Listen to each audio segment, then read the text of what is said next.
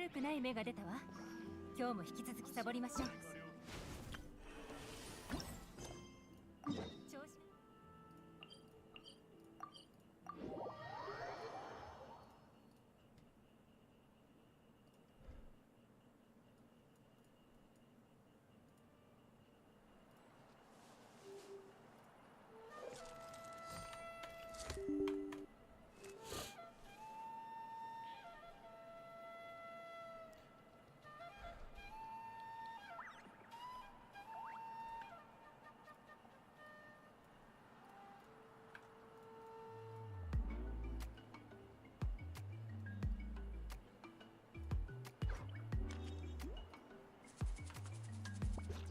情報提供者から知らせがあったわ。どうやらまた新たな変数が現れたようね。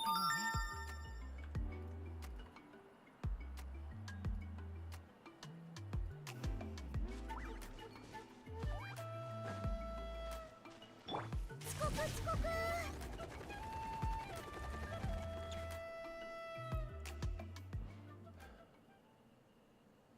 あれ、あそこ人が集まってるな。何かあったのか？見に行ってみようぜ。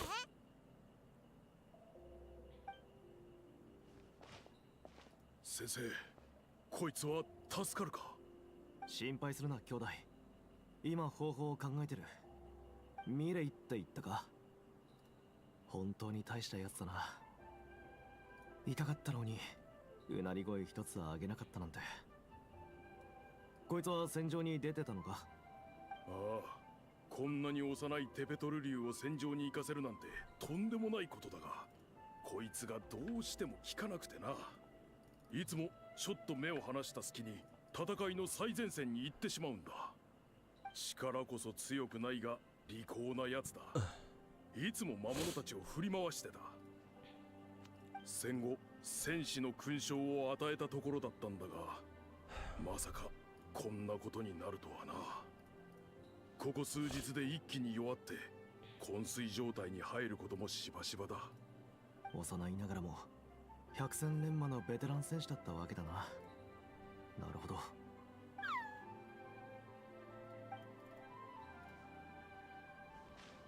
カチーナ、何があったの？旅人さん、パイモンちゃん、久しぶりだね。実は部族にテペトル古竜のミレイって子がいるんだけど、どんどん衰弱してきてるの。今イヴァお兄さんに見てもらってるんだ。みんなすごく心配してる。ミレイの幼なじみのマイヤンも。山でうちの子が迷子になった時、この子が連れ戻してくれたのよ。戦争を乗り越えたばかりなのに、やっとのことで平和を手にしたと思ったらこんなことが起こるなんて。心配するな兄弟、なんとかなるさ。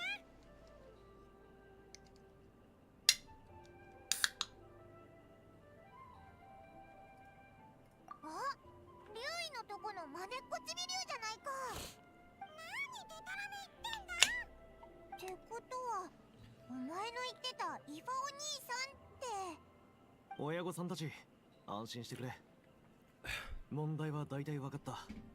こいつは今までの戦いで素晴らしい勇気を見せてくれた。でも体はまだ小さな古竜だ。大量の粘素を消費して疲れ果てたんだ。体内に珍しい病変が発生してる。初期症状が軽くて気づかなかったが、すでにかなり進行しちまってるらしい。つまり戦いで得た病の症状が今になって出てきたってことか。なあ、ずっと無理してたのかもな。仲間を心配させたくなかったんだろう。イ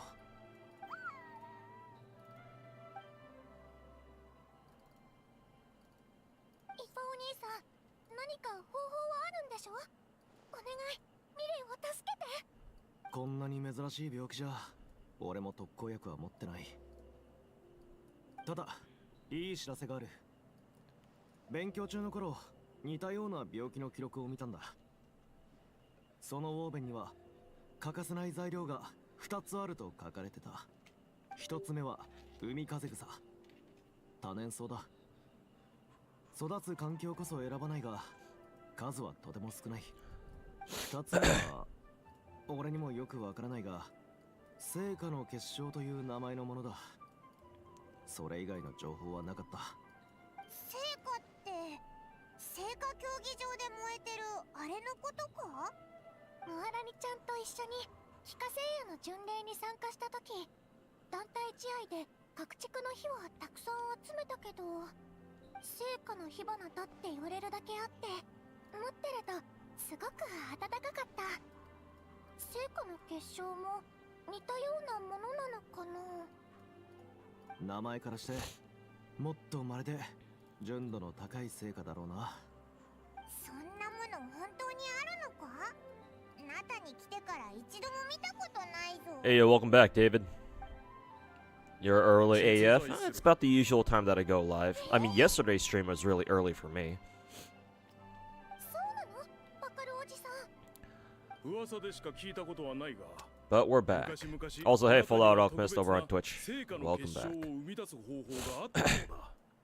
詳しくは知らないが、他の族長なら何か知っているかもしれない。相談しに行ってみるか。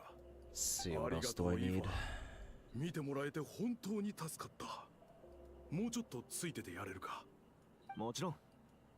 いい知らせが来るまで待つさ。よかった。みんな、とりあえず解散しよう。ここにゾロゾロいたんじゃミレーの安静の邪魔になるかもしれない。何か情報が入ったらすぐに知らせる。早く元気になってくれればいいんだが。 Hey, Mr. Meow, welcome back. It's your birthday today. Hey, happy birthday. Hope it's a good one. You won your 50 and pulled Akron, and when you lost the coin flip on her last one. Oh, congrats. Got your just desserts, as we would say. But yeah, congrats on your Acheron. Hopefully, she fucking destroys everyone for you.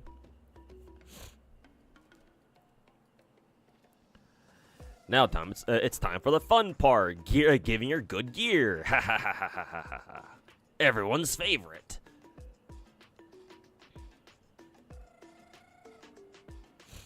But yeah, hopefully you enjoy your Acheron.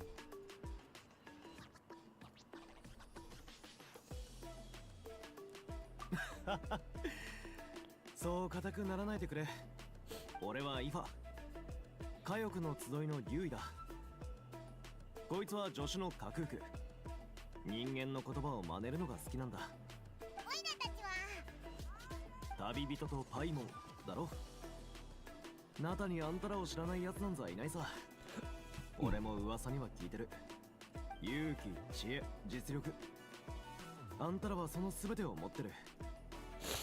今まで俺が出会った中で一番立派な英雄だ。そう言われるとなんだか照れちゃうぜ。戦時中はずっと負傷した竜を治療してたからな。戦う機会がなかったんだ。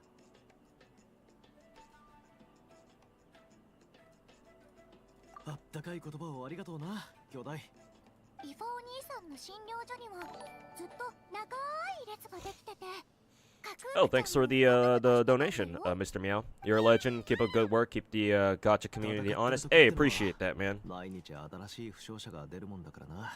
Thanks a lot. That means a lot to me. すぐ部族の弱みにつけ込んでくる。 Doing my part to clean up the gacha community one video at a time. 成長してもらえるよう講義もやってるんだ。ただ医学は複雑だからな。 And that's what I plan to continue doing, so appreciate the support, man.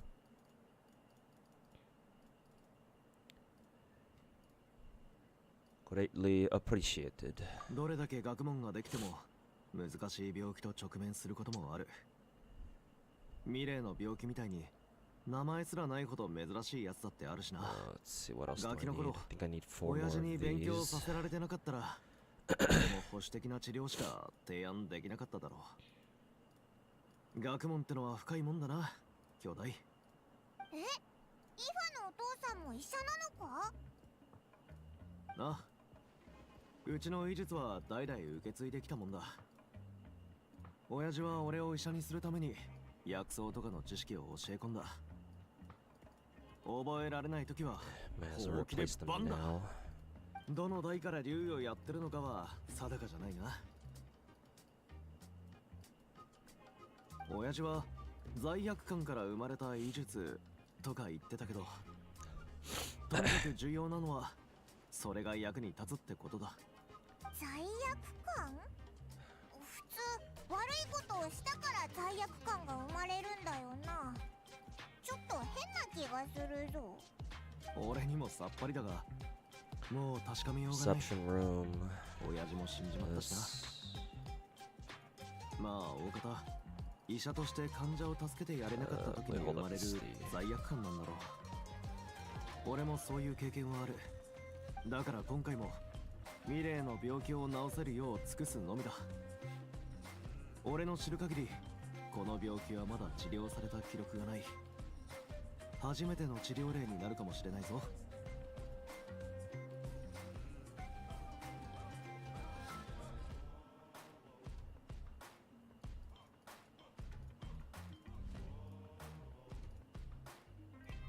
なあ、信じてくれ、兄弟。Is factory number 4. 族長たちが戻ったらしいな。おしゃべりはここまでにして収穫を聞かせてもらおう。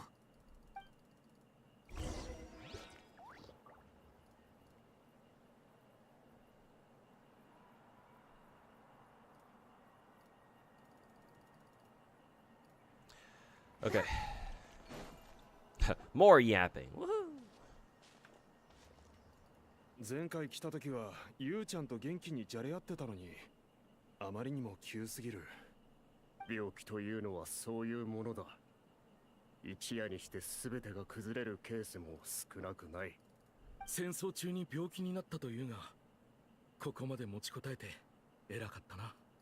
チビ、大丈夫？辛いね。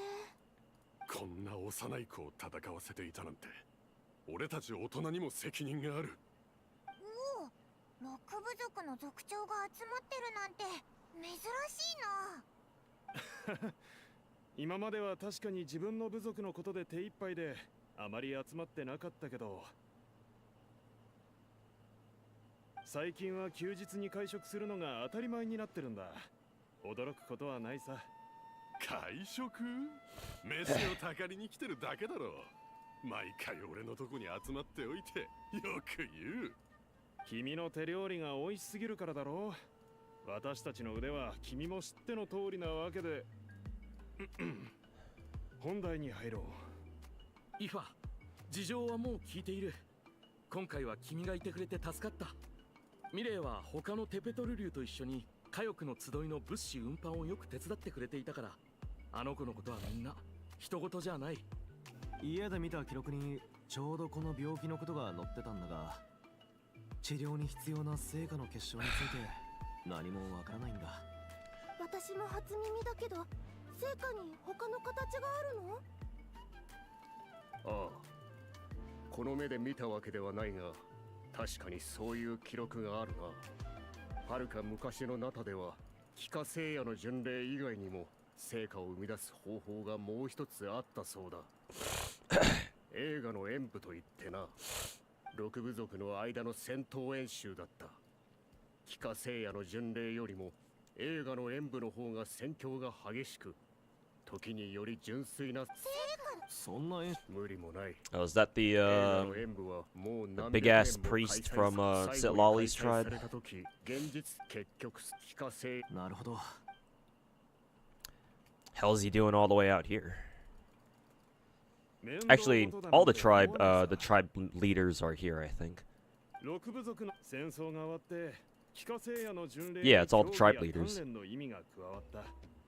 戦士たちの腕を平和な時代。俺も異論はない。戻ったらみんなと他の人はわからないけど。パカルはもちみんなじゃあ。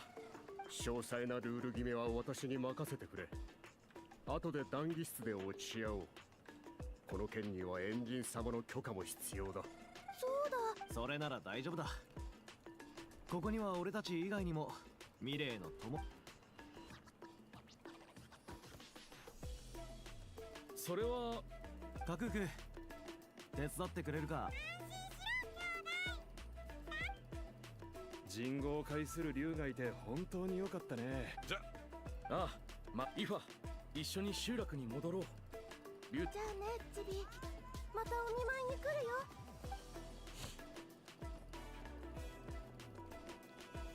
すっごいさすが部族の族長たち。決めてから実行に移すまでがイヒヒ。おいらにはお前がいるからな。先延ばしにしてればいつか解決してくれるって学んじゃったんだ。おいおい兄弟、マジかよ。カクークちゃんも呆れてるよ。この件をみんなにも伝えよう。カチーナも参加してみないか。参加してみる。じゃあついてきてくれ。旅人ファイも後で談義室で合流しよう。またな。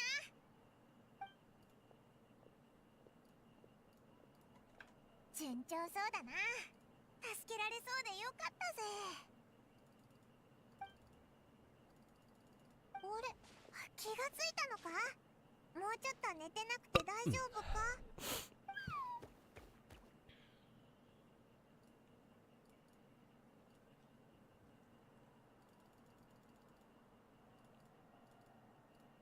もしかしてお腹が空いてるのか？カクーク、おい、ちょっと通訳してくれよ。もうどっか行っちゃったのか。なんだかこいつそわそわしてるみたいだぞ。一体何が言いたいんだ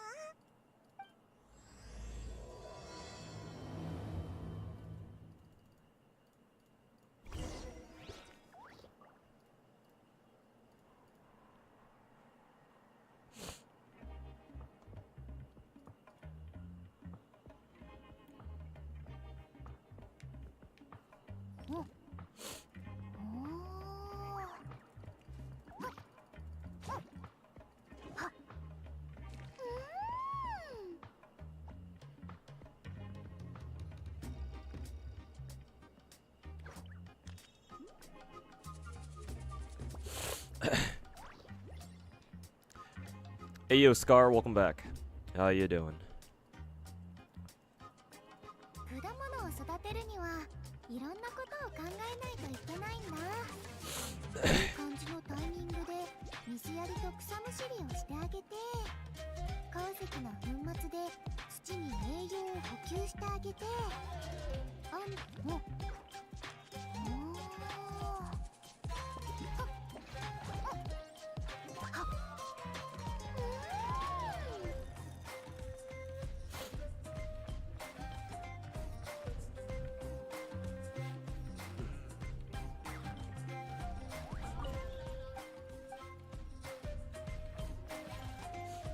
And well, oh.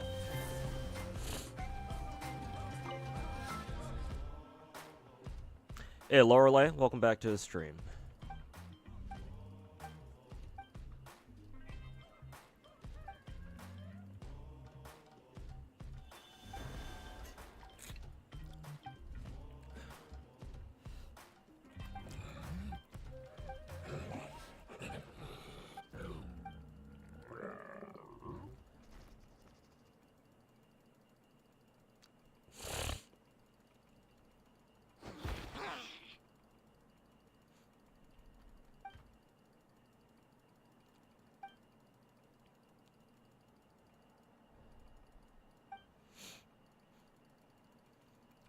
Excited for next patch and 2.0. Yeah, they dropped like a short little teaser for 2.0 with GUN, I think her name is.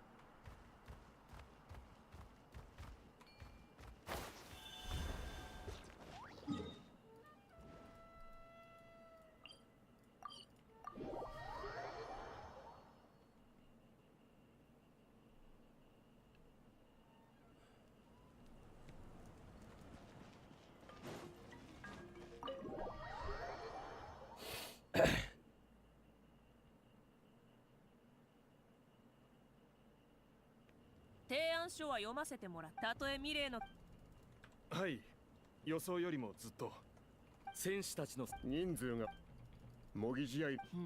ありがとう。その試合メイン会場はあ、それでは Hey yo, this guy, welcome back. 旅人パイモン頑張頑張るって久しぶりだな。君たちも映画の演舞。そうだ映画の演ってことはそういうあ、だがきっとなぜそのようなことをそんな噂は聞いたことがないな。反言の成果の結晶とは大丈夫。今はマービカがいて Look at the time, it's grind o'clock. Yes, sir. It's always time to grind. 言って Rise and grind, as they say.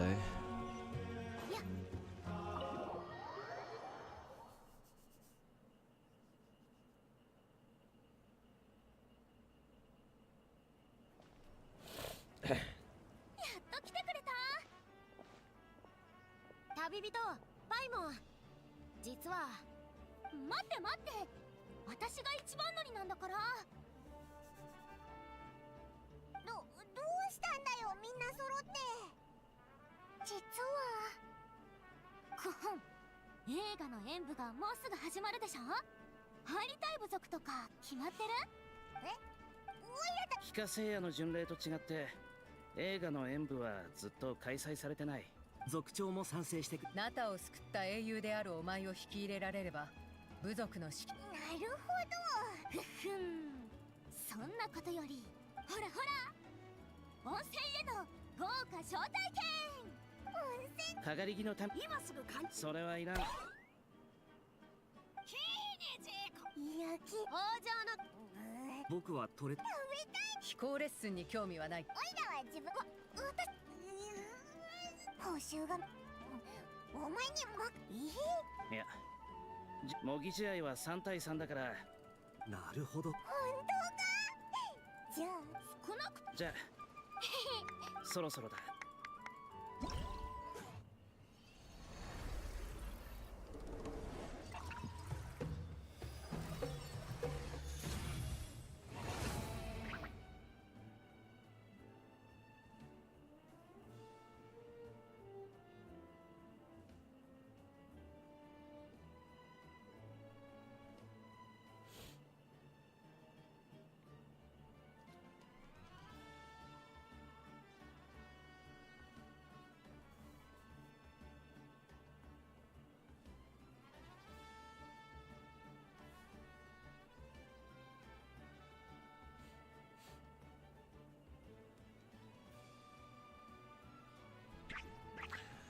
Let's see, Bloomfire Trials, I guess.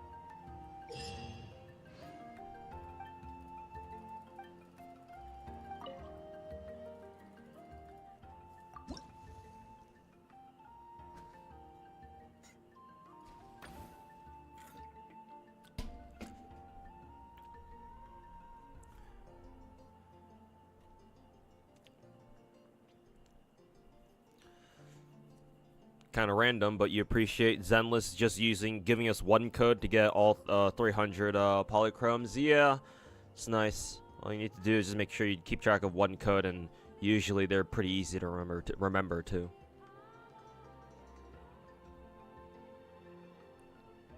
That is indeed poggers.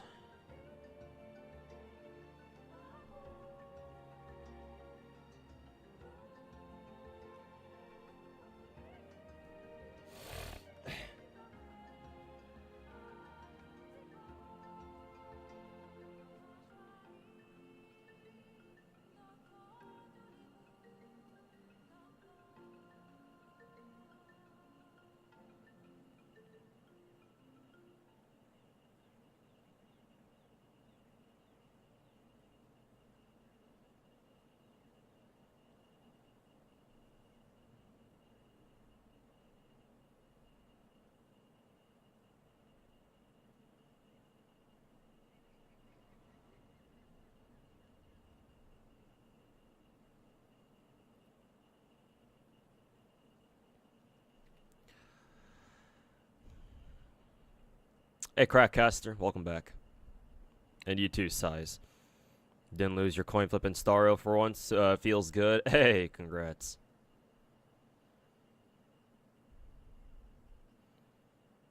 Howdy, nerd. Twitch chat. Somebody from Twitch chat calling another person in Twitch a nerd. How ironic. But welcome to the stream. Hey, Lightrex, welcome back. How's it going? It's going alright.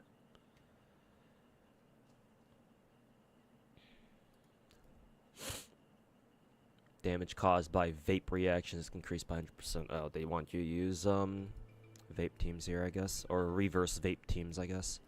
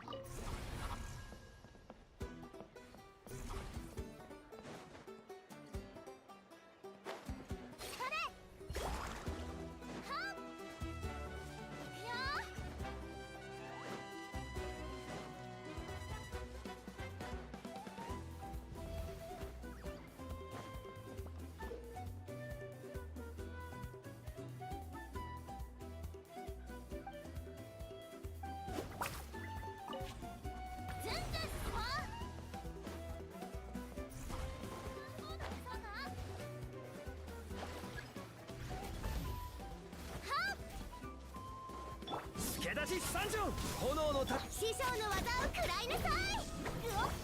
風の行く先をもみちば散らまく惜しみ。ウェーブサワーやっ出発。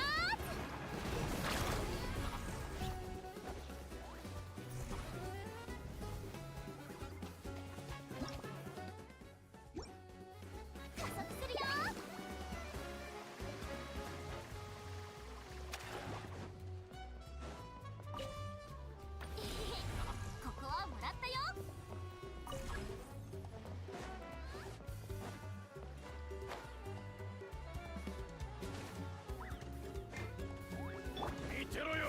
火に気をつけろ。5時の炎。はっ料理の時間だ。風を知れ。風の雲の行くごと。風の行く。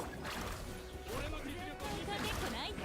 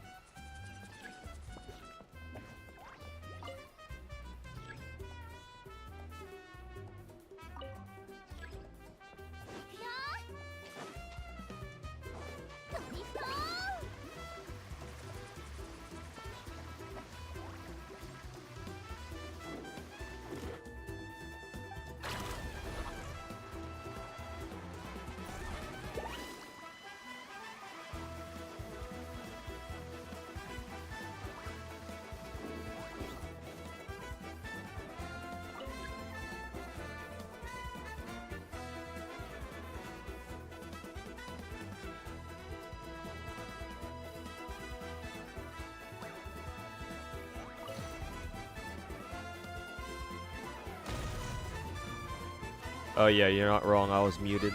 It's okay though. I wasn't really saying anything important.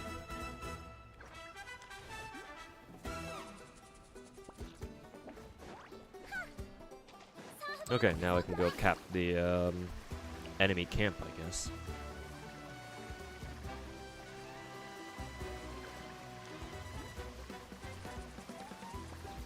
Yeah, welcome back, everybody. Looks like we're getting more people in here. Also, what is this? Ernest, blah, blah, blah. I'm assuming this must be like an extra event or something. Do I have to do this? I guess we're doing it.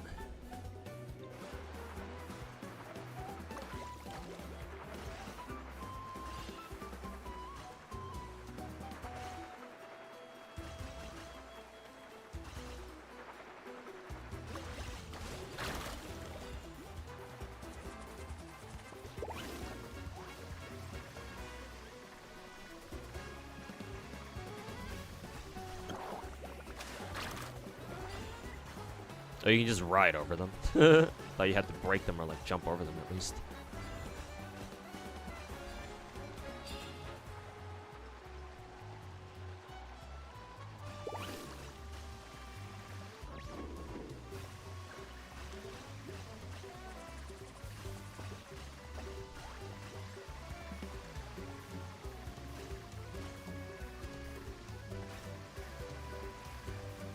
Okay, 6 more.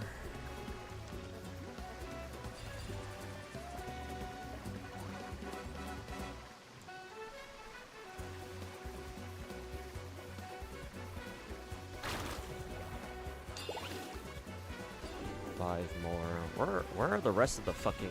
Here's one. Okay, must have run out of time then.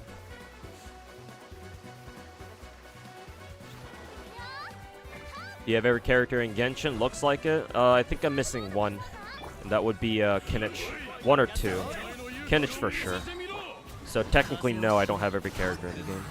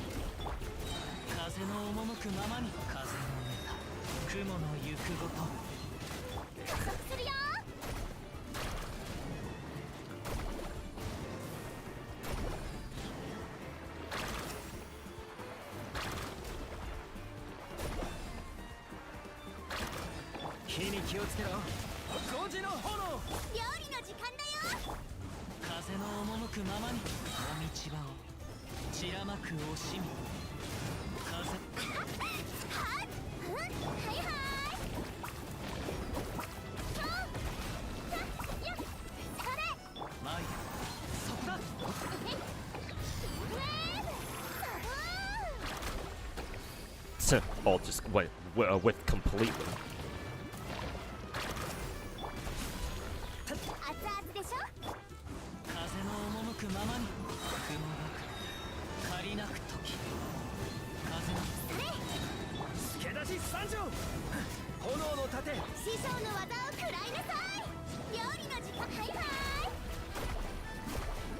There we go. Ugh, you have to clear within 6 minutes? What the fuck? I shouldn't have done that, that side quest then.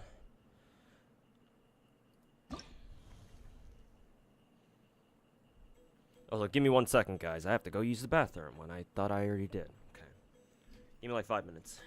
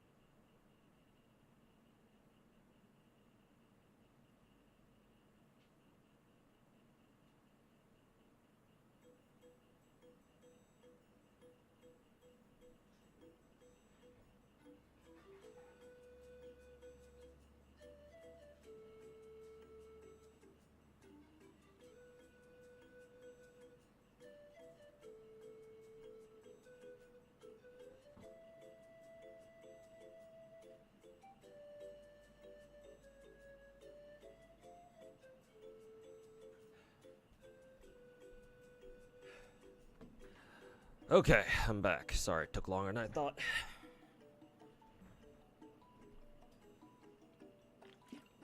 Let me catch up with chat a little bit. Kind of wild how a gacha character killed the friendship between Techie and Pokey. I commented on this before because people kept bringing it up. I'm not really sure how much of a real friendship Pokey and Techie had. Because if you say you're friends with somebody, but then you immediately stop being friends over a fucking gacha character, or like some sort of you know, gacha drama, then were you guys really friends to begin with? Like, I'm just saying.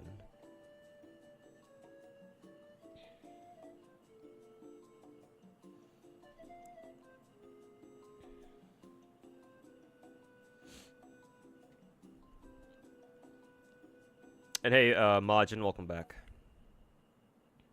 They've upped the combat events in the island, so you're all about that. You didn't even hate the name card event. Plat was doable for that event. Yeah, I still don't really understand why people were upset over the the whole name card event thing. Like, don't get me wrong, I'm glad that they didn't do it again, though, considering how many people seem to be fucking pissed off over that, but...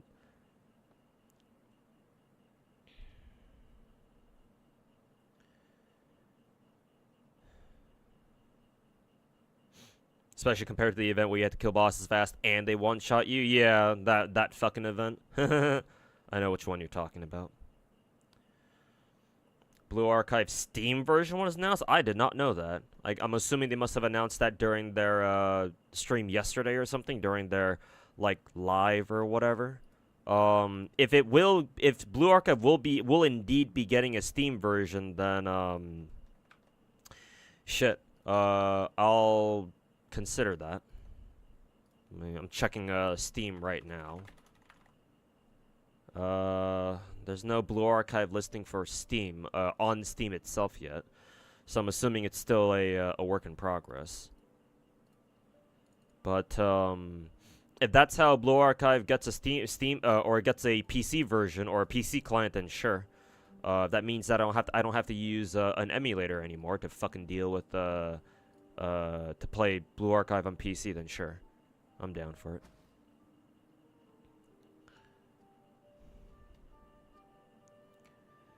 Let me go back up in Twitch chat.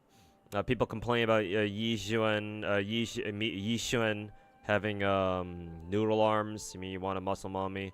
It ain't gonna happen with these Chinese gachas. Some of them can do it, but yeah, you're just not gonna find it out of like a mainstream gacha. Not even Zenless. I mean, Zenless you have the best chance out of a mainline like a mainstream Chinese gacha.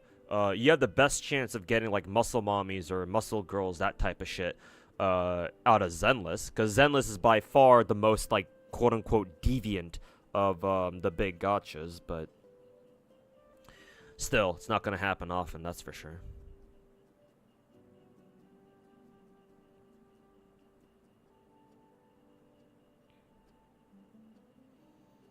You still live stream on YouTube?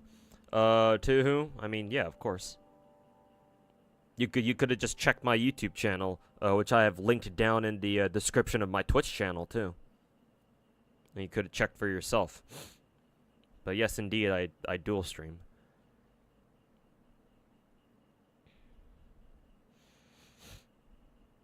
I think muscles on a 3D model just don't work. Either they look deformed or painted on. It's maybe because you haven't seen somebody actually pull it off well.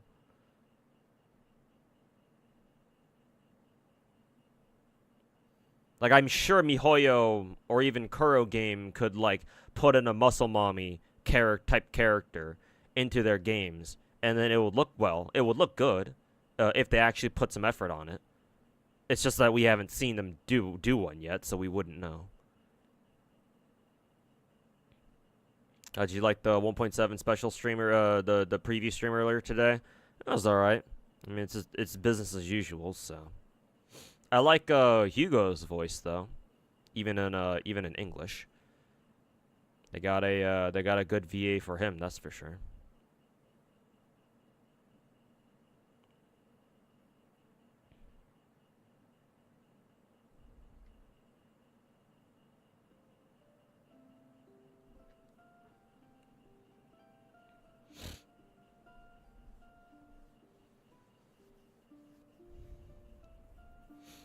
You managed to convert your older brother to Zenless? Oh boy, another one down the rabbit hole.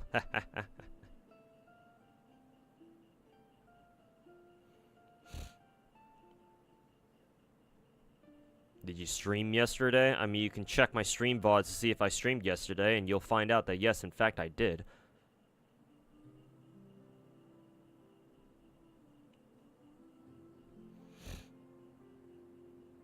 Trigger already has visible abs in Zenless. Oh, does she?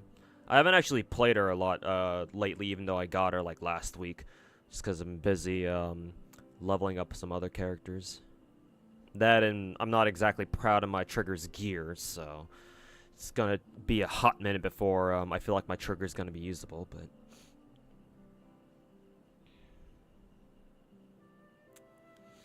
Fei Xiao should be a muscle mommy too. Yeah. I think somebody, I think Bubba from my Twitch chat, even talked about that like last year or so. Whenever it was that we got Fei Xiao. If it wasn't Bubba, then I know somebody else who also complained that, you know, Fei Xiao should also have abs.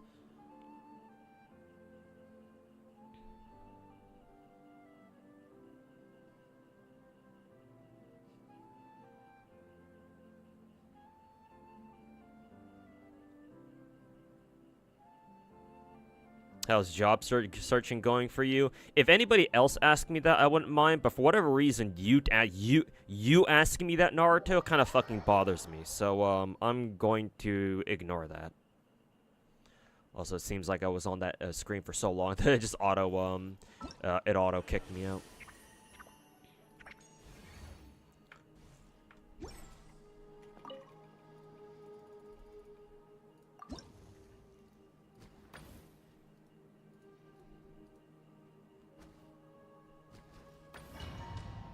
Okay, caught up with chat. Let's try this again.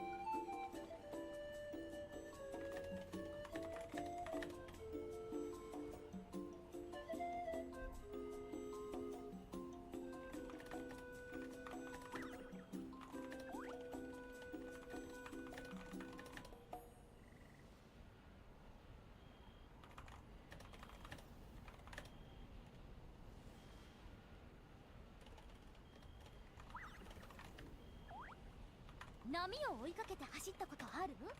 やってみたい？やってみようよ。ほら、今すぐ行こう。一緒にいい感じの海辺を探してあげるよ。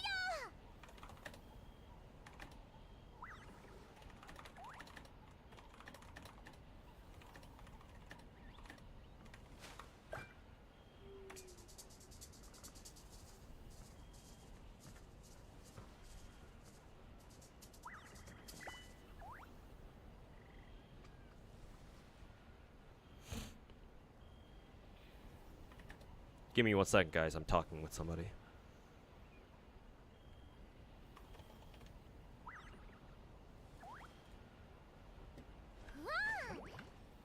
Just watch Moalani like do some funny little dances or something.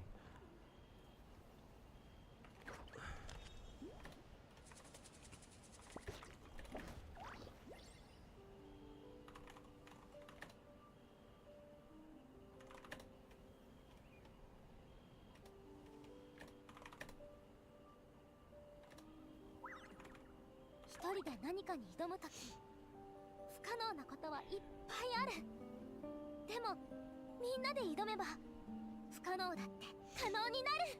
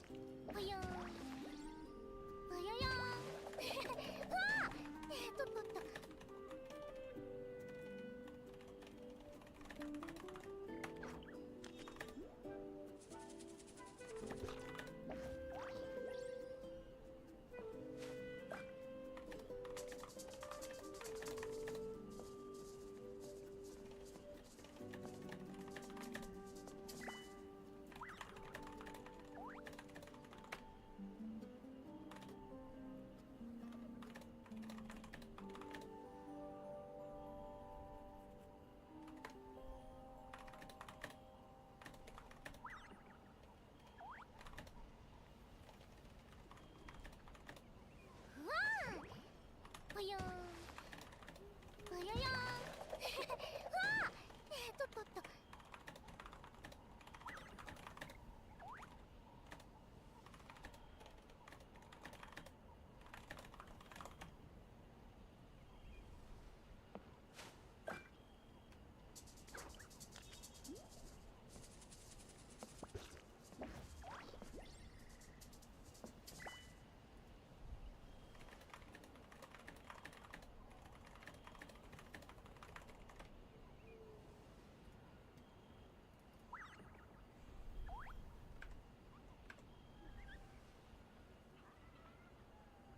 波を追いかけて走ったことある？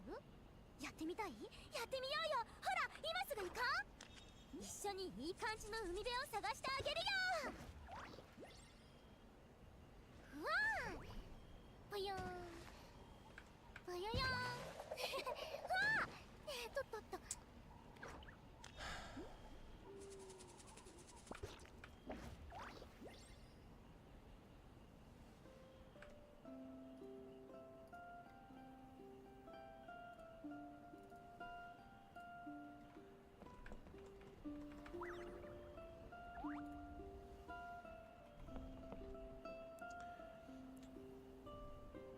Would I go back to school and get a real degree if I had a chance? No, I can't turn back time, so fuck that.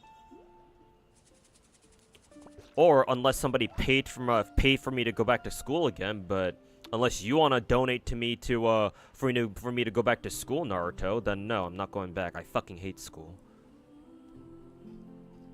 And I can blame my parents for that one. Did you hear Saber might be a wind destruction? Yes, I think I've heard something like that.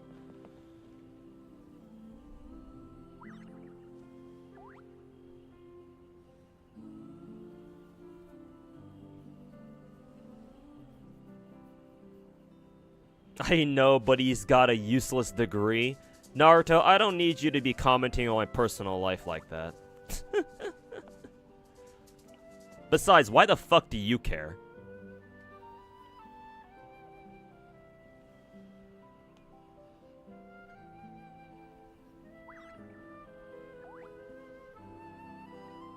Like, who the fuck do you think you are trying to suggest to me, oh, you should go back to school, like you're my fucking mom or something?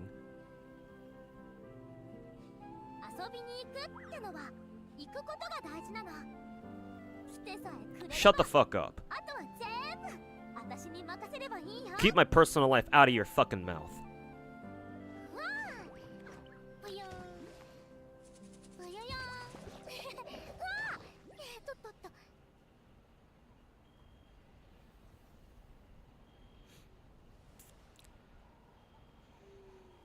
Hi, I turned 18 today because it's your birthday. Oh, happy birthday then, and welcome to the stream.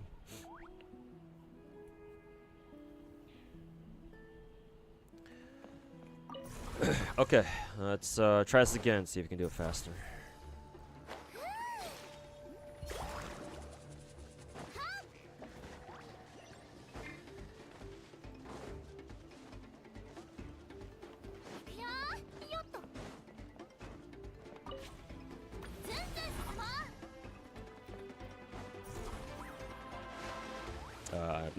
I might actually drown here. Almost did, actually.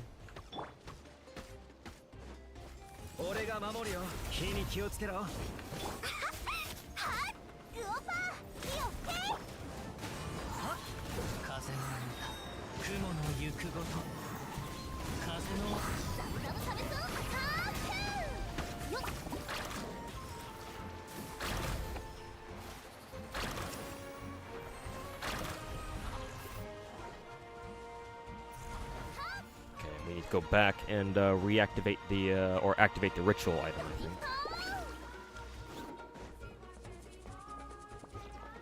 Okay, wait until it hits 100. Man, it's only charging 2 at a time.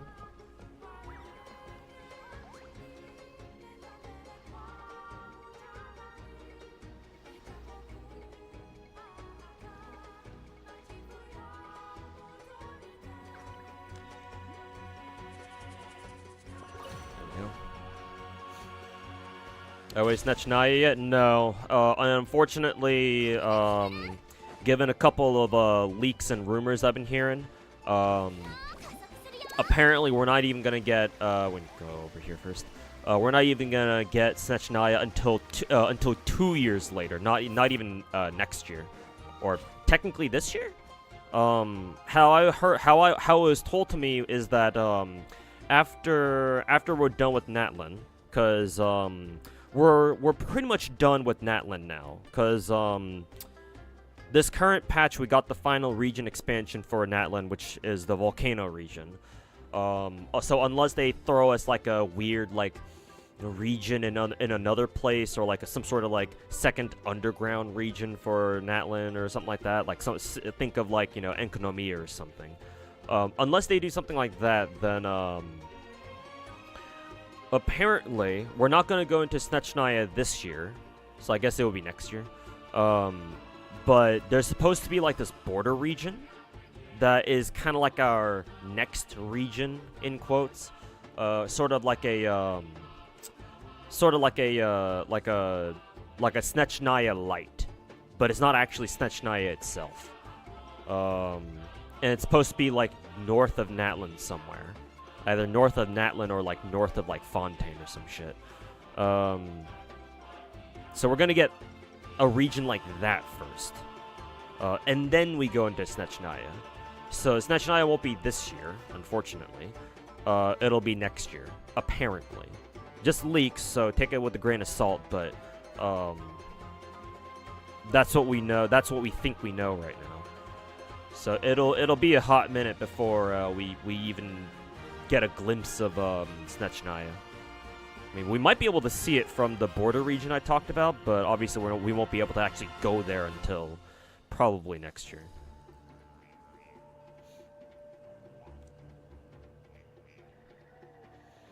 Gonna be real, Natlan didn't give you good vibes. Oh, that's unfortunate. I enjoyed Natlan a lot.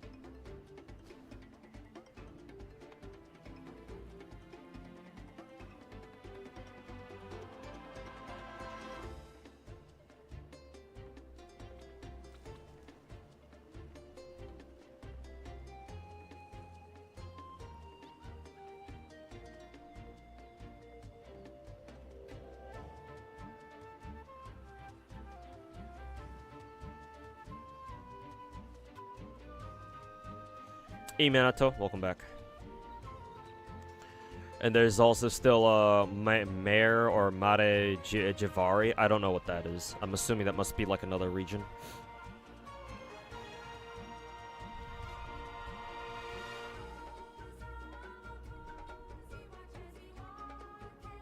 How do you follow this dude? I mean, there's the follow button underneath the stream.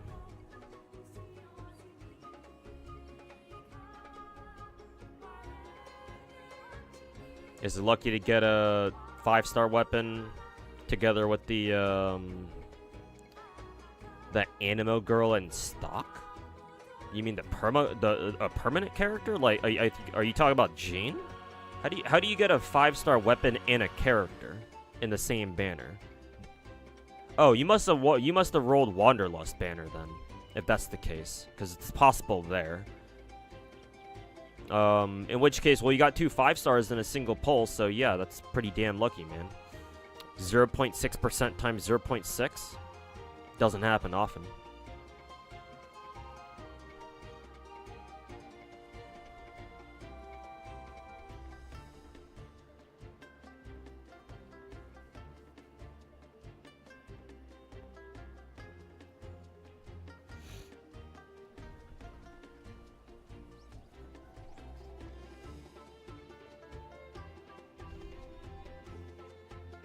"2 years of Natling, you want to kill yourself?"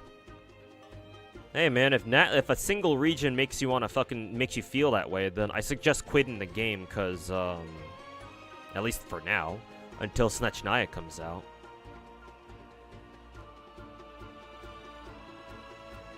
Like, ain't no need to be so fucking dramatic about it. You're starting to sound like a fucking Star Rail content creator with that kind of an attitude. Don't know if you discussed this yet, but how you feeling about Escoffier? Think she's super pretty. Hoping she'll be a good cryo buffer for your Ayaka. Yeah, we'll see. If you want to run like Super Freeze Ayaka, which is kind of weird, but I think I've done that before.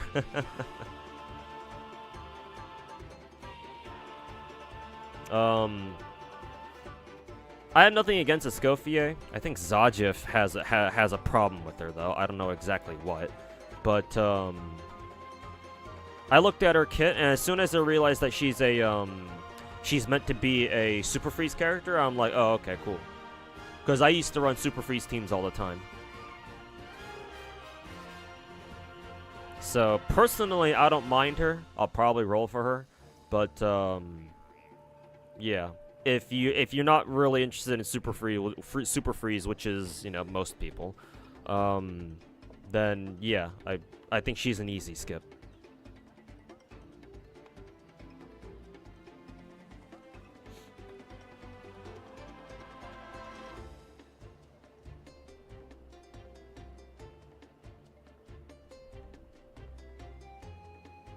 It's what you did, just hiatus until something good happens, then don't come back for another like year then. No need to keep no need for you to keep, you know, checking back in. It's like, hey, did anything good happen in Genshin? It's like, nah, bruh.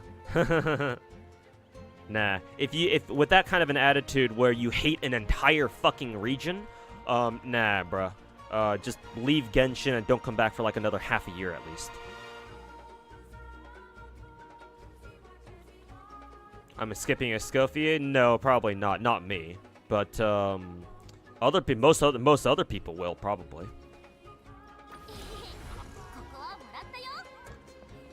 Let's see here.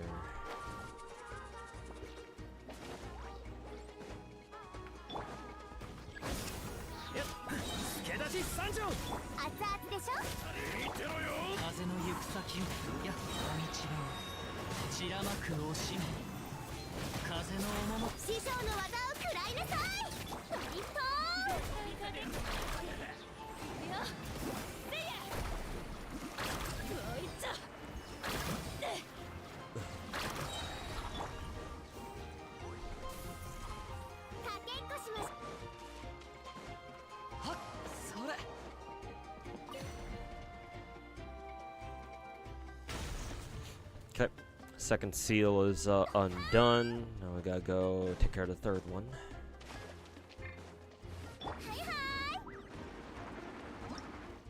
And it is over here.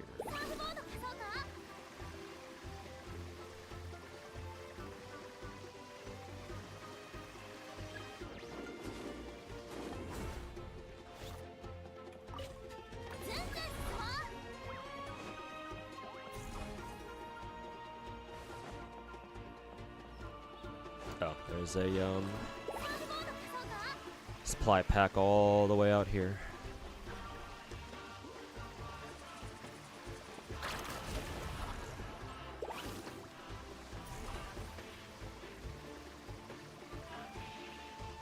I guess we can kind of just sit here until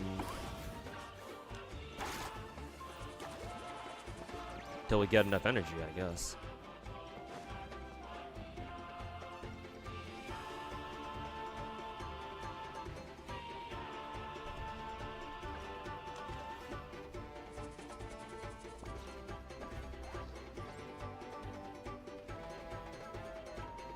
Should be good on your alt account. Still saving for your main. Probably go for a C1 Novalet. Hey, sounds like a plan.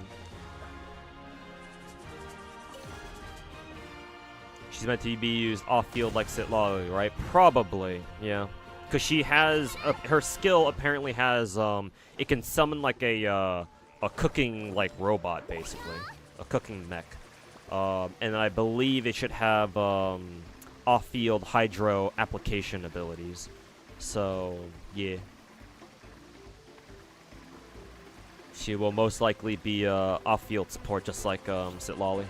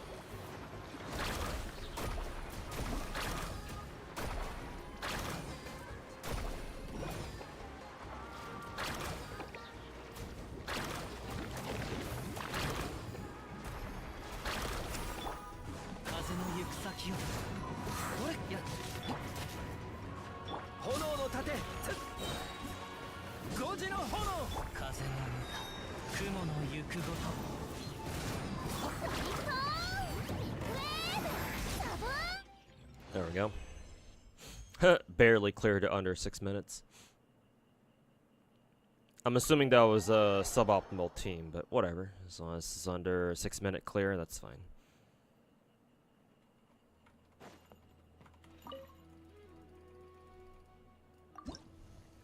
Man, there are 6 of these.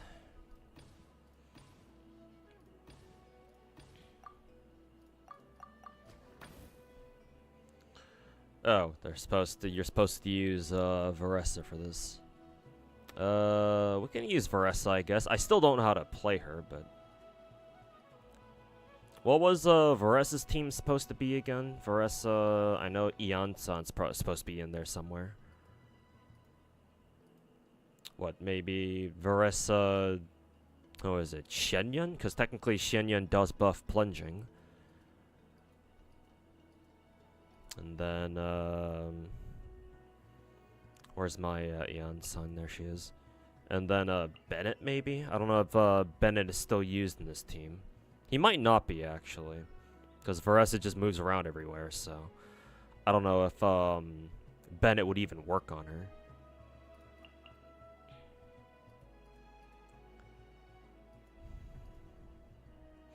It's Varessa, Farina, Shenyun, and Ian-san. Oh, we have to use Farina, huh? That's surprising. Interesting. So what, this is basically a fucking electric charge team? It's kind of weird to think about, but sure.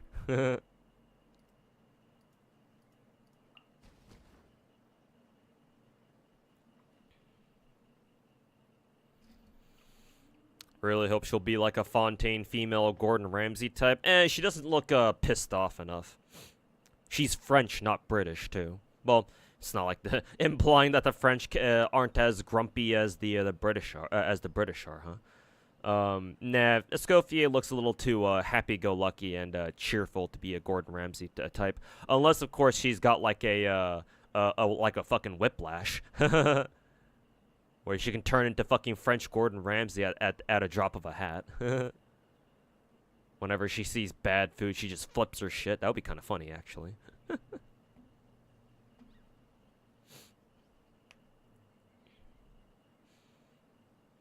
feel like the whole "that's hell you're walking into" meme is kind of the same these days from what people how people talk about Genshin? Kind of.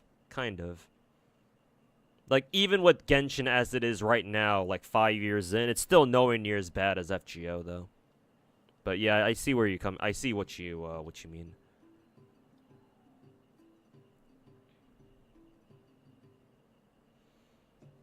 No, Bennett Iansan is better.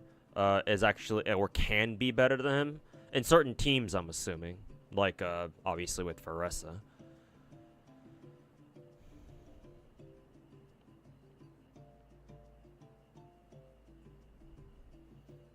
Is Overload Veressa a thing? She might be against bosses. Overload teams, I would imagine, are usually used against bosses because the main Overload nerf is that whenever you trigger Overload on like smaller enemies, like regular hilly churls and shit, it explodes, or it makes them explode and it knocks them back.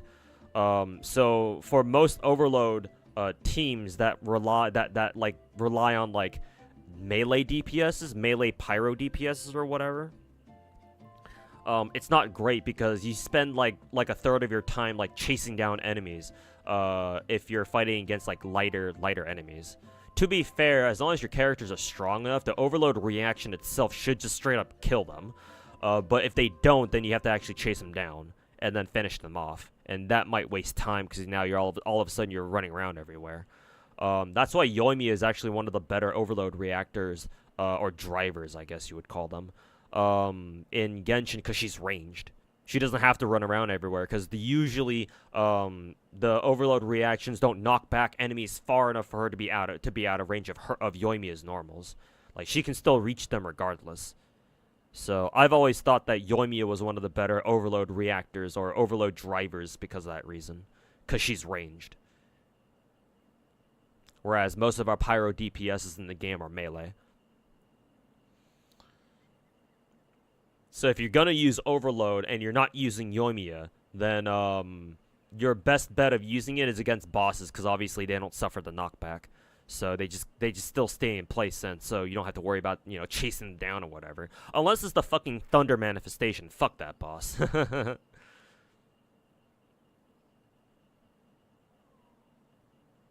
Is my Chevy C6? No, I don't think she is. I think she's like C4. So no, she's not C6 yet.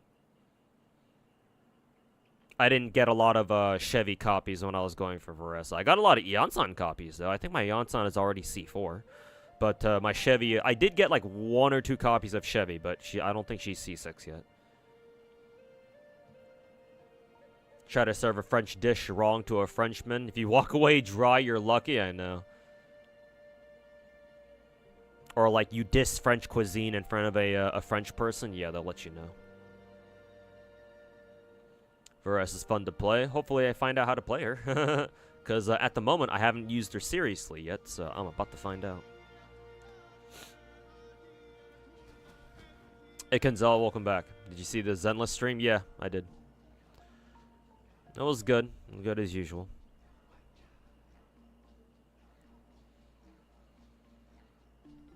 What are my thoughts on the Zenless live stream earlier today? I mean, it's the same usual. Same old, same old.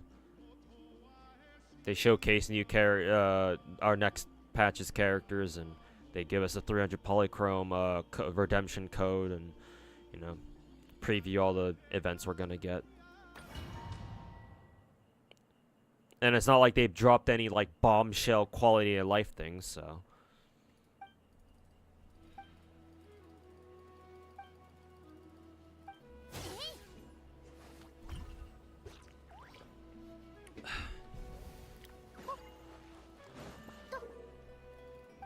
Okay. So this is apparently a defense fight.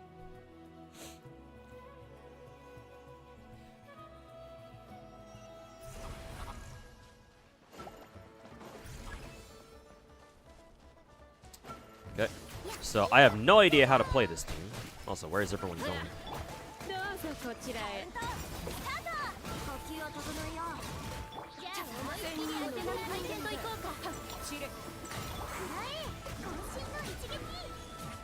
Oh, everyone died.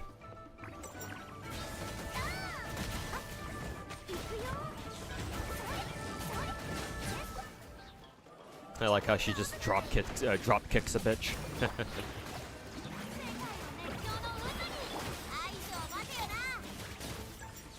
Oh, she dead already? I think she is.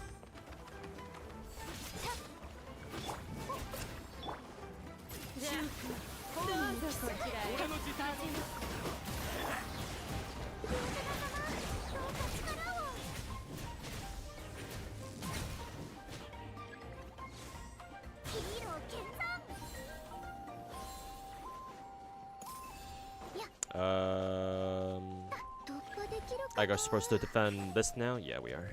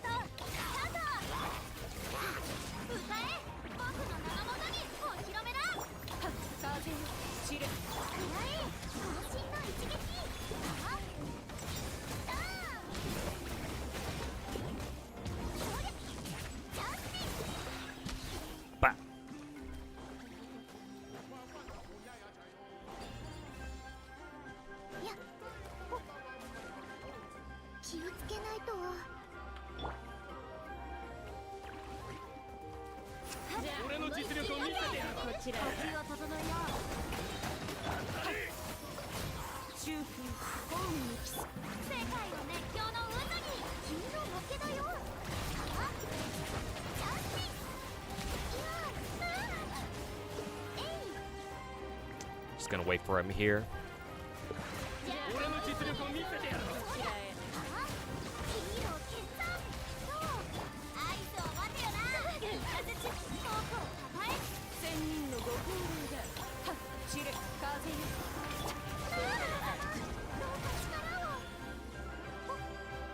Back over there we go.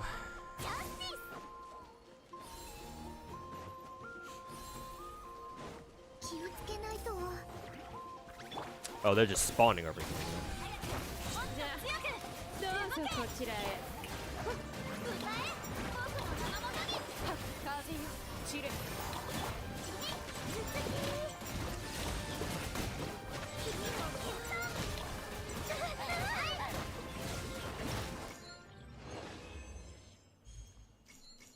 Repel at least 10 waves of enemies? Really? How the fuck?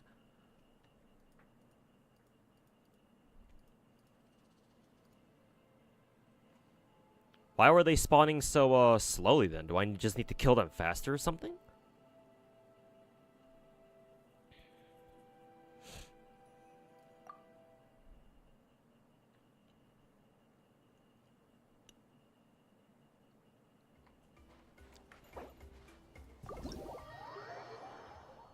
Maybe I'll just bring a better team then.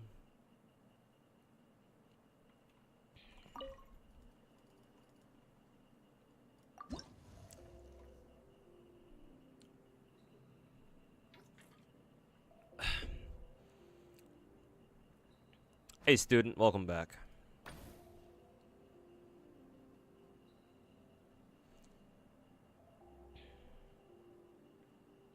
Let's see, when current on-field characters plunge attack hits enemies, their crit damage increases by 40%, blah blah blah. I must be playing this team wrong then. Cause like, my Varesa and Eon-san don't have like the best gear, but like they should still be okay. So I just must be playing them wrong or something.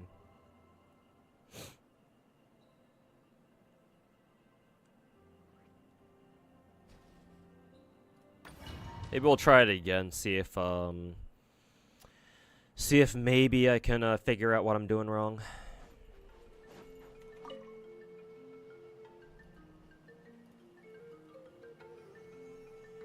Hugo Vlad is a vampire, right? Most likely, yeah.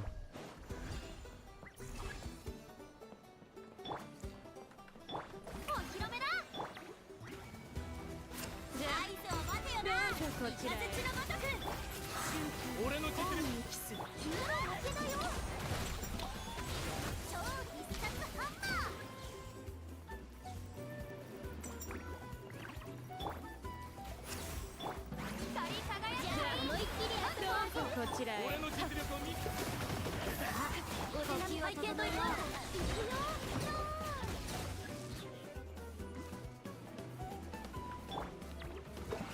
Excuse me. 俺の実力を見せてやる。お披露目だ。風チル。拠点が危ない。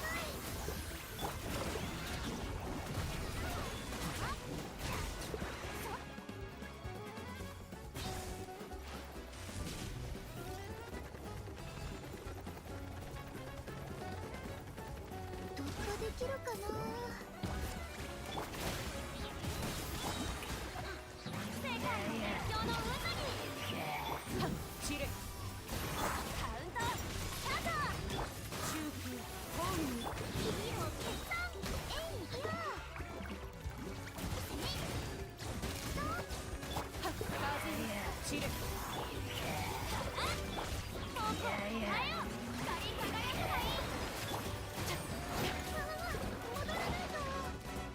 Where the hell was Veressa going there?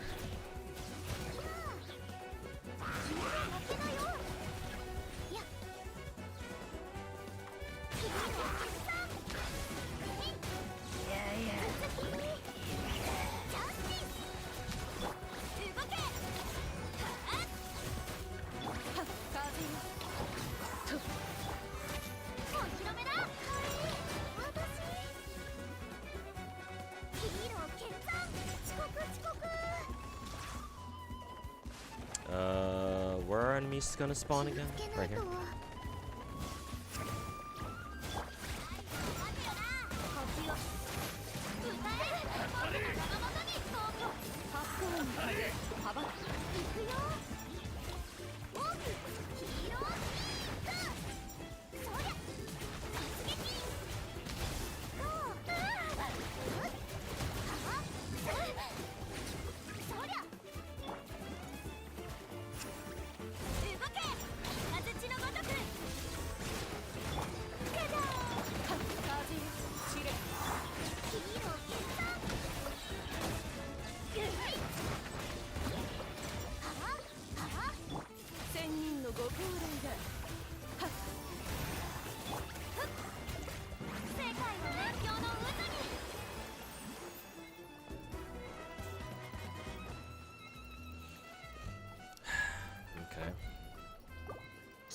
So I did a little better there with 8 waves done.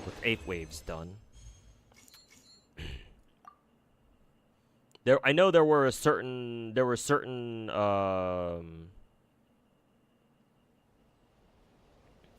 waves where I could have been a little faster. I know that for sure.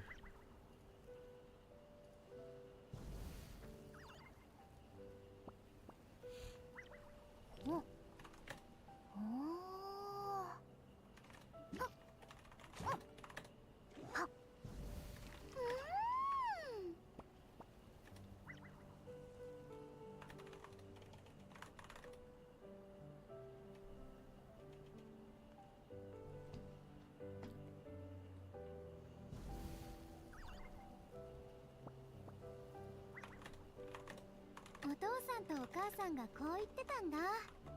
どれだけ忙しくてもお腹が空いたら楽しくたくさん食べなさいって。だから食べ物を何段も重ねてギュッと押しつぶして食べるのが好きなんだ。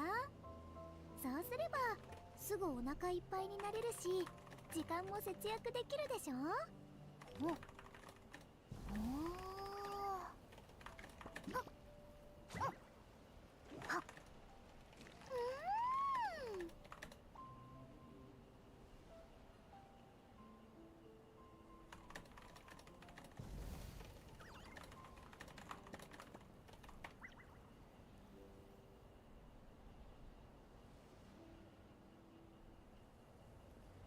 力っていうのはね、サボってると体から逃げちゃうんだよ。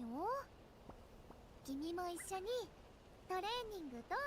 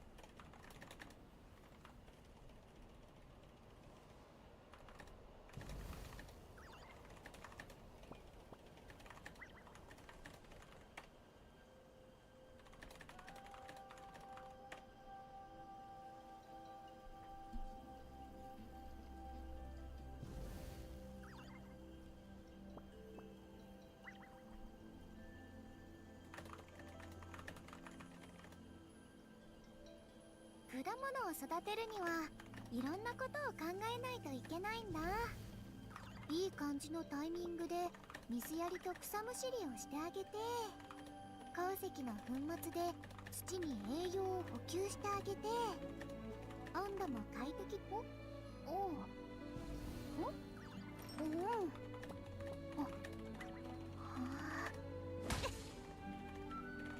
あ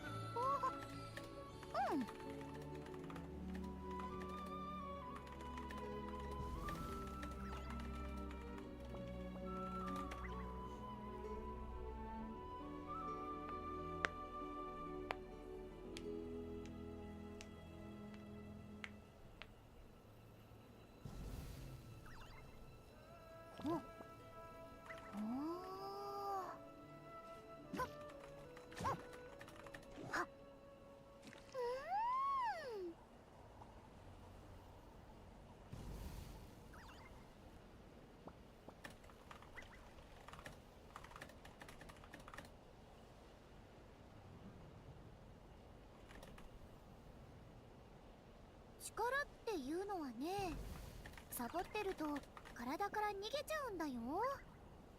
君も一緒にトレーニングどう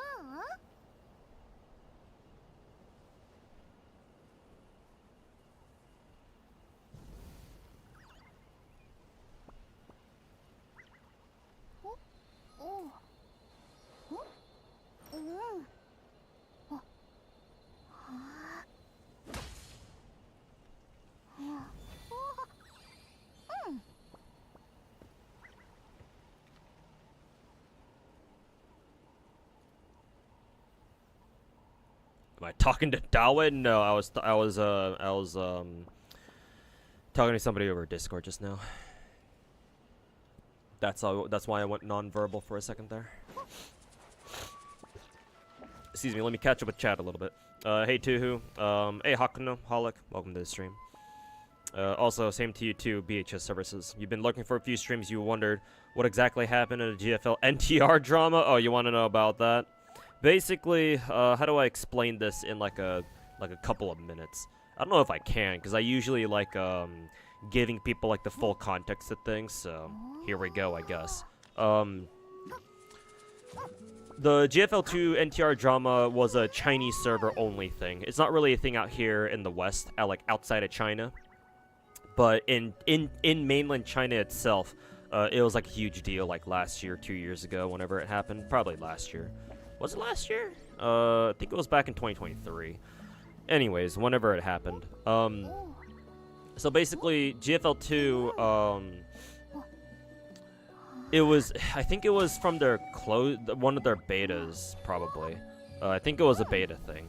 Was it a beta thing? Hopefully it was. If not, then it happened during the main, after the game launch, which would be even worse. In any case, whatever stage of the game it happened in, basically the game, it was either implied or people took like the wrong connotations from certain lines of dialogue in the game, where it was perceived, I think I should put it like that, that a certain character that's very popular among the Chinese players was having a relationship with a male NPC in the game. Lots of red flags there already for the Chinese players. And on top of that, the NPC himself wasn't exactly a great person. I mean, that's just how a lot of Chinese gachas go. Especially in like waifu-only Chinese gachas, the men, like the guys, are usually portrayed as fucking assholes, and they're usually the bad guys. So yeah, not a good look. And so yeah, because of that perception, some Chinese players, or perhaps it's more accurate to say that a lot of Chinese players, took that out of context and like fucking ran with that shit. And so it quickly devolved into a fucking downward spiral to the point where like a lot of Chinese players were fucking pissed at the developers for even including something like that. Lots of like context that you need to know about the drama. First of all, the girl in question, the character in question that people were getting all pissed off over, her name is Diane in Endgame. Diane, whatever the intonations for that are. I call her Type 95 because that's what her gun is called. That's what her name was in back in the first game, GFL 1. And remember that GFL Girls Frontline is a gacha about like modern small arms, like modern military weapons, like assault rifles, submachine guns, handguns, sniper rifles, that sort of thing. So Diane is supposed to be like, the gun she uses is called the Type 95, like I mentioned earlier. The Type 95 is or used to be up until recently, the PLA's standard issue assault rifle, or basically the Chinese military's standard issue assault rifle, kind of like how, you know, us Americans use the M4A1 type shit. Or I think now they replaced it. I think the official standard issue rifle is like the SIG something. I think we replaced our standard issue rifle recently. I think Sig Sauer won the bid, I think. Anyways, it's kind of like that. So you can imagine that for in a place like China, where they're very nationalistic, people would fucking love Type 95, and they sure did, at least in the first game, obviously with the second game too. So like, she's considered like the people's waifu type shit. So for a character like that, who's supposed to represent the fucking country of China, and then it turns out that, oh, maybe she's cucking the player? Oh no, that's a big no-no. Like, even if it wasn't exactly true and people were just exaggerating it, people were just twisting it way out of fucking context. It was a fucking bomb waiting to go off, and it did. Like, that's the most important context you need to know. There are a couple other things as well, but I won't get into them because obviously, if I do, I'll be here for another 30 minutes. But that's like the most important thing you have to know, is that the girl in question, the Chinese players actually gave a fuck. Like, they gave more than like 5 fucks about, and it turned out that some of the dialogue in the game was like, maybe she's having a relationship with another NPC, which on its own is like a big fucking no-no with the Chinese players. And to know that she might be having a relationship with an NPC who is kind of a fucking twat, that's even worse. Not only that, but that came as kind of like the climax in like a series of smaller dramas that led up to that moment. Other dramas, including but not limited to the fact that during one of the closed betas of GFL 2, if for whatever reason you, or if you happen to delete or uninstall your closed beta client, for whatever reason, doing that would wipe all the data on that drive. So that wasn't great. And like other shit like that. So like, it wasn't like a one-off thing. It was like a series of shit that went down with the game, and so it was like for that to end on like this NTR drama, it was bad. It was fucking bad. It was so bad that like, I'm not convinced that GFL 2 is like fully recovered in China yet. like Chinese gachas are supposed to make the most money inside of China, right? Because, you know, China obviously has a huge fucking player base and a huge fucking market, right? So you can usually expect, especially Chinese games, to make the most amount of money out, like inside their home region. Not so much anymore.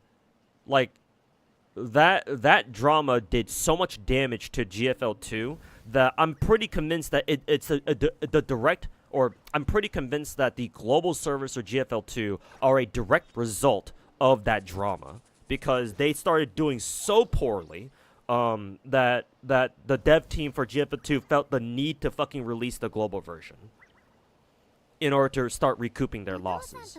Turns out it was the right decision, because now us global players actually pay Mika Team more than their own Chinese players. Like just over the weekend, the head developers of Mika Team, the dev team behind GFL2, they actually went to Tokyo to have like a to give them like a presentation, like a preview presentation. Think of like all the preview streams that MiHoYo and Kuro Game do for, you know, Genshin, all their games basically. But Mika Team did that by flying to Tokyo to present their shit there instead of staying in China. Like I don't know how I don't think people understand how important that is. like it's very symbolic. The fact that Yuzhong and like two of his devs, or I'm sure they had other people, they had more people from their dev team come with them too. It's just that I saw them, and I saw Yuzhong, I think 2 other head devs, and I think one of the translators who could speak Japanese, obviously, come out and actually deliver their presentation in front of a Japanese crowd. But like, you don't do that as a Chinese developer team unless there's like a very fucking good reason to do so. Like, why would you bother flying to a different country, and to Japan no less, in order to be like, hey guys, we have some more content to announce to you guys, right? Like, imagine if Dawe from MiHoYo, or like whoever the lead dev is for Kuro Game, the guy who always shows up in the preview streams. Imagine if those guys flew out to fucking Los Angeles or like somewhere else in the U.S. in order to deliver like a live stream presentation. Like, that'd be fucking crazy.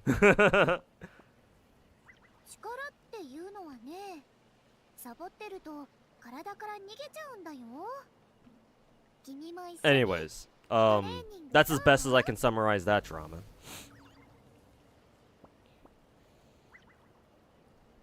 Is Veressa your favorite over Zelo? Oh, she's up there, that's for sure. I like her a lot. Is she better than Zelo? I'm not sure. I don't know if I'd go that far. Last video was the bomb. Yeah, it seems to be doing numbers. Yeah, it's scraping the bottom of 10k views. Lots of comments on it too, so it's certainly doing numbers. If I'm talking to Dawe, please tell him to not fuck up Skirk. No, I don't talk to any Chinese devs. Are you fucking kidding me? What kind of connections do you think a fucking sub 100 viewer Andy streamer like me would have? I ain't talking to shit. What's the biggest Japanese gacha right now? Japanese gacha? Still probably, like, I don't know, FGO or Grand Blue Fantasy. One of the, like, super old, like, legacy gachas. Uma Musume actually might be up there. Oh, it's not might be. They are up there. But yeah. Probably one of those 3, I would imagine. Hey, both Thraws. Do you see Blue Archive coming to Steam? I've been told, yeah. It's not listed on Steam yet, so I'm assuming they're still working on it, but hopefully it shows up sooner rather than later. That way, so that way I don't have to worry about, you know, pulling up a fucking emulator every single time.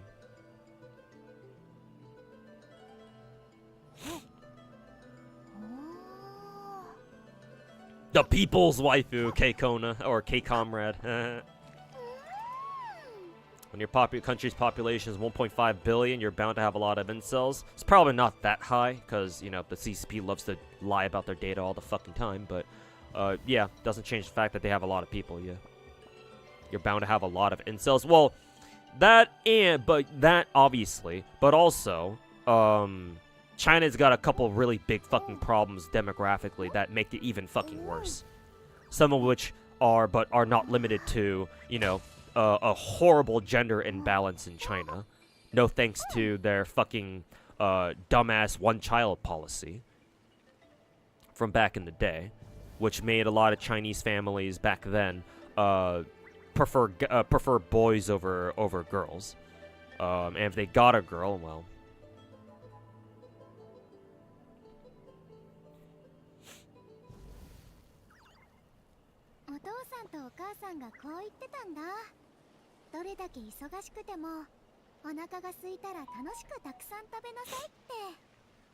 In China, the dev team and like the owners were like keeping it alive basically on their own because no longer profitable. Yeah, man. Like, you cannot piss off your Chinese players.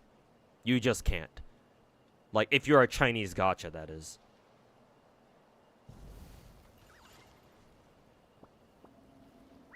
And GFL 2 is a perfect example of what happens if you step over the line one too many times.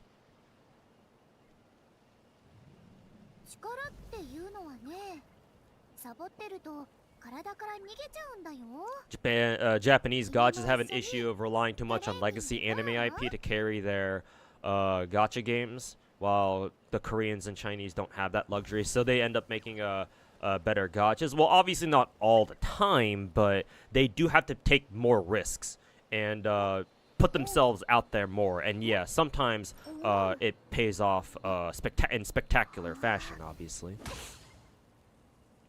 That and Japanese developers and publishers are too complacent. And I've explained that many times before, too. Culturally, they're way too fucking complacent. They don't feel the need to take risks unless they absolutely have to. That and they already have their own Japanese home audiences that will, you know, keep their games alive for them. So it's like, well, why the fuck do they care about, you know, foreign audiences? They don't, for the most part.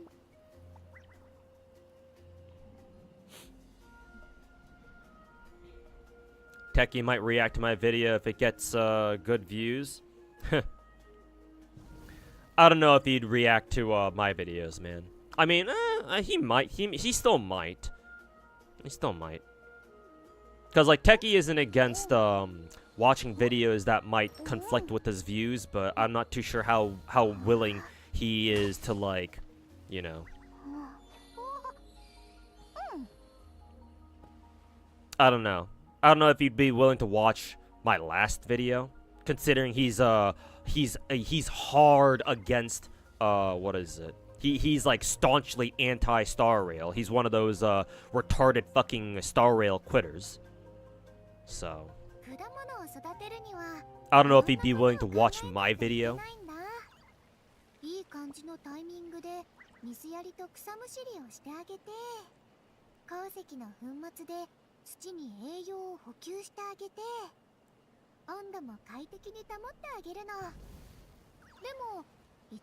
He watches whatever his chat pushes. Basically the Asmongold of gacha. I mean, hey, it makes sense that they used to be part of the same org.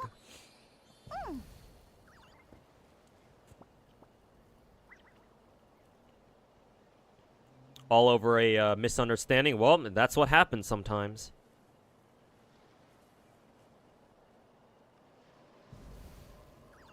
Wasn't Dawe's attempted assassination over this sort of thing? Probably. Like, I know that there was a failed attempt on you know, somebody trying to assassinate Dawe.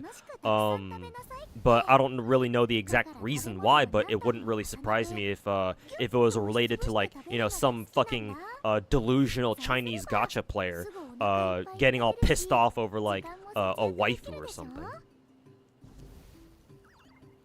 what you've heard is that the community wife was rumored to be seeing another guy, and that set a good portion of the community up to the point where the global server is paying Mika Team's bills. Now, essentially, yeah, that's as good of a summary as you can make.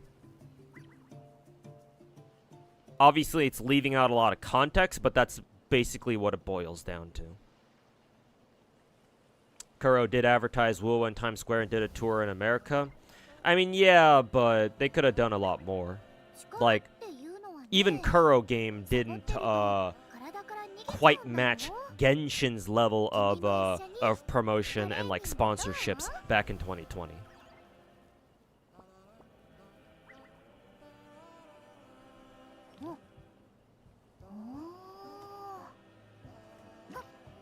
I'm sure the money that Kuro spent on promoting Wuwa like out here in the West wasn't like insignificant, but like they certainly could have done more. At least compared to what Genshin did.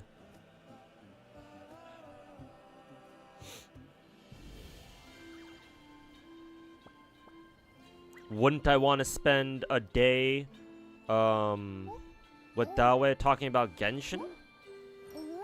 I mean, I guess, but what would even come of that?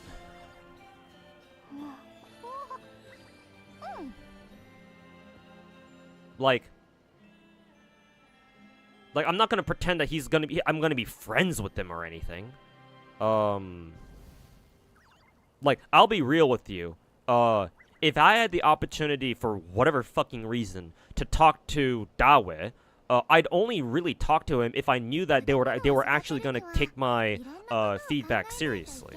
But I have no unless they guarantee that there was some way that they guarantee that, you know, they'll take my suggestions for the game into consideration, or like, you know, change the game in a direction that, you know, I'd like to see them change in, then what the fuck am I wasting my time talking to somebody like that for? What, like just for connections? I mean, I suppose. Maybe if I can get some money out of it, then sure. Suppose it wouldn't be so bad. But even though obviously I would desperately need the money, I wouldn't say no to it. I still care more about the health of the game, or like the state of the game, and I care more about like improving Genshin as a whole. Cause like it's nice if I get some money out of, you know, making connections with Dawe and the Genshin dev team, sure, but I care a little bit more about, you know, making the game better for everyone else. So like, yeah, unless there was some sort of guarantee that they would actually fucking listen to what I have to say, and I fucking doubt they will, nah. I don't know if it's worth wasting my time talking to Dawe. And I'm sure I wouldn't want to waste his time either. So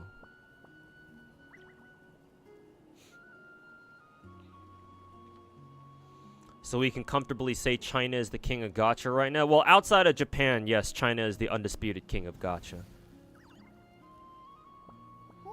Like, that much is already obvious enough.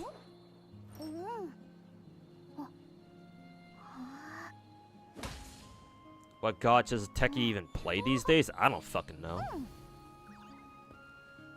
To me, he's not really a gacha streamer anymore. He's more of a variety content creator. More of a variety streamer. He just has a gacha streak to him.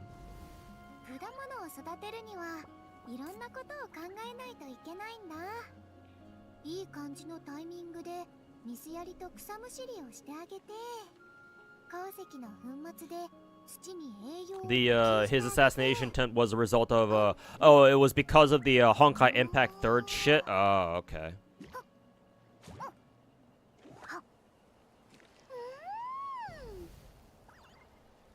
Do I like Kuro games more or Hoyoverse? I don't prefer one or the other. I'm not a fan of companies. I'm a fan of the games. I like don't think that I'm this fucking Saint Tontus type or Gacha Smack type or Techie type. Nah. I'm not a fan of the companies. Companies are not your friends. They're companies. They're entities. They'll never be your fucking friends. You don't know companies like you know people. So to me, there's no point in being a fan of like a fucking company. Cause people like that, people who are fanboys or fangirls of entire companies, those are the kinds of people who think that their favorite companies can do no wrong. They're the kinds of people that turn into fucking shills and glazers, and they stop being, they lose all fucking cognitive function when it comes to actually seeing what games are really like.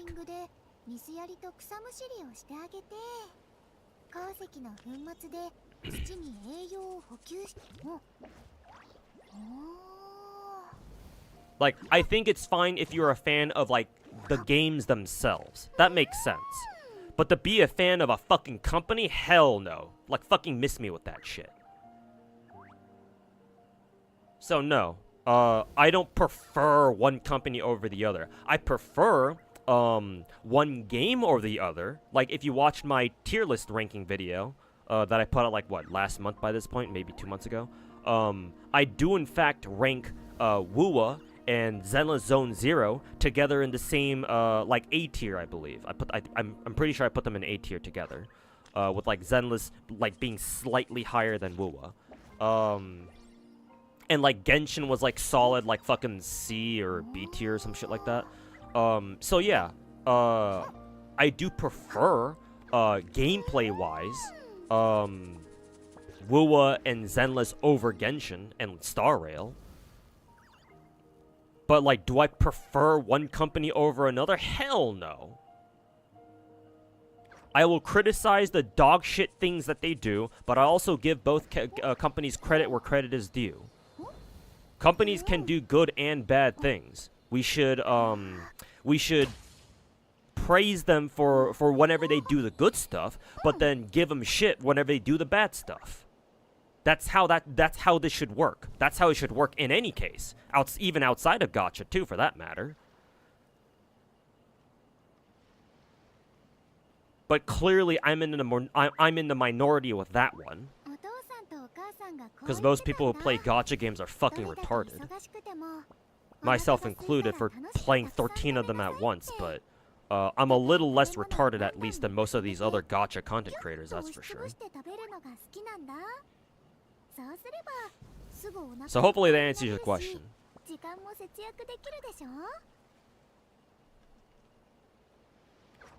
Genshin feels like it's slowing down drastically right now. There's no doubt that Genshin's getting on average a lot less like event content than it used to. I think exploration wise it's still doing fine.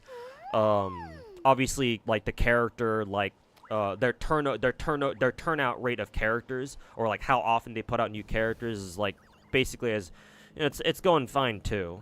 Even if they were to slow down like how often they put out new characters, that could still be considered a plus. So that way it gives players more time to like save up gems, as long as they don't slow it down too much. But yeah, like all the side event content stuff, like we used to get events constantly on like a regular basis in like previous years. But ever since we got Natlan, I'm pretty sure our turnout of like events have been slowed down quite a bit. Like we don't get as many events as we used to.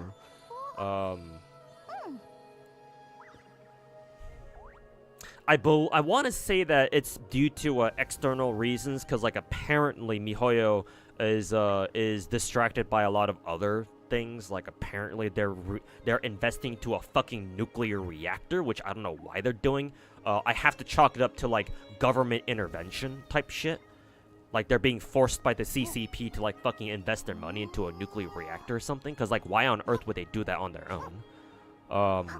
That, and apparently, I think my chat informed me that there's like plans to like build like a like an entire city district or some shit that's basically considered like the Akihabara of gacha games or whatever. I don't know how the fuck that would work, but that, and I don't know why the fuck they're wasting their money on that shit. But if that's true, and that's where a lot of their money's going into, then yeah, that would explain why Genshin is like has slowed down the amount of content that they're putting out these days for like the past year or so. Assuming it's true. But yeah, you're certainly right about that.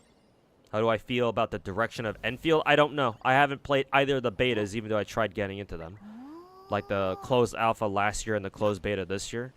So I have no idea. I'd have to actually play it myself to get a feel for what it's like. Would I welcome a new element type in Genshin? Yes, actually. Matter of fact, it's one of my predictions for the game. I think that after our main story arc of going through all 7 regions, I think that they'll add like maybe like 2 more elements, like a void and a light type element, that type of shit. Considering we have, you know, celestial bullshit and like, you know, abyss bullshit, it would make sense. I was kind of hoping that Skirk would be one of those like new elements, but I guess not. Apparently she's just going to be a cryo character, which is kind of disappointing, but oh well. But yeah, Astiniacs. Not only would I welcome it, I think they're going to do it eventually. But we'll see. We'll see. Time will tell.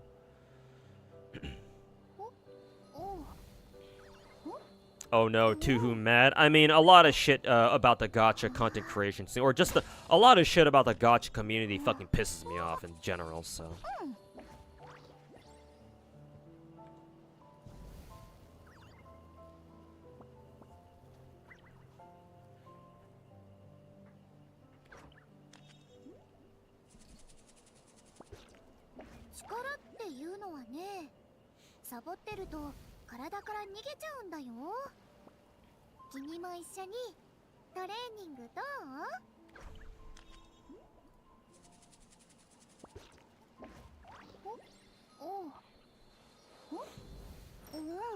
For real, situation with the Nintendo fan says a lot. Yeah, Nintendo, Bethesda, any like company shill basically.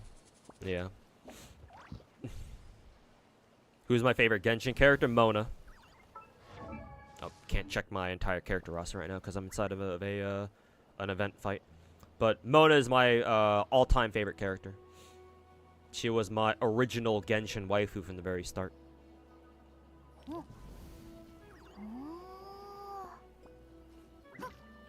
There needs to be more 5-star male characters. Yeah, I wouldn't mind. I'm not, even though I prefer waifus, obviously. You know. I think that if a gacha is going to include both waifus and husbandos, they should keep it as close to a half and half split as they can.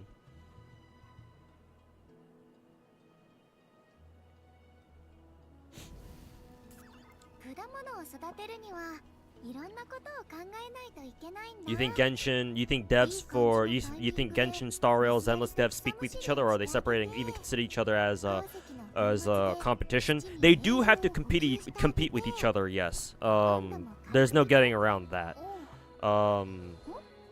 Even though they're all under the same publisher, there is still going to be a degree of competition. Obviously, it's not going to be as intense as, say, like, you know, MiHoYo versus Kuro game, or like other big Chinese gacha games that will come out in the future. But there's still a little bit for sure. However, I'm sure that they still like consult each other and talk to each other and shit like that. They are definitely different dev teams though, but I would imagine they would still have like some level of communication with each other. Like they bounce ideas, or like, you know, they can take ideas from each other at any time, because like they're all part of the same company. It's like, what are they gonna do if they steal each other's ideas? What, leave the company?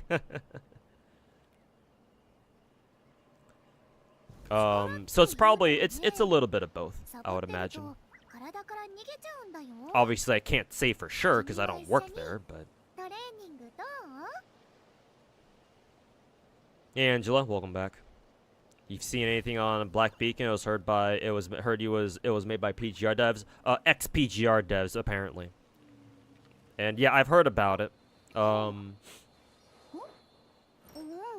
Yeah, I know it came out a couple days ago. I'm not playing it myself. I don't plan to pick it up or anything, but, you know. Maybe it'll do well. I just find it hilarious that Black Beacon is made by the ex-devs of ex-devs. So yeah, Black Beacon is basically Honkai Impact's grandchildren or grandchild or grandkid. Can't believe I've been playing gacha games for long enough to see gacha games have literal grandkids.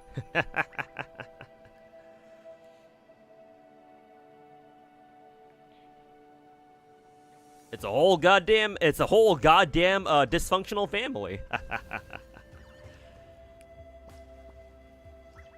We're gonna have a lot of fun with Enfield. I hope so. I want Enfield to pop off hard. I still think, just given the nature of Enfield, I don't think it'll be as popular as like, you know, any of the Hoyo games. It's certainly, I don't think it'll even be as popular as Wuthering Waves, actually.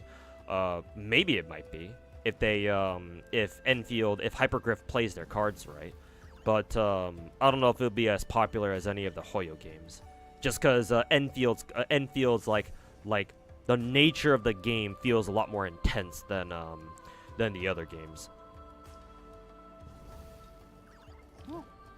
But we'll see how it unfolds. Who was the last 5-star male character they released? Kinich? Yeah, probably. I think it was Kinich.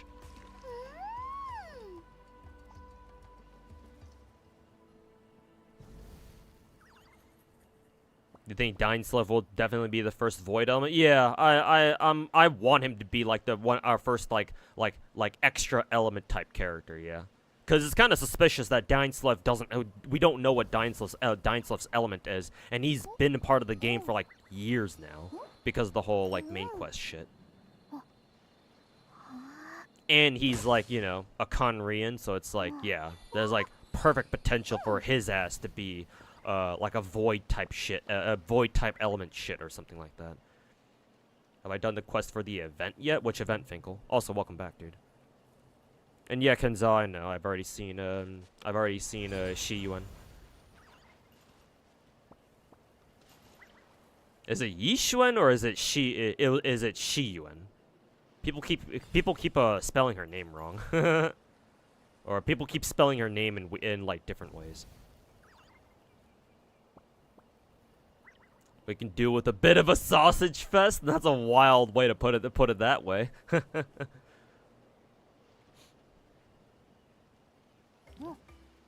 Name Enfield goes hard. Yeah, man. Glad you think so too. I love the name Enfield. It fucking goes it's like the hardest sounding name out of all of our recent gachas these days. Tyree, hey, what's going on, man? Thanks so much for the 60-month resub. Hey, 5 years. Appreciate it, man. Thanks for staying sub for all that time. Appreciate it, man. Hopefully everything's doing well, or hopefully you're doing well. Definitely roll for Dainslev. Hey.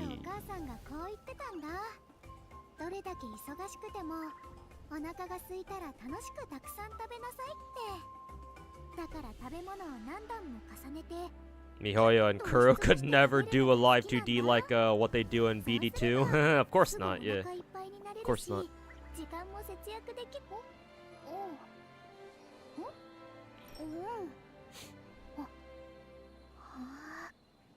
That shit would be censored so fucking hard. Alright, finally. Caught up with chat. Let's give this event a little bit of a try. Or a third try, rather. See if I can actually fucking do what, 10 waves or some shit.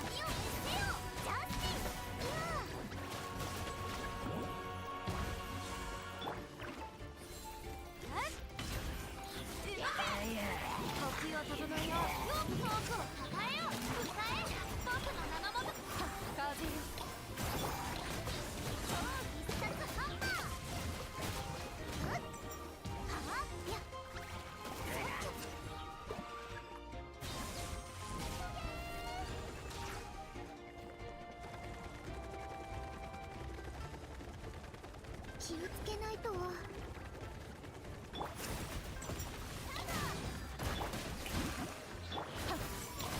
八方の幅ください。渾身の一撃突撃。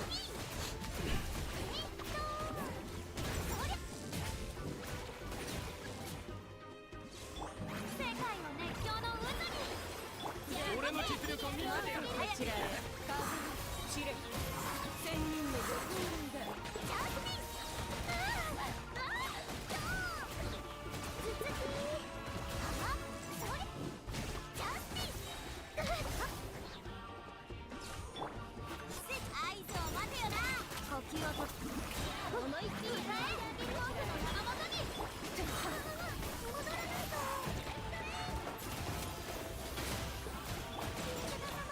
どうか力を。ヒーロー決断。行くよ。見ててよ。出まけ突撃。ガチャ風知れジャスミン。そういや。急がなきゃ。It was better. 9 waves is my record now, but still not quite 10. And I'm not sure how much more I could improve that. Unless, you know, I could still play better with the team, which I'm sure that's possible, but I think I'm gonna need more time to learn how to play that team, so.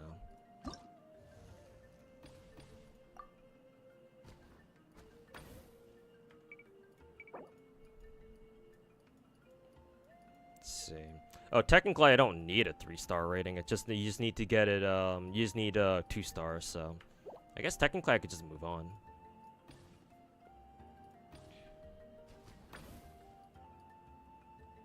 I'll try to get 3 stars anyway. Yeah, Varesa must participate in this trial though.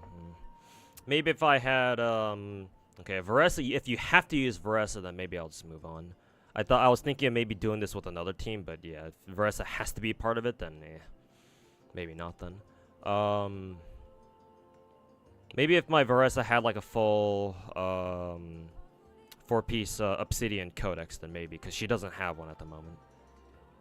I guess I'll just move on for now. Kinich must participate in the trial. Oh, cool. Oh, we're using burning for this.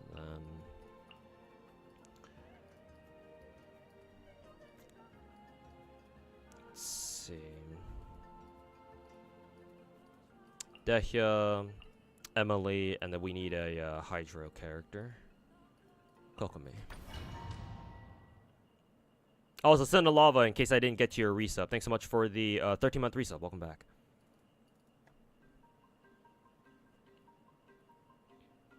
Also, Ruskin, thanks so much for the 100 bits. Didn't catch that. But yeah, appreciate it.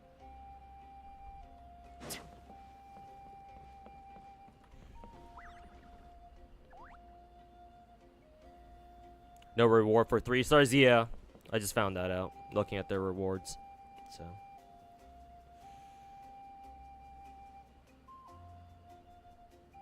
Streams are comfy. Best streamer? I try being a comfy streamer, yeah. That's what I tried to, you know, base my streams on. Like I can't be like a hype beast type streamer like Techie or Gotcha Smack or all the other ones. That's just not who I am. Like I can go out of my way to like exaggerate some things, like like the shit that I do for my delusional Gotcha Takes videos, but like doing shit like what Techie does or what, you know, a lot of other Gotcha streamers do where they fucking, you know, talk a lot of this bullshit about stuff. Nah, that ain't me, man. Also, Ajax is kind of funny.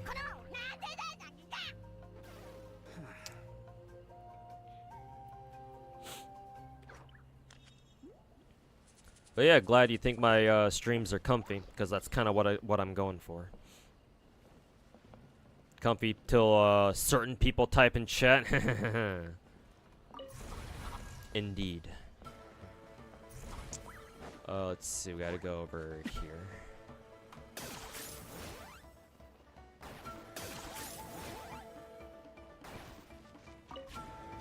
想定内の勝利だ。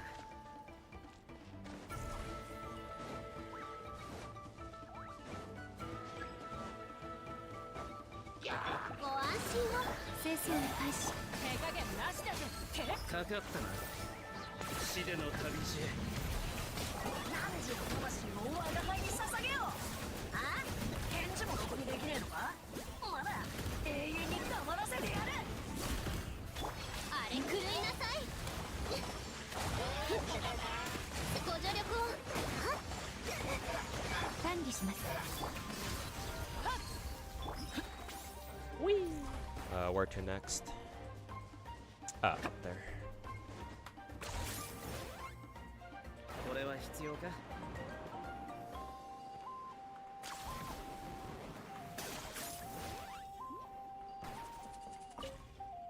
これよりこの地は偉大なる勢力。 Oh, I thought that was an enemy, so I fucking popped my skills immediately. Where's the relic, by the way?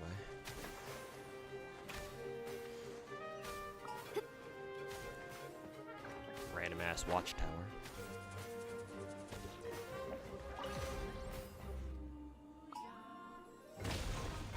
Wonder if there's any alloy mains at all. Genshin is such a huge game that every single character has like a main out there somewhere. I'm sure.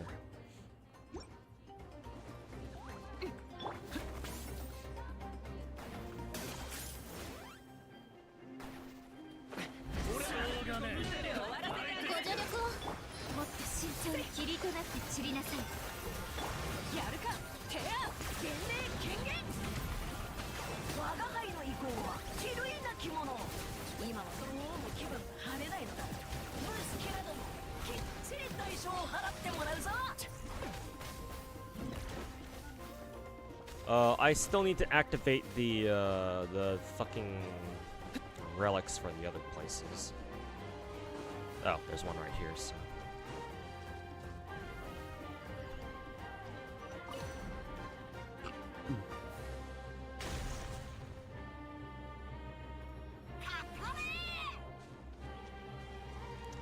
Okay,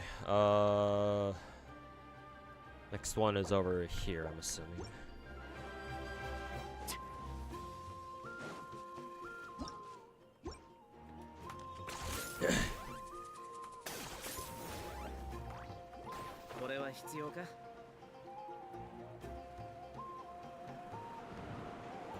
I wonder if some people hope to get more alloy constellations. Let's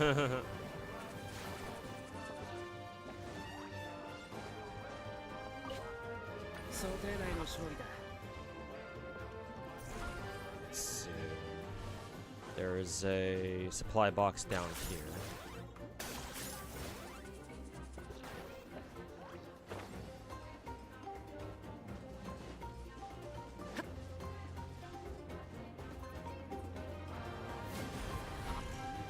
Events have been completed, that's it.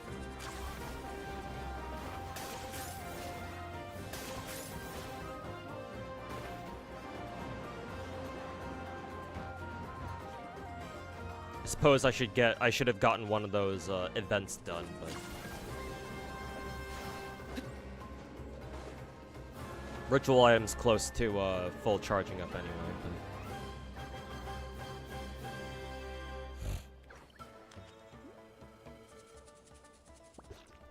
you've seen people do abyss clears with alloy and get some impressive damage numbers. I mean, she's cryo, so she can always take advantage of reverse melt, and yeah, she can still get some really good damage that way. That, and she's an archer, so archers certainly aren't lacking in like really good 5-star bow options or 5-star weapon options. That's for sure. So yeah. 構成します。やっ。ええものだ。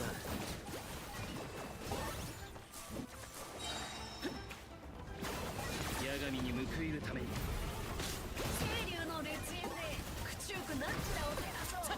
一切合切もやし尽くせ。ご助力を。福育の語り。海のちぎりよ。はっ、ほっ、はっ、やっ。せい、はっ、へい。ここ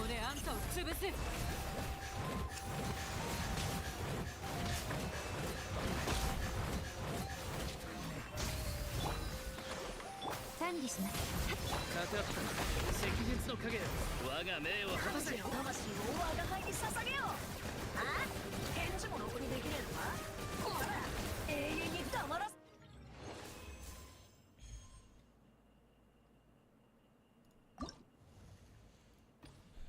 Okay.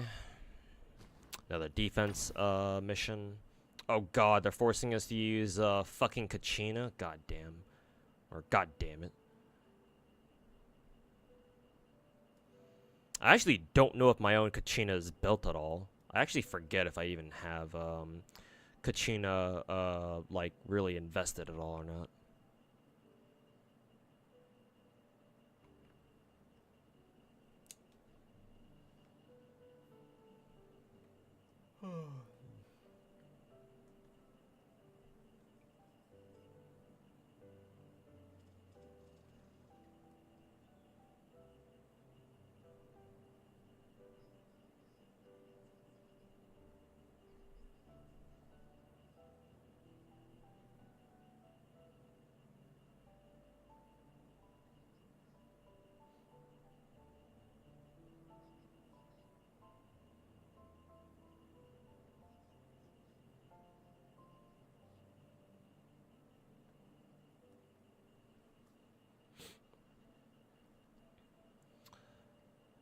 Okay.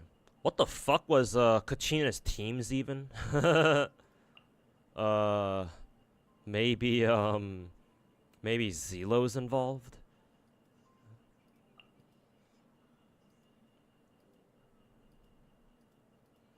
Maybe like Kachina, Malwika. It's gonna be kind of weird using Malwika, considering what is it? Considering that we're supposed to be using Kachina, because Kachina is a fucking on-field DPS for some reason. So we'll have to use, what, Malwika's skill, I think? Malwika... Who the fuck else?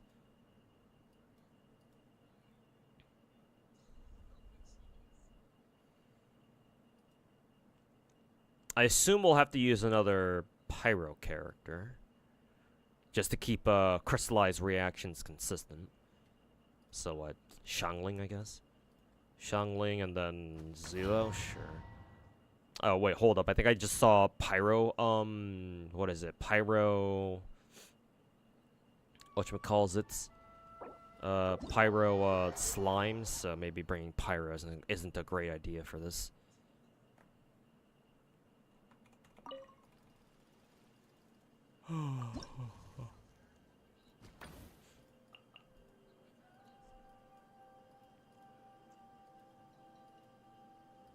Let's see. Who else do we use here then? Maybe Hydro characters? Does would Yelan work with Kachina? I guess I'm about to find out.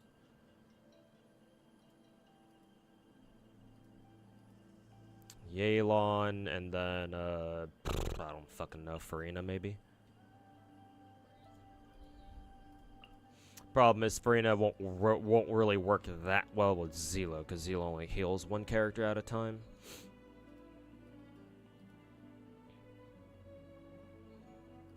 double Yelan. Sure, why not?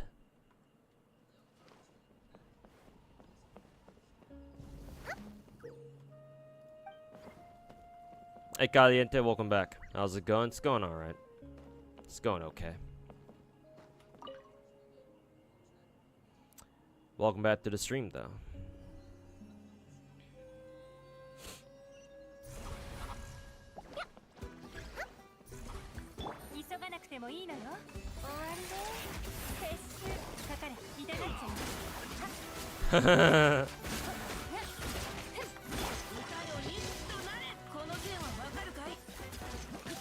Yeesh, using Yelan seems like a fucking cheat code.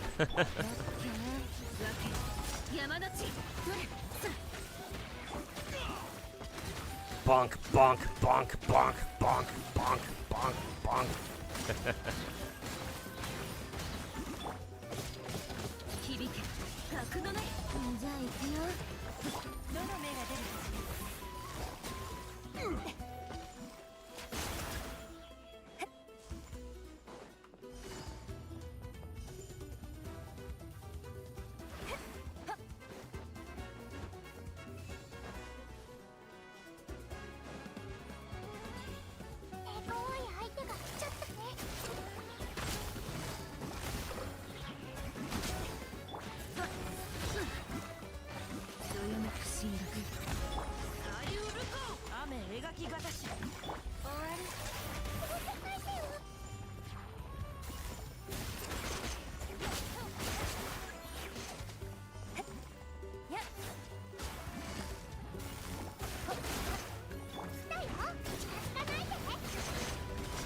bonk, bonk, bonk, bonk, bonk, bonk, bonk, bonk. 山立ちこの剣はわかるかい雨描く書かれたどの目が出るかいや痛がっちゃいない Over here this time.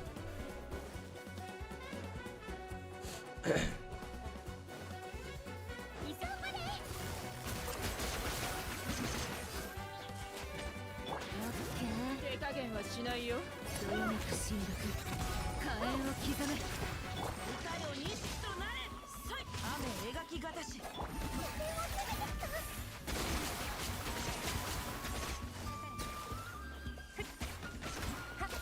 痛がっちゃいない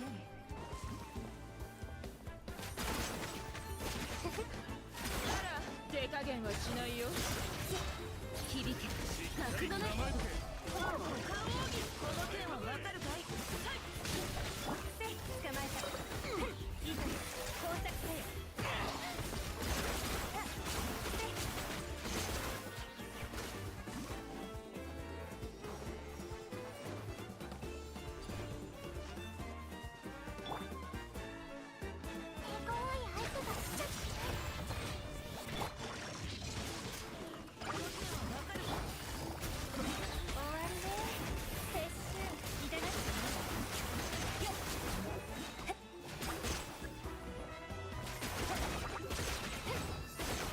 どよめく侵略火炎を刻め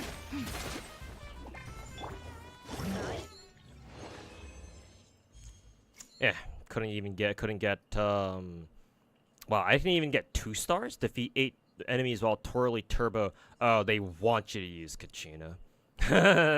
They're like, you better fucking use Kachina. Yeah. I don't really like that they force you to fucking use characters like that.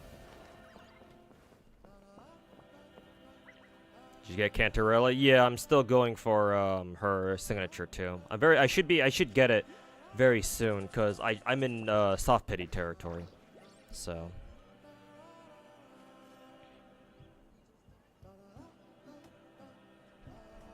wonder if some people hope to get more Alloy constellations. Simply because Alloy is a character in Genshin, like I do want her to get constellations because without constellations, she just kind of feels like an incomplete 5-star. Like, say what you will about constellations, but like they're part of the game. So like a 5-star character or just a character in general who doesn't have any constellations feels like it don't feel too good, you know. Do you have Yelan constellations? Yeah, my Yelan C6. You can tell because she does omega damage when after she ults because she's got 5 charge shots that she can just fucking machine gun off in an instant. Yelan C6 is probably one of the most broken constellations in the game, at least in my opinion. A lot of strong C6s out there, but Yelan gotta be up there as one of the strongest.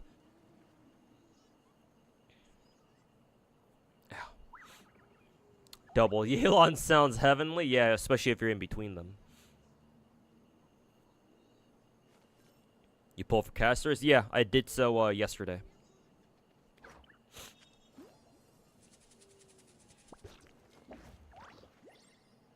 Who's your most anticipated character in the Big Four? Well, it was Casterus, but now that she's in the game, she's no longer an anticipated character. Honestly, at this point, I don't know who I'm like super anticipating. To be perfectly honest with you. Yeah, I'm not sure. Like maybe the closest would be like either Cartathia or I don't know if Floridides will ever be a playable character. Maybe not, but I guess Cartathia and Wuwa now would be like the closest one, I guess. But as of now, I don't know. Maybe that new Yixuan or Shuyuan character in Zenless that they teased for 2.0. Maybe, but I don't know enough about her yet, so. What was it? Oh yeah, that's right. I guess the easy answer would be Zanny.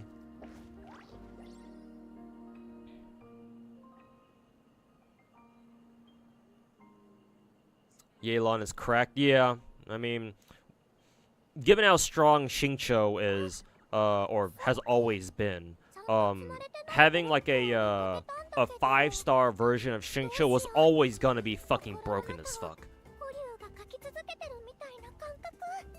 And turns out when Yelan came out, that's exactly what she did, or that's exactly what she's like.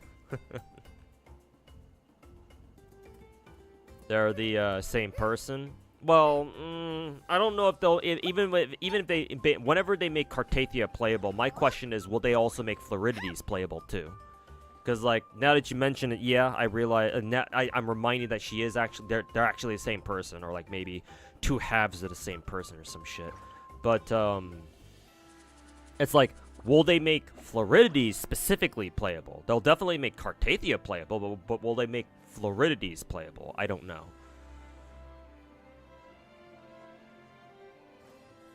Maybe the Star Rail Fate collab card. Oh yeah, I suppose by obligation I should say that. Yeah.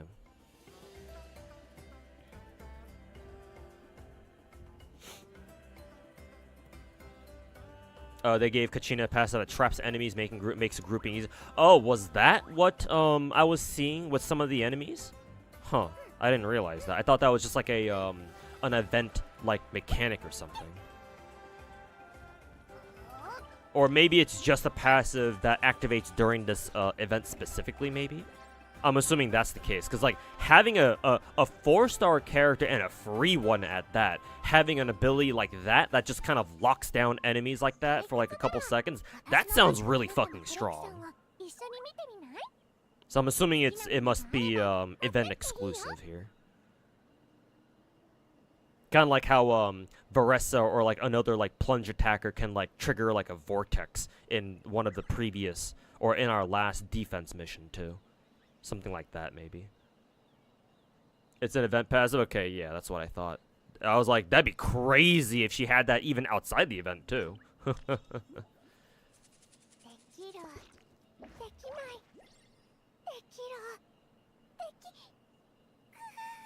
Kind of hyped for the Fate collab. Wonder how they're gonna go about it. If the servant will be a summon. Yeah, well, that's how I imagine they would do it, right? Because, like, I thought that them introducing the Remembrance Path was, like, an indication of what they were planning to do for the Fate collab.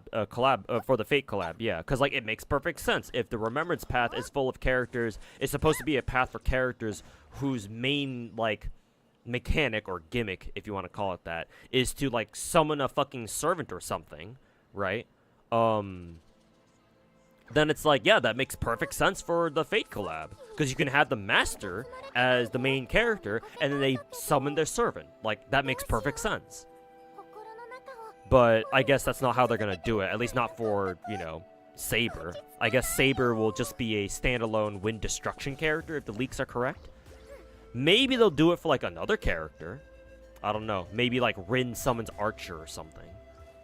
But, like, in that case, it's like, huh, I kind of wonder why Saber didn't get the same treatment. Maybe it's just because it's Saber and, you know, her reputation precedes her or some shit like that. I don't know.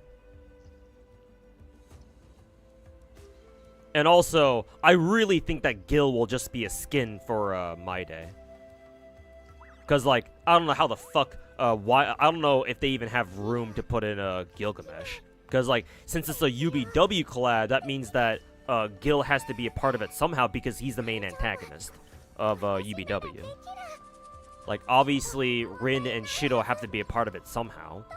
Saber is pretty much confirmed, even though she's not really a major character in UBW specifically.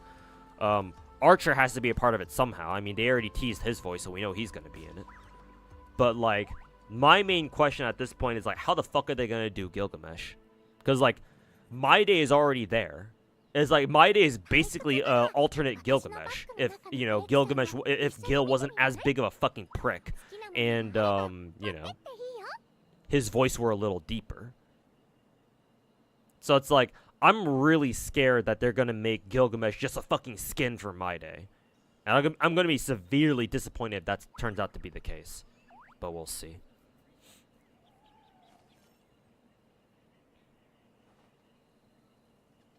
You know, that's concrete. I mean, yeah, leaks are leaks for a reason. You gotta take them with a grain of salt.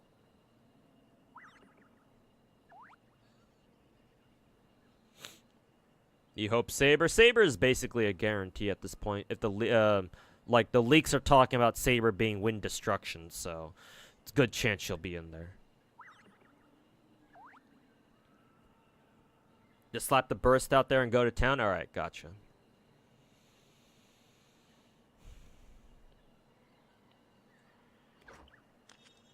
You read that Cartathia will be able to transform into Floridities in a fight, but just random info, so you don't know if it's true or not. Yeah. Hopefully that's the case, but we'll see how they want to do that.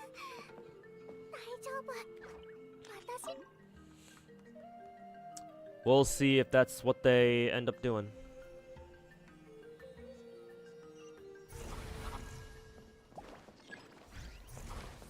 Too bad Floridities got censored. It is what it is, though. Disappointing, but what can you do?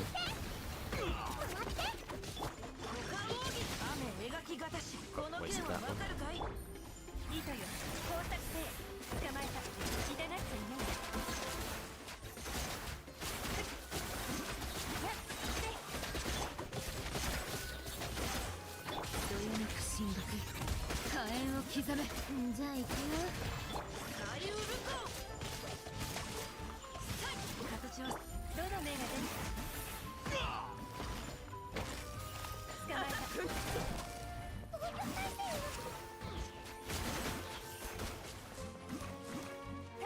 Why is that guy still stuck back there? Fuck me.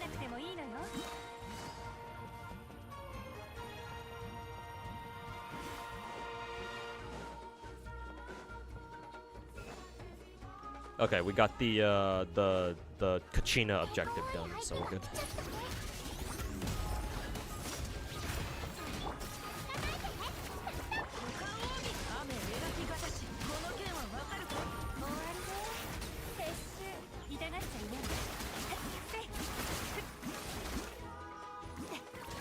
Oh, fucking Hilichurl.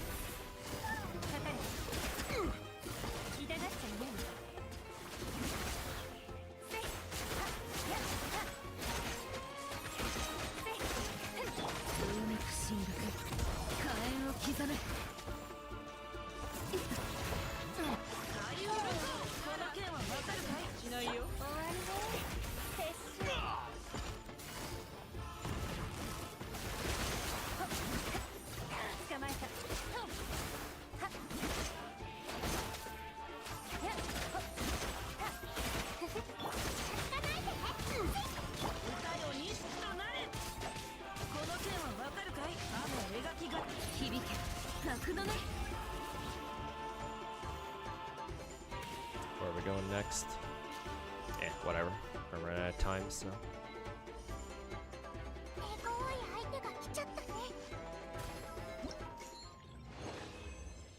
Tired of the granny panties and the spats. Yeah, but it's a Chinese gacha, so what did you expect?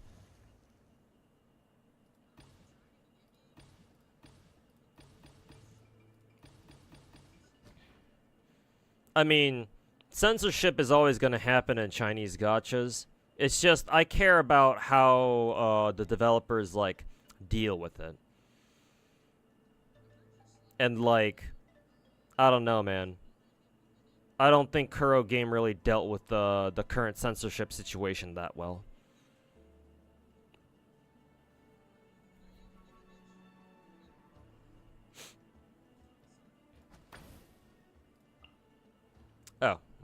We use Chaska for this one. Cool. Let's see. I don't think any of these guys like resist any element. Well, maybe this guy does. I think I'll just bring everybody anyway. I don't know if Yelan works with Chaska specifically.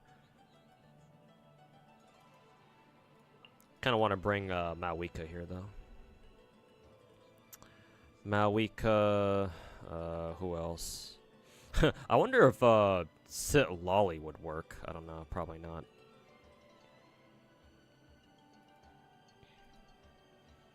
Let's see. Mawika. We'll take Ganyu. Why not? Ganyu and then Coco, I guess.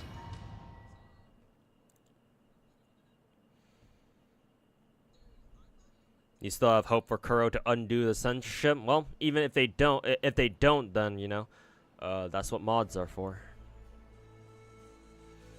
Never heard of any gacha game undoing censorship? Yeah, usually they don't. At most, what I've seen gacha games do is, if they do end up censoring their characters or something like that, what they might do, it depends on the dev. MiHoYo, when they had to censor the 4 Mondstadt characters, they only forced it on their Chinese players, but for everyone else, like outside of China, they're just like alternate skins basically. So it technically they're censored, but it's not forced onto the players, which I think is a good compromise. And then there are other gachas like GFL 1 and more recently Snowbreak, where they censor their characters, but if you know how to uncensor them, it's pretty easy. It's either built into the game itself, or you just need to go into your game files and like change a fucking text file or something. And boom, there you go. It's uncensored. But like that's the best that you can hope for. And cause yeah, when most other gachas, when they censor something, they don't usually bother like giving their players a way to like undo it or whatever.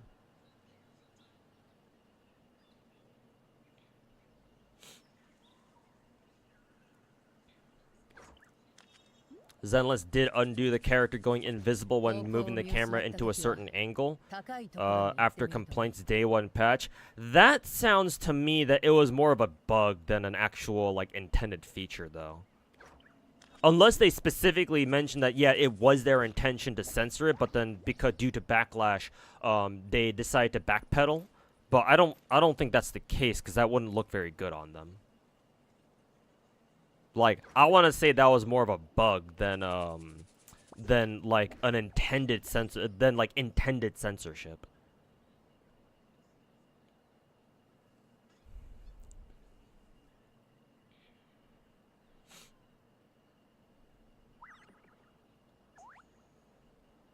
People have speculated that the reason for the change. Oh no, Soth, that's definitely the reason. It's not. I don't think it's speculation. Yeah. Yeah, apparently their Google Play rating went from got bumped up from 12 plus to 16 plus or something, or something like that. Yeah, it makes perfect sense. Yeah, because Kuro Game wants all the money, needs all the money they can get. So yeah, they want to keep their game 12 plus, not 16 plus, because if you have a higher rating on like the app stores or whatever, then yeah, you make less money, because that's less people that you can you know, potentially make money from.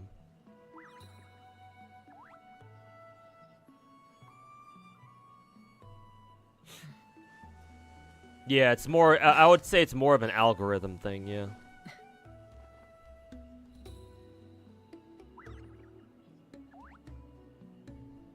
That's why app store rating systems are stupid. I mean, algorithms for pushing content in any format, whether it be app stores or YouTube or whatever, it's always fucking shitty, but that's how the world works.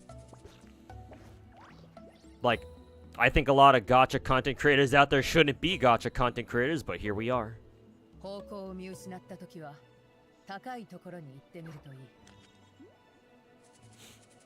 Hey Finkel, welcome back. Hope you had a good shower.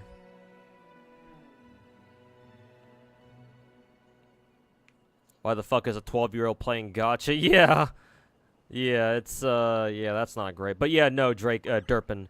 It's more so that their game is more visible, and like the App Store algorithm like pushes their game to more people. It's not that they're trying to market their gachas to underage kids or to minors. I certainly hope that's not the case. But it's more so to do with the algorithm, I would imagine.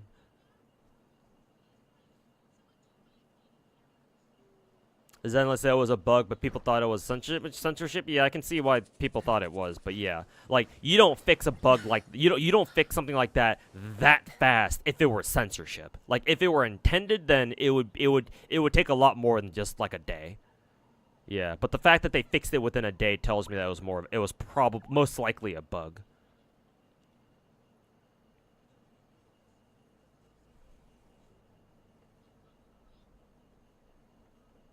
How is Wuwa 16 but Nikkei is still 12? I have no fucking clue. You play the game, you play the system, I guess.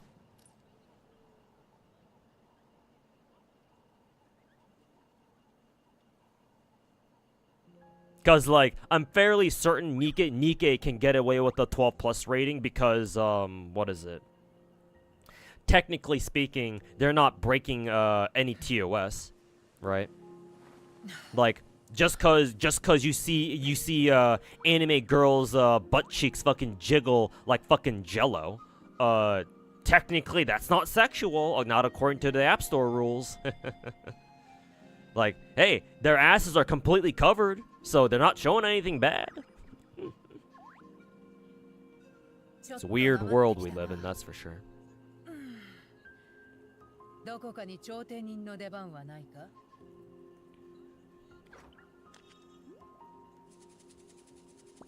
That's fucking wild. Technically, crown skin, yeah, doesn't show anything. It's the implications that make it kind of raise an eyebrow, but it's only implied. It doesn't actually show anything. So, App Store goes, all right.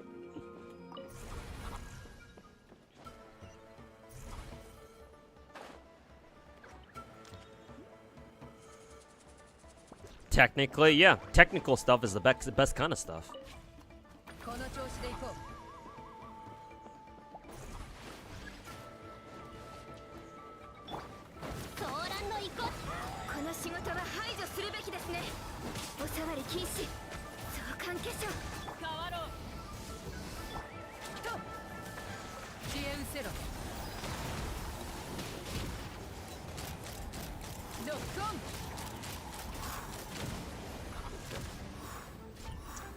Where to next?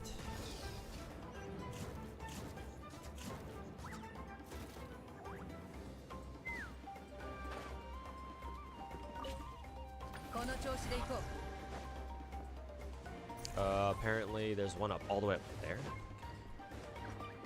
How do we get up there though?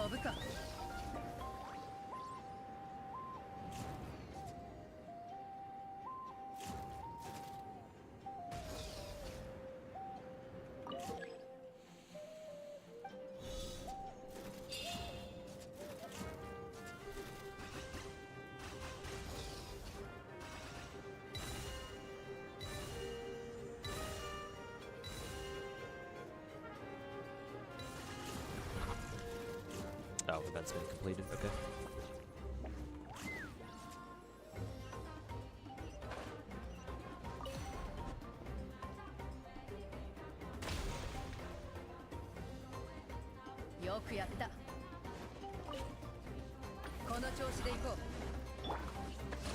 Oh, oops, that's a team.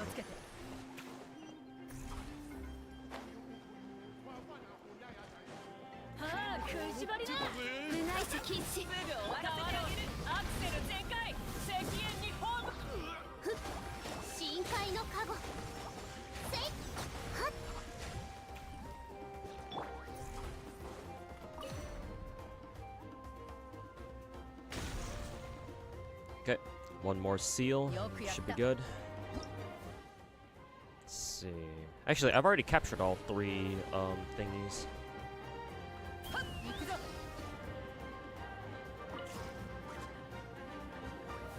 Just gotta look for a seal that I haven't used yet.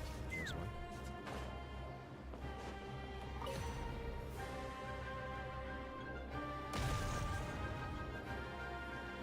よくやった。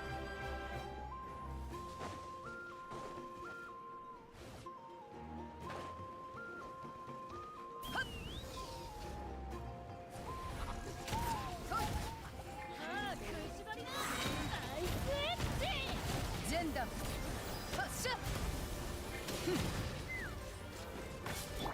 ソーランド行こう。ガン王帝君のためにおさらい禁止、部外者禁止。止める勇気はあるが剥がしてあげる。面倒だな。意のままにアイスフロスト、アイスエッジ。今だ今だ。ご助力を。この仕事は排除するべきですね。アイスエッジ。おさわり禁止。変わろう、この天下で裁く。風が立つぞ。ロックオン。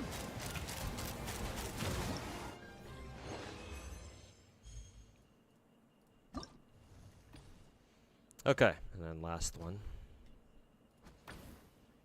Oh, we're using Sitlolly here. Well, guess who we're using?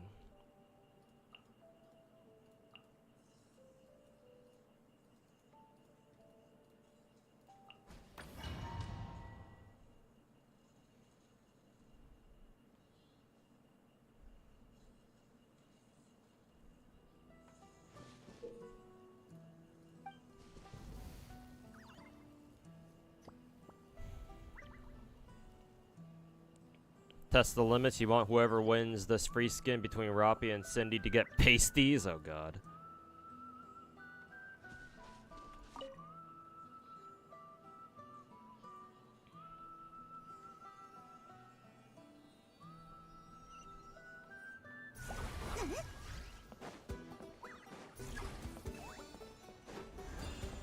Let's see. Gotta remember my rotations here. 火炎を刻め。さあ、お手並み拝見といこう。防衛線が突破されたって。まずいかもね。燃やしてやろうか。燃やしてやろうか。お手並み拝見といこう。口封じは任せたからね。 Pop this a little too early. この天下で裁く。お手並み拝見といこう。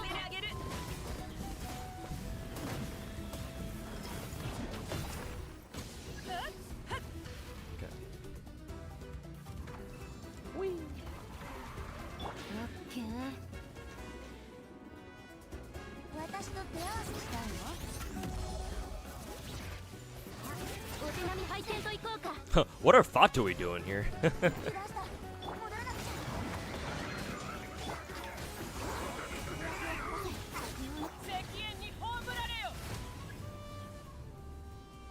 燃やしてやろうか。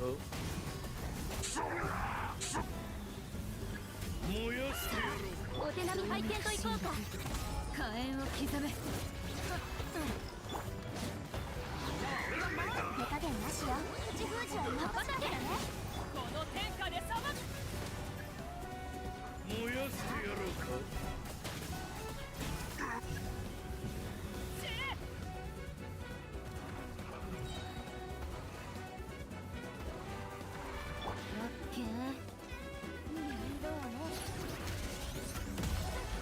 やけどしないようにね。みんながそばに。さあ、働きなさい。悪用の力を。引け、太陽の炎。さあ、やけどしないようにね。さあ、やけどしない拝見といこうか。 Hey, King Bama. Welcome back, man. How you doing? And thanks for the tier 3 resub at 55 months, man. Very much so appreciated. Thank you so much, my dude. Howdy, Mr. Streamer. Hey, what's going on, man? Hopefully you've been doing well. Hopefully life's been treating you well. Oh. Let's see, next area over here.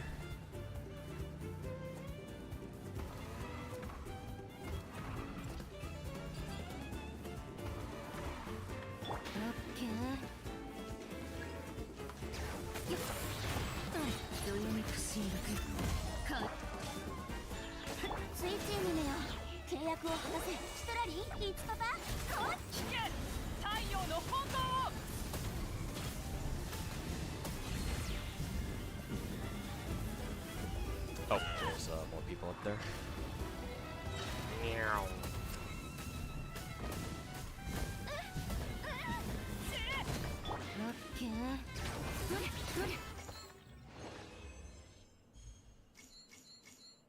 Nice. Would I accept an offer to voice a character in Genshin?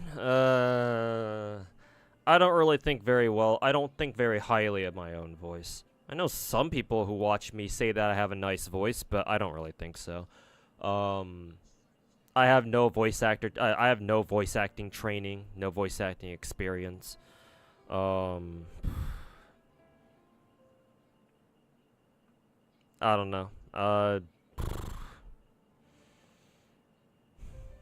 If they really needed a voice like mine to do something, I guess I'd do it, but I can't guarantee that I'll do a good job. Or, like, maybe I won't be able to deliver a performance that, like, players are used to.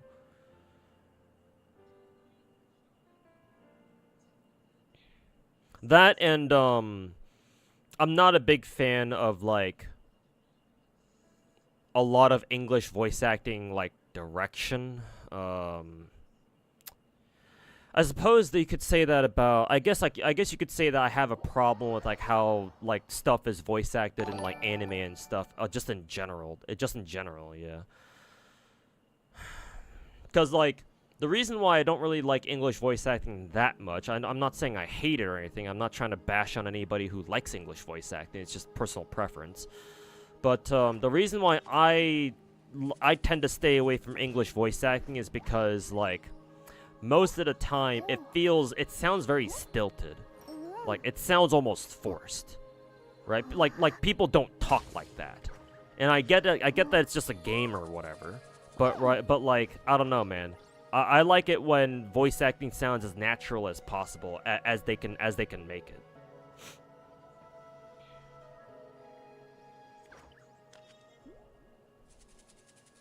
So like I don't know if I would be comfortable like voice acting for like an anime or whatever, cause like it's not exactly the kind of voice acting I like. So like why would I like contribute to that myself, you know?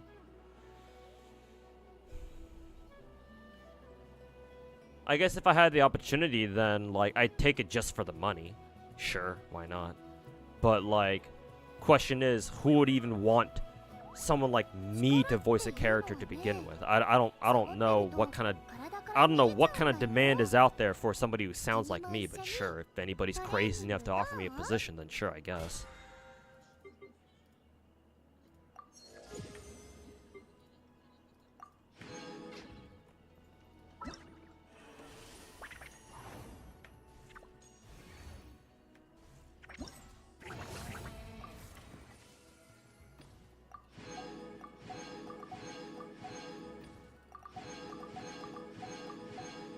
We don't know how forced Japanese dub feels. I'm sure it probably does sound a little forced, but like having grown up with Japanese dubs for so long, it's like I'm used to it by now.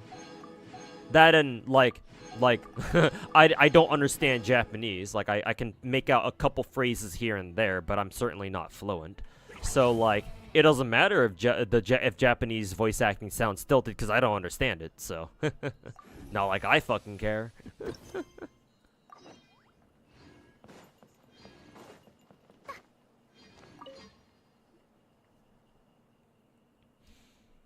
There's only like a few anime dubs out there that are well done, like FMA Brotherhood. Yeah, I'm sure there are animes out there that actually do like an actual decent or even a good job with like English dubbing.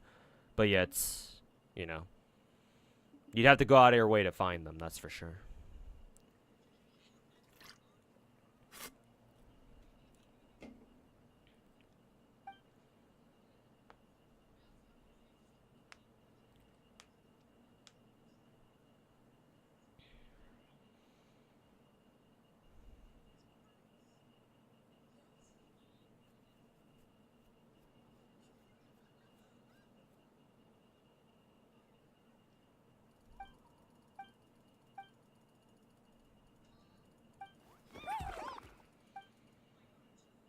You'd have to put in plenty of practice. Yeah, exactly. Yeah, that, and why offer someone like me a position when there are plenty of other people out there who are trying to make a name for themselves in the voice acting industry, who've been doing voice acting for years and still haven't like gotten their major breakthrough yet, you know? Like, what did I do to deserve a voice acting gig? Like, why me?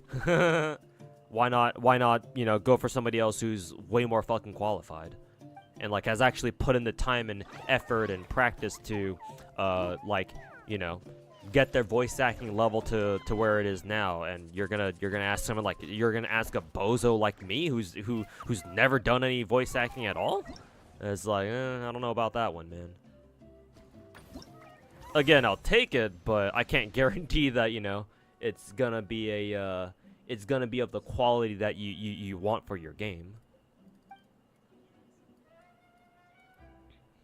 I think I recognize this from the stream. I think, yeah, I remember this from the stream. I'm assuming you have to like reach an end destination somewhere, or is it just you trying to collect as many like of these gems as possible? This is a fucking death trap right here. You just keep going back and forth and back and forth.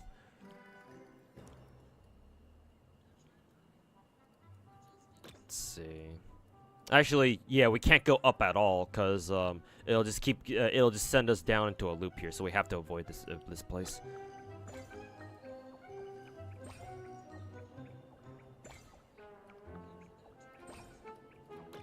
Oh no, you don't have to follow the arrows, I guess. What the fuck is the point of the arrows then?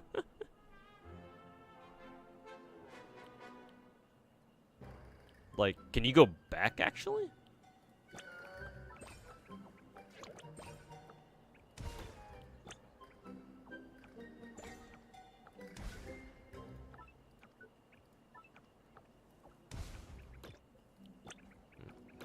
Too late for that now, I guess.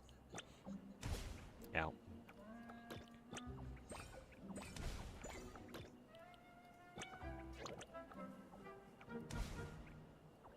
Why does the Saurian just like randomly fucking slow down like that?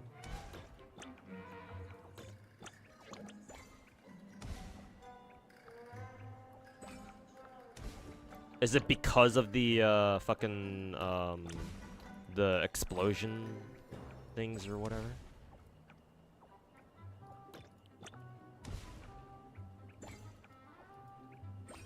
No idea.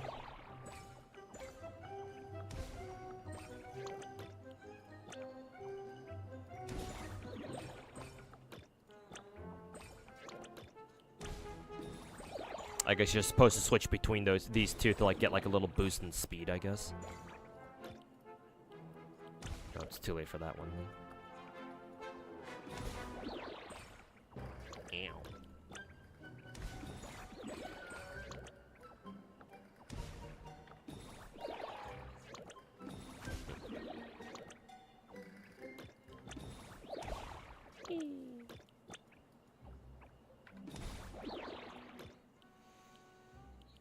Keep going to the left.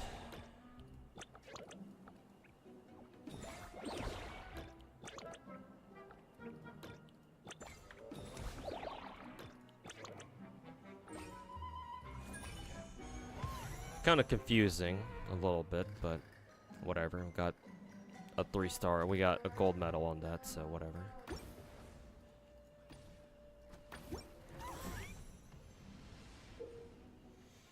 People asking you to try VAing. Somebody in YouTube chat, yeah, asked me if I were to get be offered a voice acting like gig, then would I take it? Then I'd be like, sure, I guess, but like, I'd be like, why? Like, you sure you want someone like me?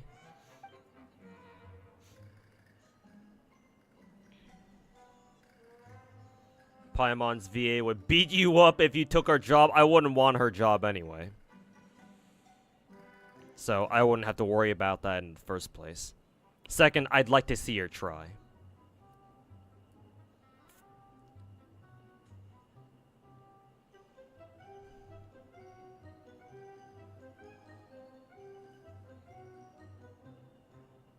Heavily considering changing the language audio to something else because of a whole fucking strike situation. Yeah, that whole situation is not a good look.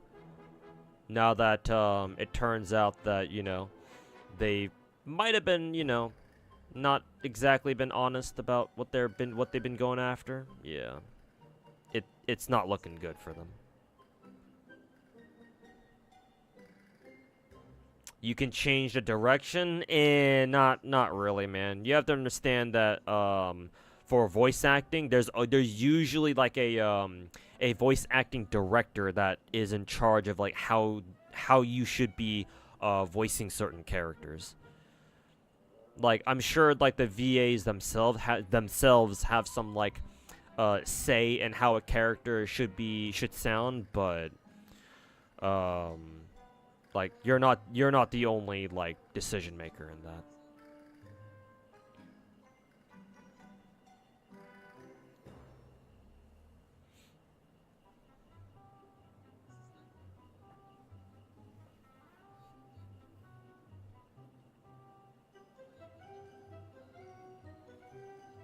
You physically cringe whenever she'd say something in German because she doesn't have the accent for it.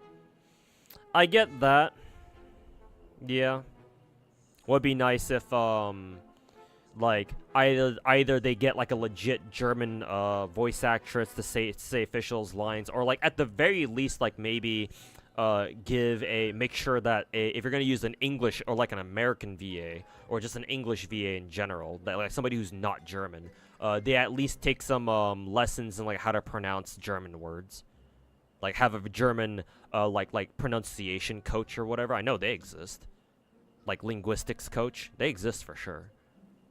So yeah, if officials VA hasn't been like doing a great job pronouncing like officials lines in German, or like saying like the German phrases or whatever, then yeah, maybe they should learn how to pronounce it properly or something, or at least try to. I don't know.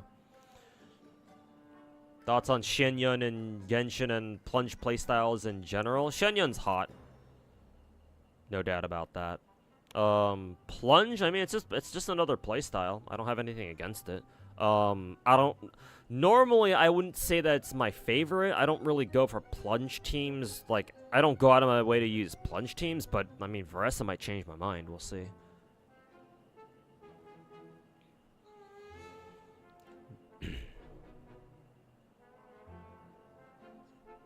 Drama, English, Paimon's English VA beats up Gacha God live on Twitch stream. Yeah, again, I'd love to see her fucking try.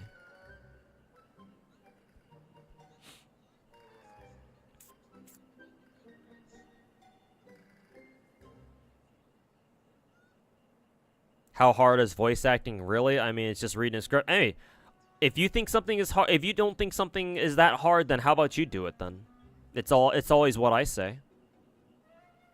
If you think a certain occupation, such as, you know, be it, you know, content creation or voice acting, if you think it's so easy, if you don't think it's that bad or it's that hard, then like, hey, why aren't you doing it then?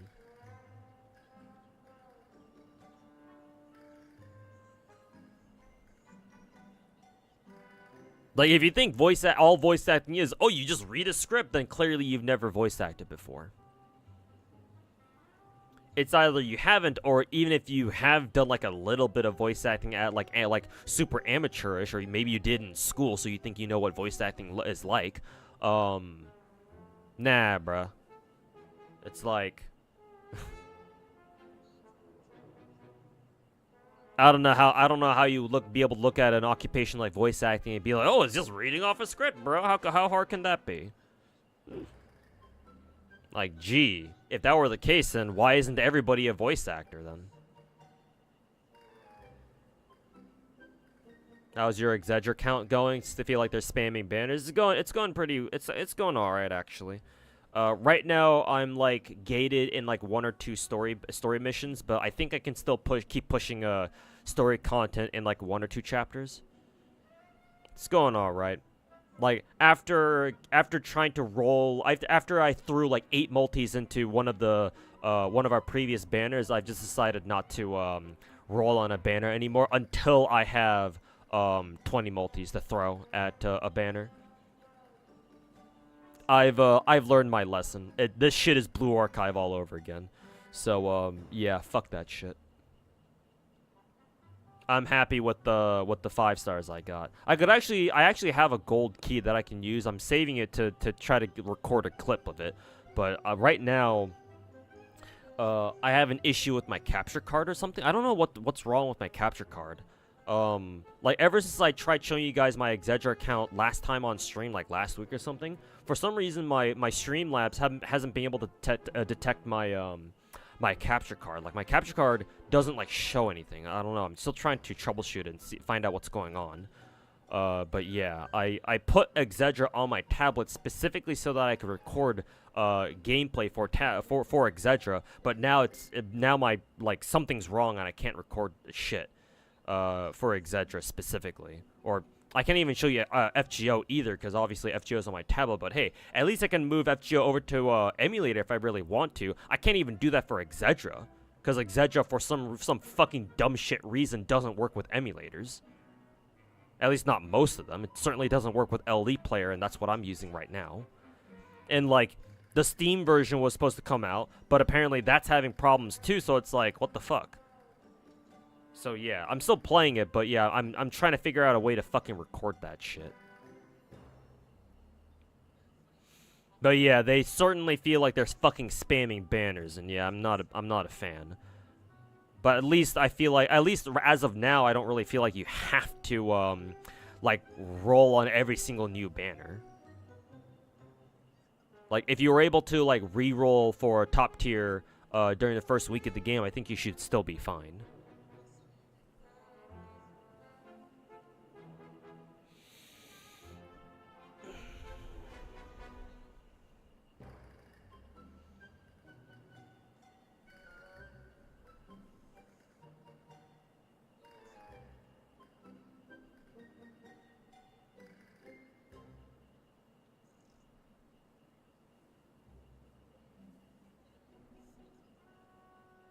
Is it really too much to ask Star Rail make endgames reset every week? I mean, Bubba, that's what I thought they were gonna do in Star Rail. Like eventually add like a 4th endgame mode, so that way every single week we have a new endgame mode that resets, right? So we can get like an extra 800 jades every week or some shit like that. But they haven't added a 4th one yet. So it's like what the fuck?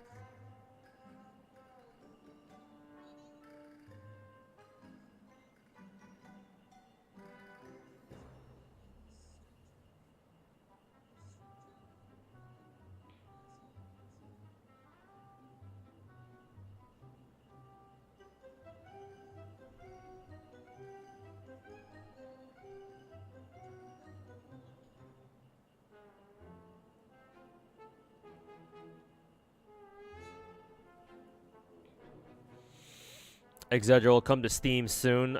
You hope? I mean, I thought so too, but at this rate, I don't think that's the case.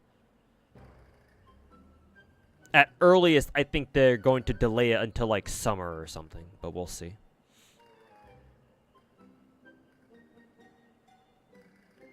Endgame, Star Rail Endgame so boring it literally put me to sleep. True, true. Keck W Kappa.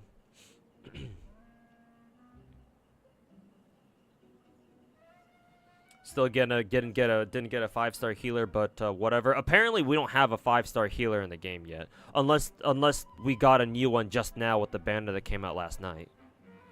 But yeah, unless that's the case, we actually don't have a 5-star healer in the game yet.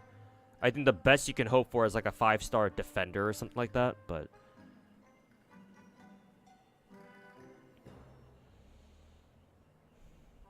English VAs and Hoyosphere are treated like gods? Well, until now, you guess?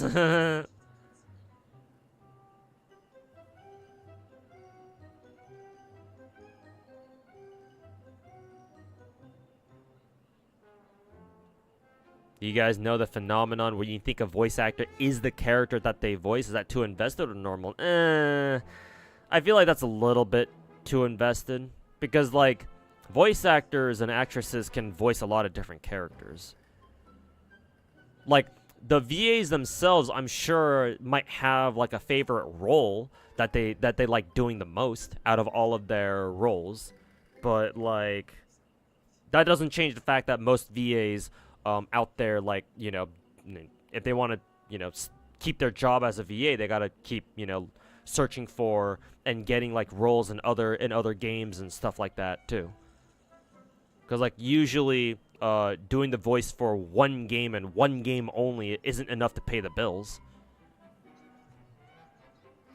They got to keep branching out and look for more jobs and more roles that they can work on and get paid for. So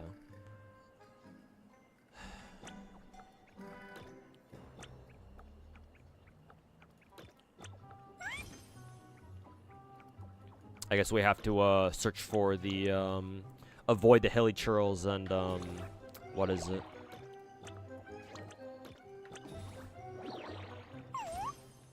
Find the treasure chest, I guess. Is this a trap? I don't know what that is. Maybe like a maybe that's like a some sort of like a checkpoint or something. I don't know.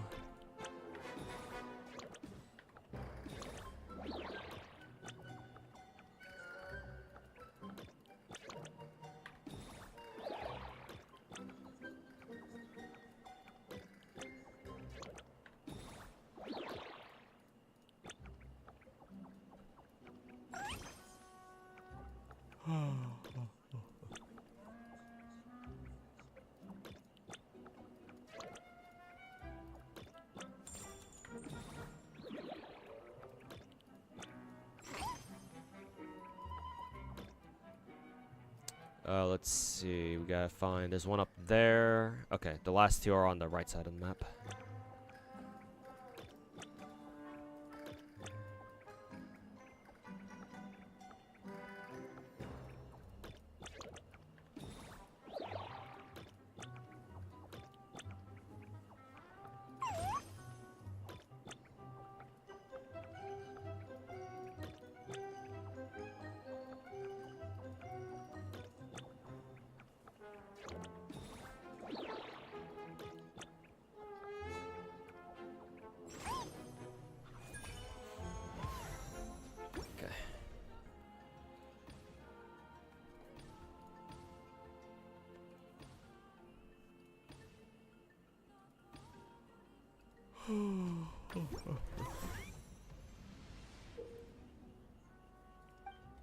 Comfy stream, comfy event. Yep. Star Rail is so boring to you that you just do login, do dailies. You don't even play it at home anymore unless it's story. I mean, if the game is that boring to you, then you should just quit it like everyone else. Why force yourself to play a boring ass game?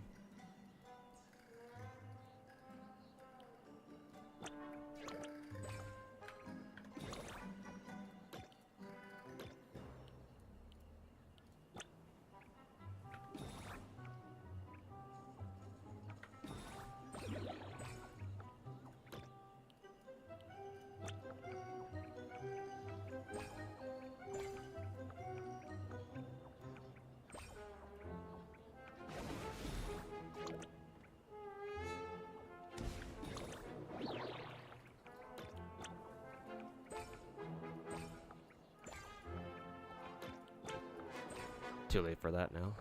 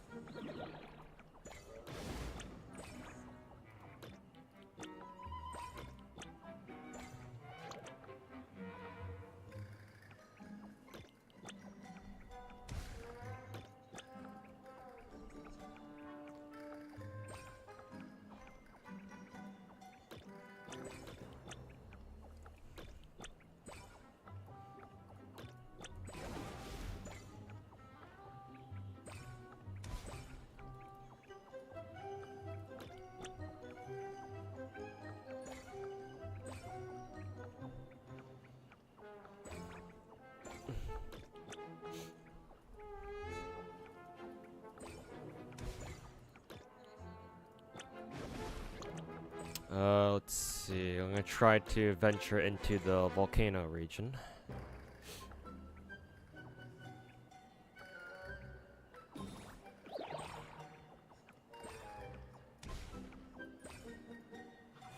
Oh, we're done. Okay. Hey, Mousematic, welcome to the stream. How's it going?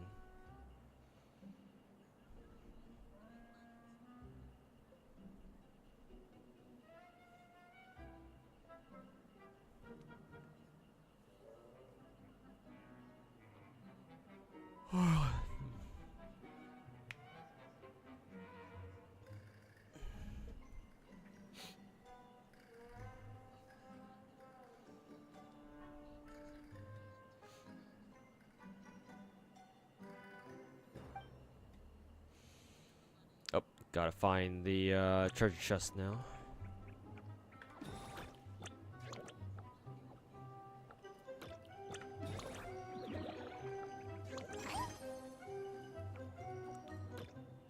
Let's see.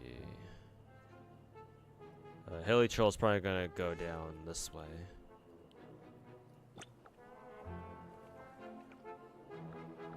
Yep, there we go. So we have to follow the Hilly Troll. Can't go the other way.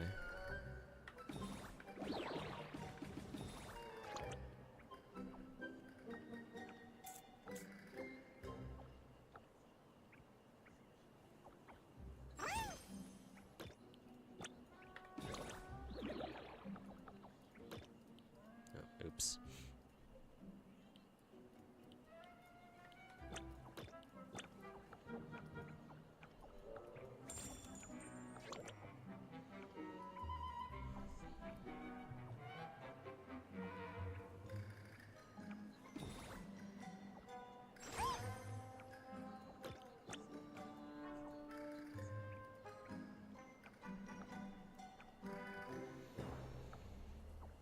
Weekend finally, yes sir.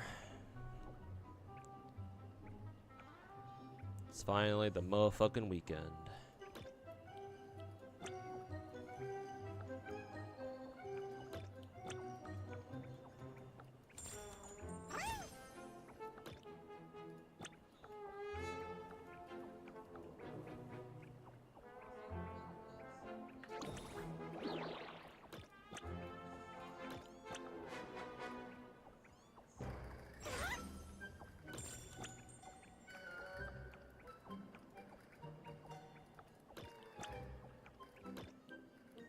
Let's go this way.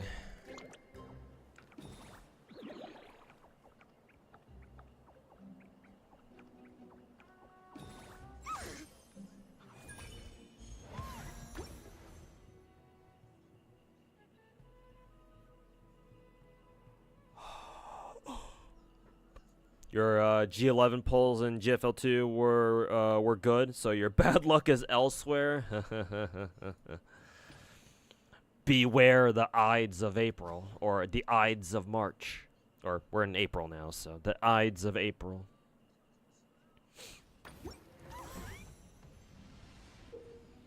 Or was Panakini's story also this padded? It's always been padded, bro. That's all MiHoYo stories, with the maybe the exception of Zenless.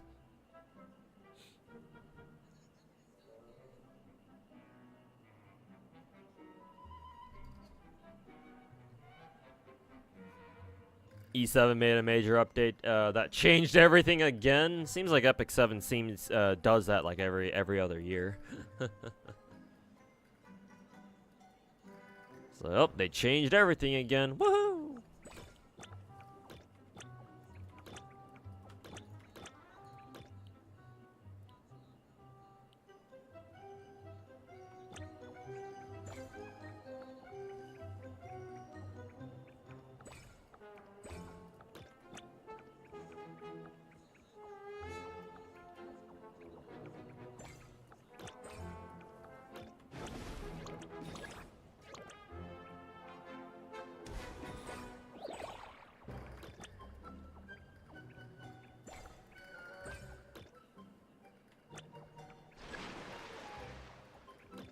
Oh, too late for that now.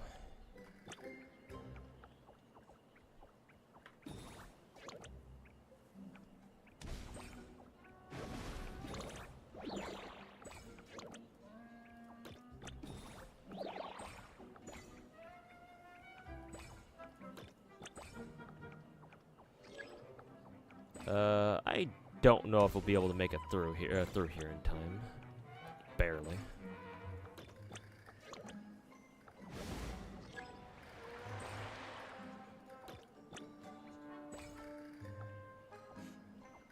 Now this I'm not so sure about. Yeah, we got hit by that.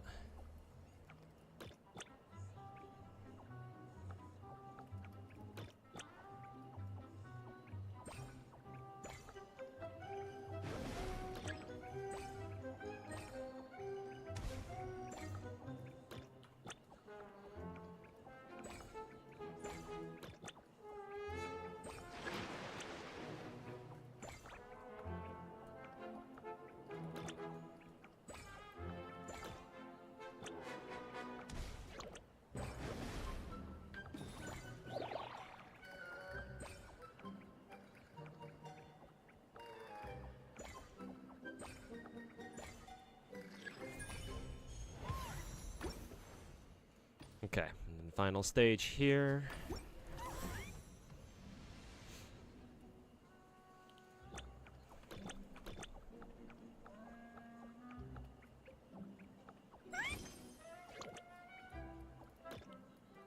Let's see.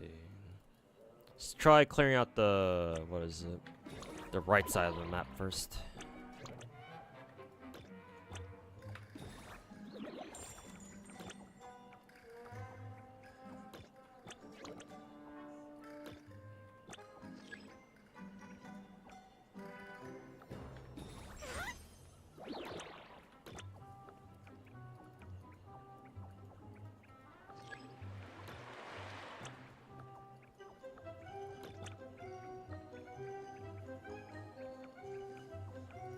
Shit.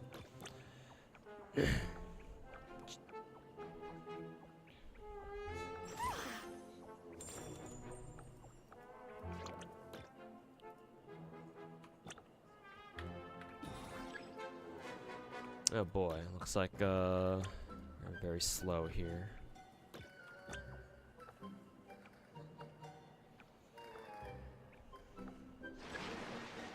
What's the objective of this minigame? Either collect like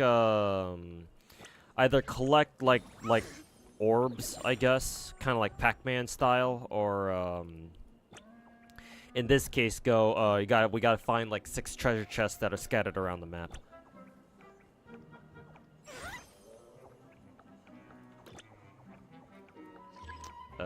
Probably go the other way.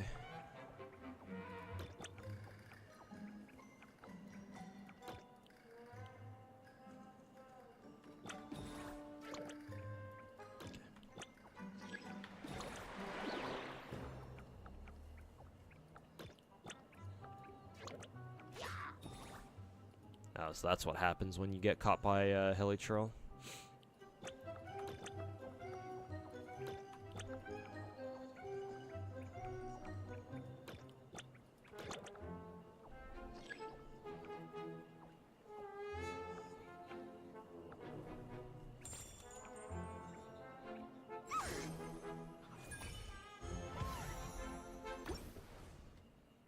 Okay, that should be that.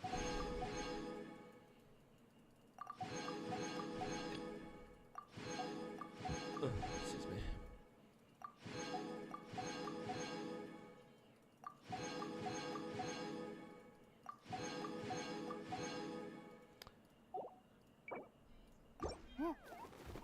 Okay.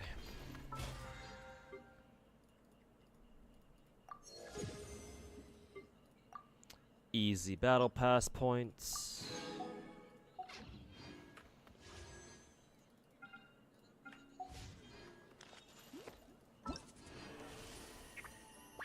Nightwind invitation. Alright, we can invite Auron now. Very good. Oh yeah, that's right, my Auron's already fucking E6. Funny.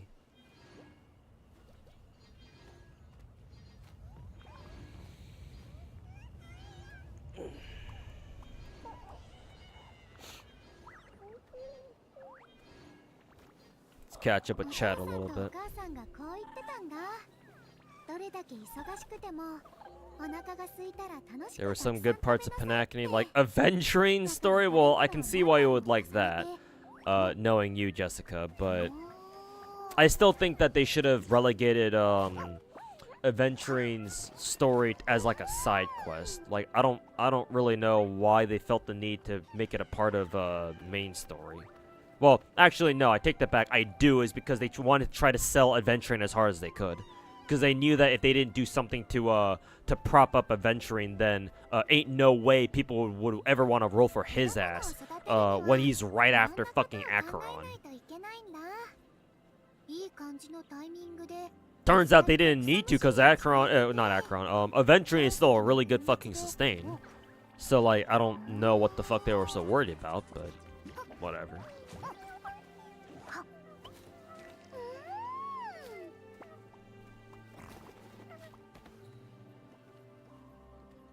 How do I feel about Skirk? Well, obviously I'm looking forward to her coming out. We'll still have to see when exactly they want to put her out, but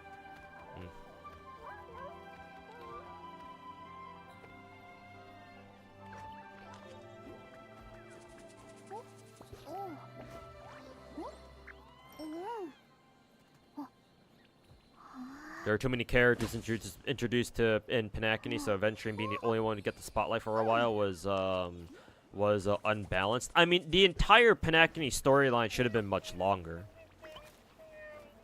But, you know, as per usual, Star Rail's pacing is dog shit.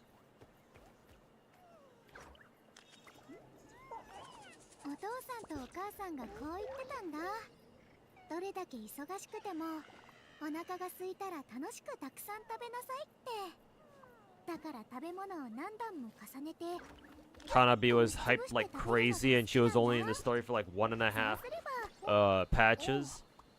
Yeah, I still don't get what the fuck Hanabi was supposed to, like, what the fuck her role is supposed to be in the story. Other than she shows up and plants a couple of bombs in a failed act of cyber terrorism. It's not even cyber; it's just future terrorism. And like the final, like the epilogue of sorts. So it's like, huh? What the fuck was the point of that exactly?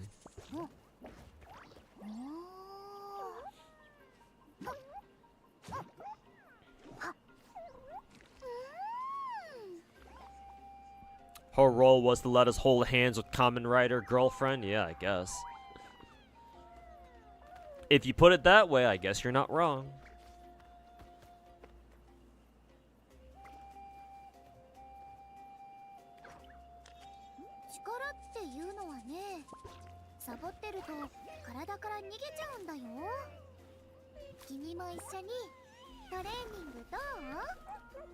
They're releasing more story for Panacony. Yeah, I know about that, but like, at this point, it's like I'm already fucking checked out of it. So like, I don't give a fuck.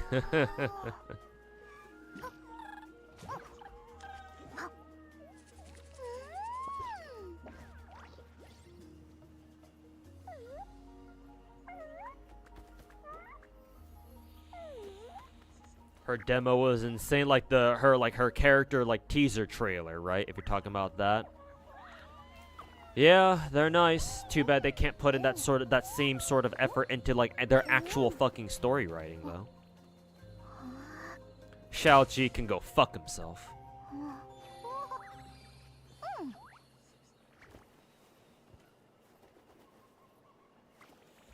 Panacony was still more interesting than this fucking Amphoria's shit. I will agree with you there, Durpin. At least I read Panacony.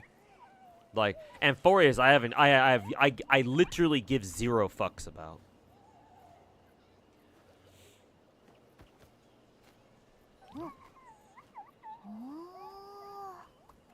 So you're not wrong.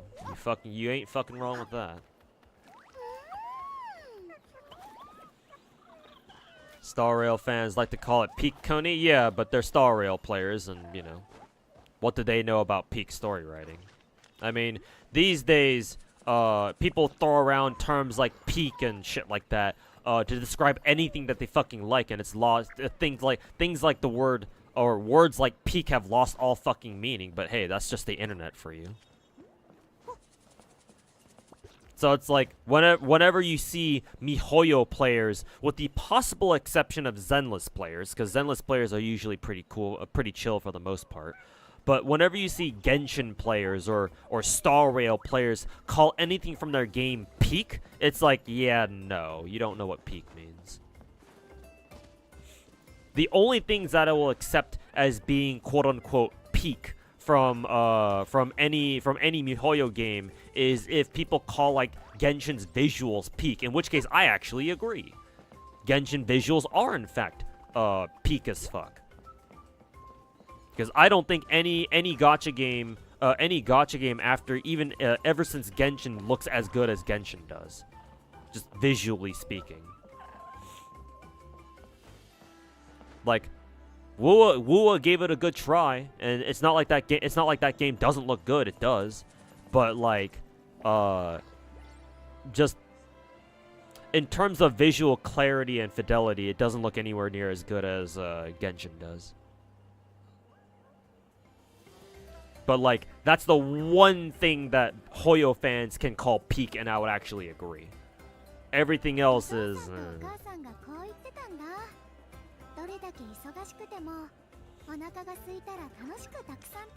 Have I seen Techie diss him? Oh, he did? Really? What did he say? I mean, he already told me to go kill myself over Discord, so I don't know what else he's gonna say that'll really bother me. But hey, I'm curious. What did he say? I'm surprised he even bothered talking about somebody like me.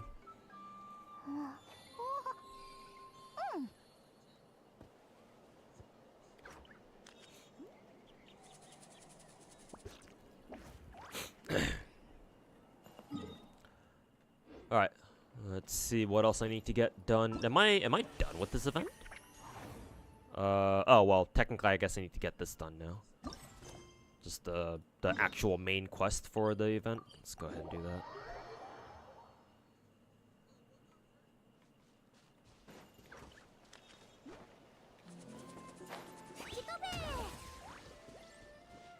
It's on the Honkai Star Rail story? What? What? Really? That's unexpected. Wow. What's he trying to diss me on Star Rail story for?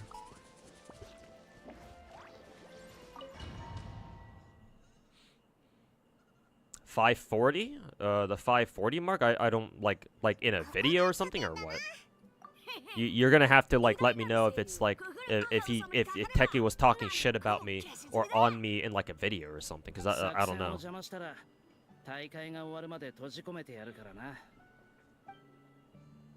His latest video? Okay. Well, I don't know if I'm gonna go. I don't know if I'm gonna bother watching that video myself. So I'd appreciate it if you could just tell me what he said.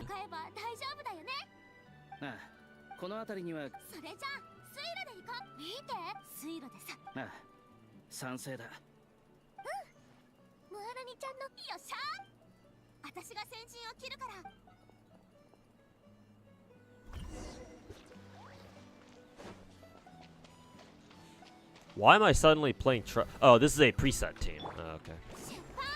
I was about to say, like, what the fuck happened to my, my, like, regular team?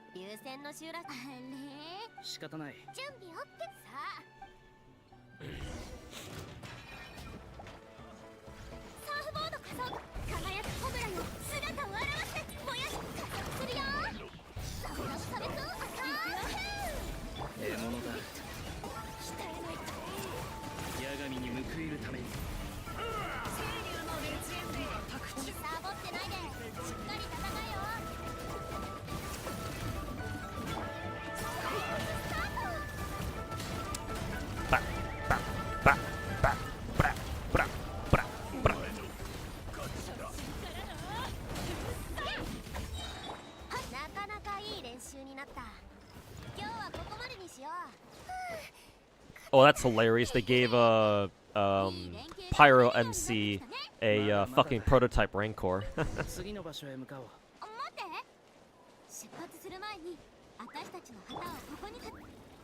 山の上が名園の主の拠点だ。なんかトゲだらけの山だな。登ってほしくないみたいだぞ。大丈夫。ぐるぐるコマちゃんに任せて。Never mind, you don't know which video he's uploaded, like 1,000 videos in a day. Apparently it's his latest one. Don't think Techie qualifies when it comes to storytelling, let alone writing. Well, to be fair, not many, most gacha content creators are not qualified to talk about story writing in general. So it's like, you know, just to be fair, like it's not just Techie, it's most people, you know.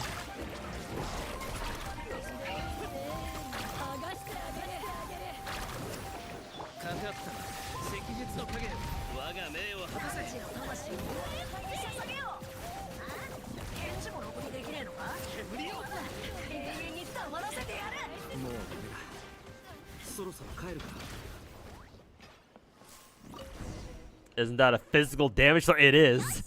At least I'm pretty sure. Yeah, prototype Rancor.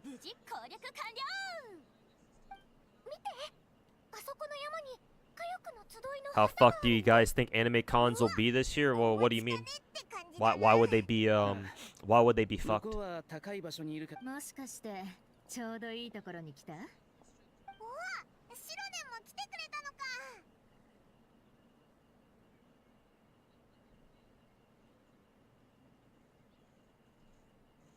This latest one is the Paimon ENVA Yapin. Oh, okay, so it's maybe not that one. There you go from a YouTube chat. I don't see Tyrant Prime saying anything. He's just saying that he'll type it out.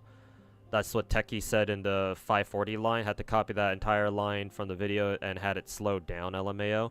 I don't see what he said. You didn't type it. Maybe chat must have eaten it or something. I don't know. I don't see what he said still.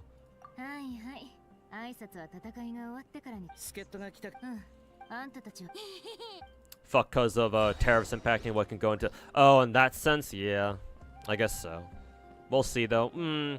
Well, Trump did say that he's gonna put a 90-day pause on all the tariffs except for China. So I guess we'll see. And historically, we are like geopolitically, we're very friendly towards Japan, obviously. So I'm sure, you know, they'll try to get some negotiations and to you know, make the tariffs not as bad. But yeah, depending on what Trump feels like on like a day-to-day basis, we'll see what he decides to do.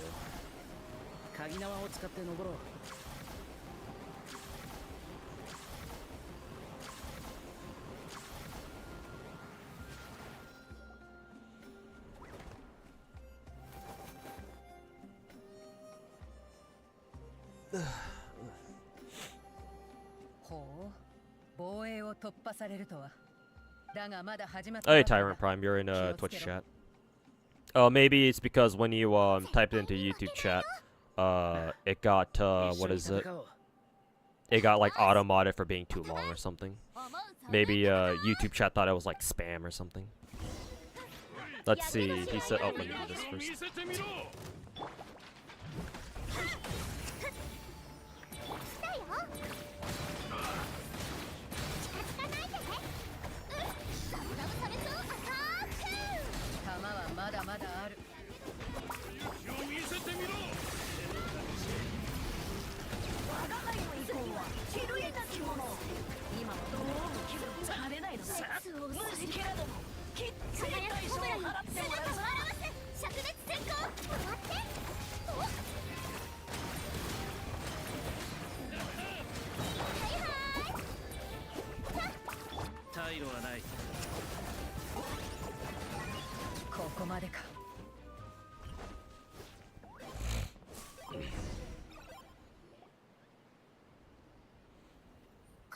Okay, let me see what he said.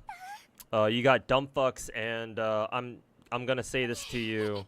You got dumb fucks. I'm gonna say this to you. I don't know where he was going with that. Cause you're trying to rage bait, you dumbass. Me rage bait? And this coming from Techie? Fucking retard. You got dumb fucks like 2 saying it's like the first time they ever played a gacha game. Here's an idea, you fucking retard. Why are we only comparing gacha games to only gacha games? Like, why would we compare gacha games to everything else in the fucking genre? Is that what he said? What the fuck was he even saying? Like, I'm not exactly sure what he's trying to say from that. Is he saying that, like, is he trying to imply that it's unfair for me to compare, like, I guess we're using Star Rail's story as an example here.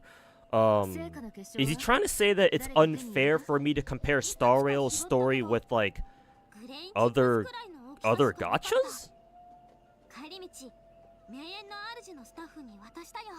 Like, is that what he's trying to do? Because, like, I don't know why else he would say that. 試合で使われる儀式の道具は私が発明したんだから来ないわけにはいかないでしょ。私を見るなり So Honkai Star Rail 3.2 story was absolute dog shit, and he's saying that? There must be more context to this. Techone is not that fucking retarded. There has to be more context to this. Because, like, that on its own, and he's talking about how Star Rail's 3.2 story is, like, dog shit, which, like, I think it's also dog shit too, and I haven't even fucking read it. Like, I don't know. There must be some sort of extra context to this that I'm not really getting here. 働いた後の休憩時間は存分に楽しむっけないっしょ。じゃあみんなで一緒に行こう。ぐるぐるコバちゃんに乗って案内してあげるよ。ごめん。うちはまだ依頼がいくつか残ってるから一旦戻るわ。 You should just watch it, see how. Yeah, I guess I'm gonna have to watch it myself, because yeah, there might be something I'm missing here.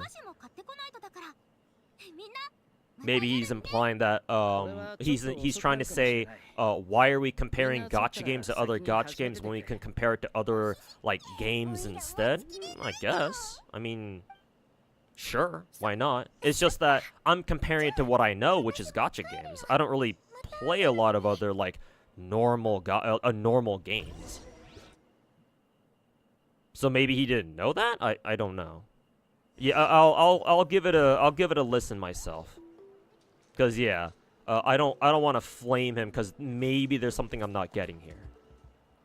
We'll watch the video after I'm done with this event quest.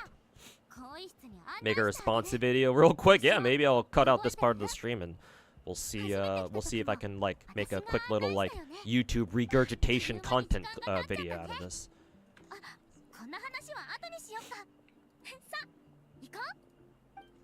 But I expected Techie to like try to roast me on something he knows he can roast me on. I didn't expect this to start out this fucking retarded. But sure, if he wants to tango, then sure, why not?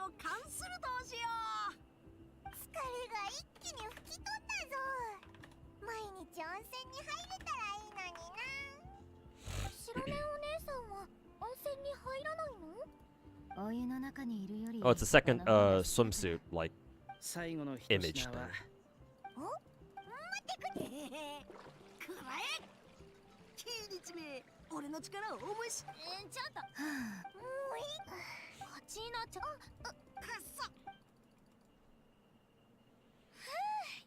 Really sounds like he was he's baiting me. Well, why would he? Well, here's the thing. Why would he bait a fucking sub 100 viewer like me? Like, a streamer as big as him, realistically, like, bigger streamers like him have no business. They have no incentive to, like, fucking roast, like, a super small streamer like me. Well, what are they gonna get out of this? Like, surely Techie must understand that, right? Like, it falls on us smaller streamers to try to rage bait, like bigger streamers, because that's how we get views. Like, that's one way to get, like, bring attention to our own channels and maybe hopefully divert some of their viewers to come watch us. Like, I should be doing that, not him. So it's like, what's going on here? I don't know. You're just shocked that he mentioned my name. Well, he does know me. He does know me. He knows who I am. I was on one of his Gacha Cast episodes last year. And technically we've known each other like for a long time. We obviously don't talk a lot. We only talk every once in a... We've only ever talked like once in a while. But I've known him. He's known me. We've known each other since before Genshin, actually. Like back when back when Techie was still playing Arknights, if you can believe that. Do we need to fast forward time? Yeah, like 2 days later. So he does know who I am. He's aware of my existence, at least.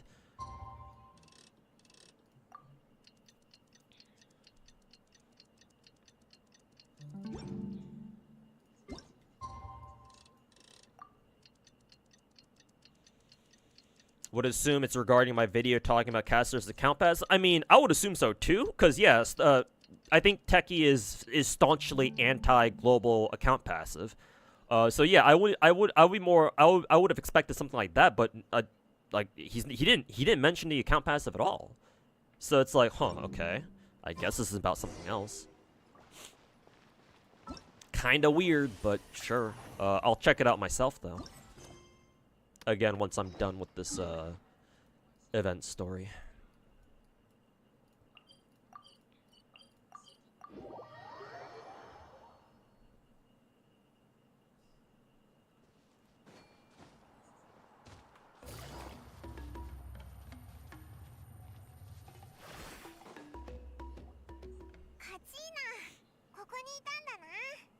Saying Tontas is number one of this? Well, yeah, duh.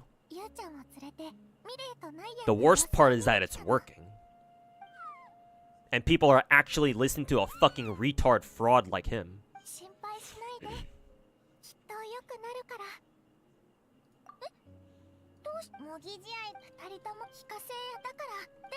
Maybe he wants gacha stories to be better as a whole, comparable to like AAA games. I don't know, just guessing.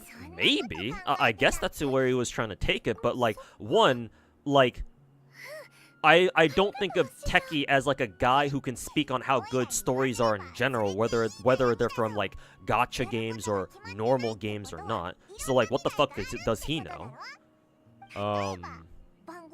Like, I know he's played Limbus Company, but apparently he got that ass filtered hard as fuck.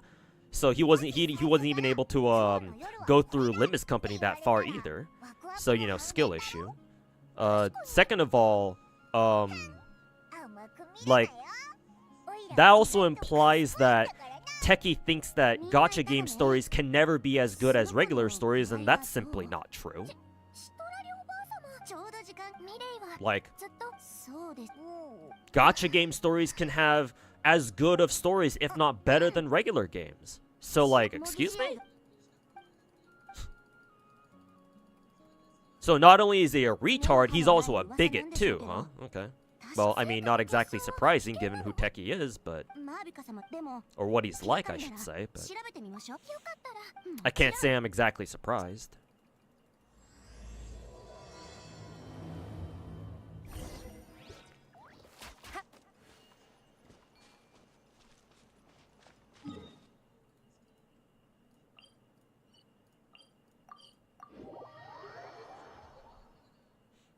But yeah, I'll take a look at the video after we're done with this quest.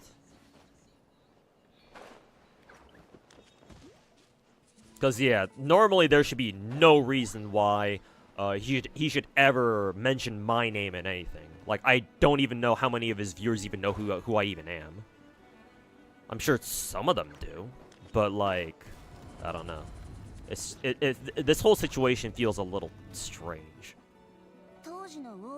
So I'll look into this myself on stream. We'll try to get to the bottom of this.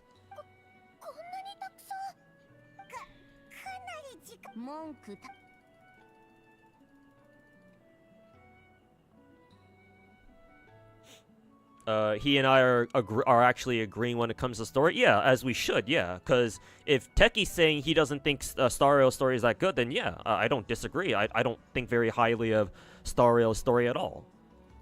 So it's like, okay, so if we have some common ground here, why is he talking shit on me? Surely, okay, there surely must be something that I'm missing here. Maybe he's referring to something else.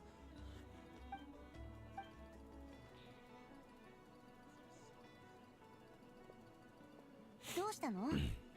手が止まってるけど、程度の差は衝突、それに神ここ数百。 he roasted me because I called out content creators for only playing Hoyo gachas, and so they're rating story because of that. Oh, is that why? I can kind of see where he's coming from now. Then that makes a little more sense. Okay, so he's roasting me because he takes an issue with me calling out like other gacha CCs for saying that, oh, they think that this story's good or bad or whatever, and like I only consider them as gacha content creators, and I don't give them any consideration that maybe they played other games. Maybe I guess that's where he's trying to go with that, I guess. But even still, it's like I don't know what he's trying to accomplish with that. Because like that still doesn't change the fact that most people don't know what a good story really looks like. So.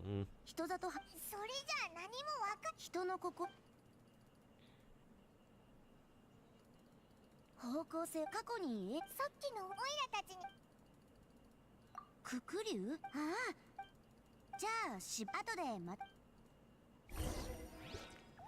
It's like it's kind of weird that Techi's he's trying to roast me on that when like we're agreeing on like the fact that Star Rail story is kind of trash.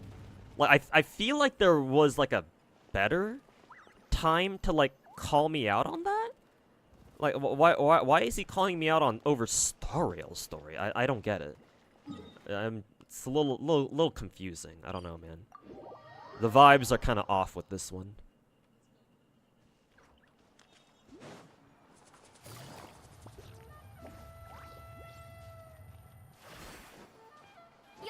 Perhaps Techie needs to get the bag, so he's farming. He's hate farming again. Well, like hate farming over a fucking sub 100 viewer Andy like me, like huh? I feel like there's a lot of other content creators out there you could actually try to drama farm better than me. Who the fuck cares about me, bruh? Like, everything about this situation feels kind of off. It's like, literally, what the fuck is Techie's problem, bro? I mean, he's got a lot of problems, to be fair, but still. Like, in this case, like, what was he after? Like, what is he cooking here?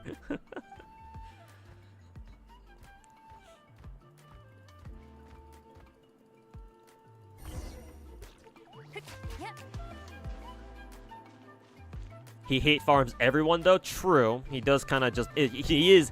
To be fair, Techie is equal opportunity hate farmer, so... Gotta hand him to him for that one, I guess. Think it wasn't anything that relevant. Chat's just kind of overblowing it just because he happened to mention me. Okay. Yeah, that makes more sense. Yeah, I'll watch the video myself, see if it's anything even, like... remotely worth making a response video to, because yeah, I don't want to make a response video over like nothing, because that'll just make me look bad too. But yeah, we'll watch the video after this. Are we getting a Tech 2 versus Techie? I fucking wish. お前たちは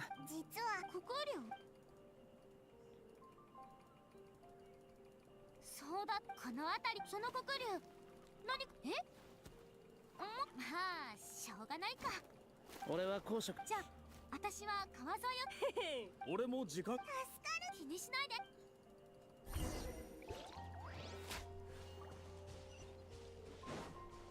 急がなくてもいいのよ。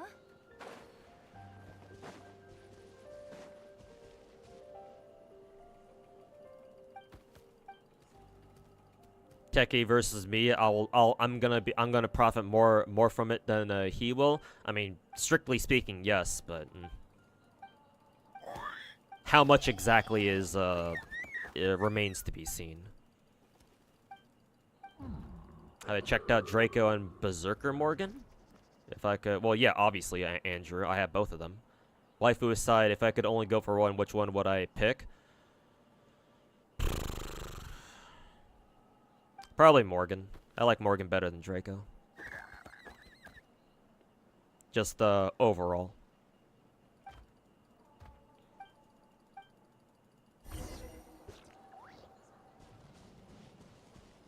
Not even worth it. Effectively called me the equivalent of a clickbaiter, which is just himself baiting. I know, right? Yeah.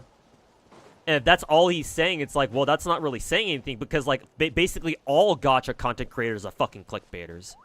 Like, not even just gacha content creators. Most content creators in general are some form of fucking clickbait. So it's like, oh, he's calling me a clickbaiter. Oh, ooh, oh, I'm so hurt. Big fucking deal. Everybody does it. Matter of fact, I'll argue that a smaller streamer slash content creator like me has even more reason to fucking clickbait because we need. That's how we're gonna fucking, you know, blow the fuck up, or at least have a chance to. What does an already big content creator like Techie need to fucking clickbait for? He's already got a fucking viewer base. What does someone like? What does fucking a dickbag like him still feel the need to clickbait for anyway? And yet he still does it. Fucking dipshit.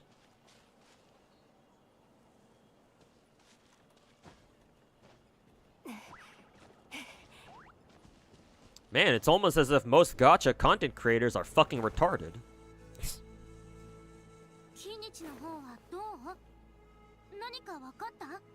Yeah.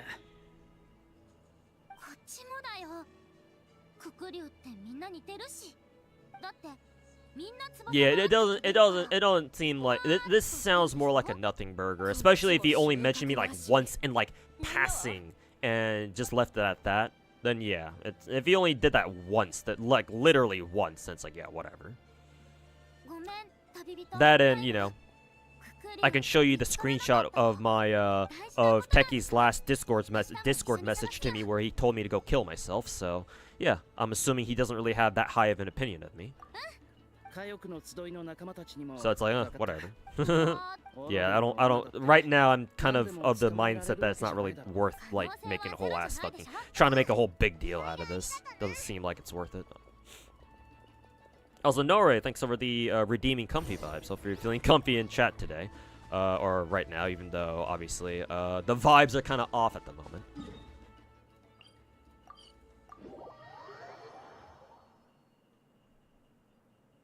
Oh, you meant upcoming Morgan? Oh, Tonelico slash Ash, whatever you want to call her. Yeah, caster.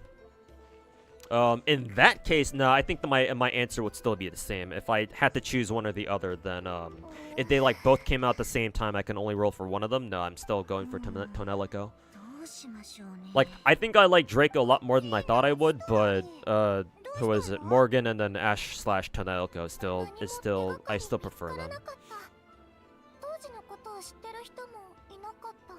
Sounds like a nice guy. Yeah, Techie's definitely a nice guy, let me tell you. Yes, somebody who has allegations of beating their fucking spouse up is surely a nice guy, huh? Well, maybe they are just allegations after all, but it's like, why did you have those allegations to begin with, I wonder. But, just allegations, and I already said before that I don't really want to talk about people's personal lives, so let me, you know, not go any further than that. やっと見つけた。キーニチに聞いたけど、つけてくるようになったのは、この前小玉の最初は俺も存在に気づかなかったけど、ある日夜中に喉が渇いて起きたカクークが急に叫び出したもんで、びっくりして目が覚めた。で、窓越しにぼんやりと浮かぶ影が見えたんだ。聞くだけで怖いぞ。見た感じククコリュウかな。よく観察してみたらずっと俺をつけてきてるんだ。音がしないから誰にも気づかれてないけどさ。あんたらが探してる子かどうかは知らんが、もしそうなら連れて行ってくれたら大助かりだ。ってことは、もしかして今も。なあ、あそこの木の後ろに隠れてるんじゃないか? He has a lot of allegations. Yeah, I know that without like being too judgmental about what's going on in his personal life, I am aware that he's got like a lot of like legal stuff going on in the background. So yeah, I don't know what they are. I'm not gonna comment on them because again, I think that, you know, bringing like people's personal lives into like you know, online stuff is fucked up. Like no matter how much I don't like other content creators, like that's the one line that I'll try not to cross. So yeah, but yeah, apparently he's got a lot of stuff going on in the background, or like, you know, in his private life.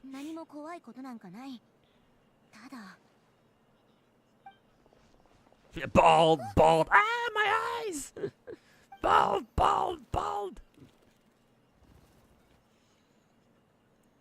What's this dinosaur?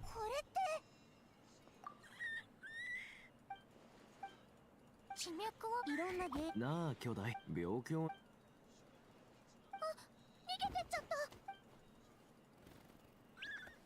Even though the death knell of a gacha video guy was over dramatic. Oh, I probably still will like make like a delusional gacha takes video about that one. Yeah, the death knell of gacha video guy. Yeah, the dude who made the review, who title is Enfield review like that. Yeah, I'll still probably make a delusional takes episode on that. But yeah.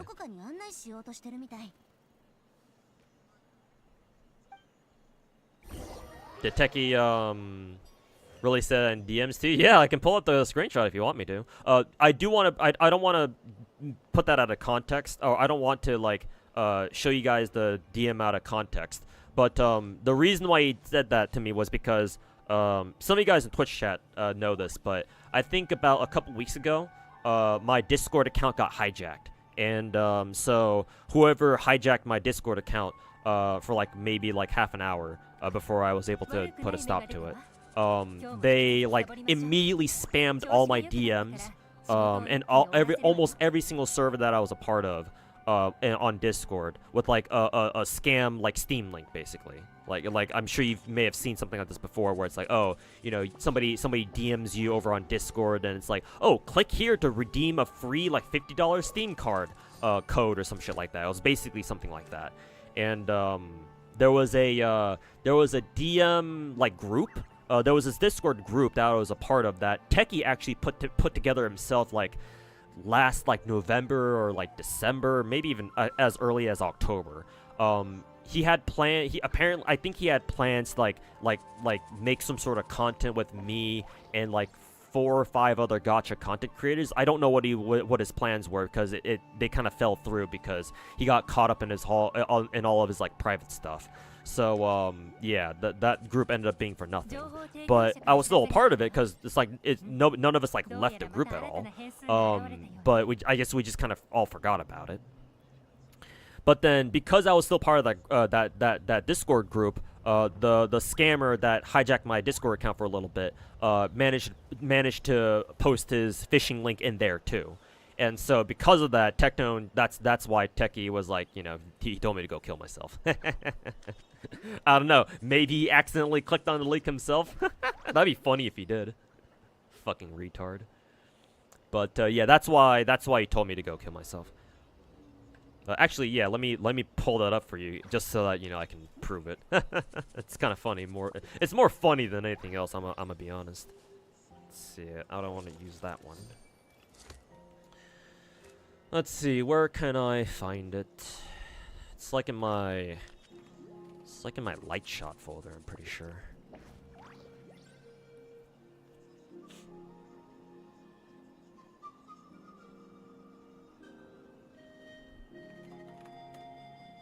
Oh, here it is. Okay. Where is it? Techone, maybe? Yeah, Techie. Is it this one? Yep. Let me show you. Right here. I got the receipts.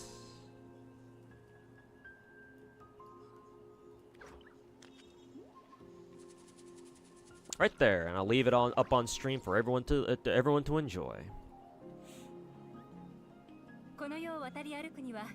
I got the receipts. I did remove myself from that Discord group because obviously I didn't want, in case my Discord account like got hacked again, or like, you know, if I wasn't able to put a stop to the scamming shit, then I left the group just in case, because, you know, obviously I don't want to bother everyone else who was in there. But yeah, I did screenshot that on my way out, so.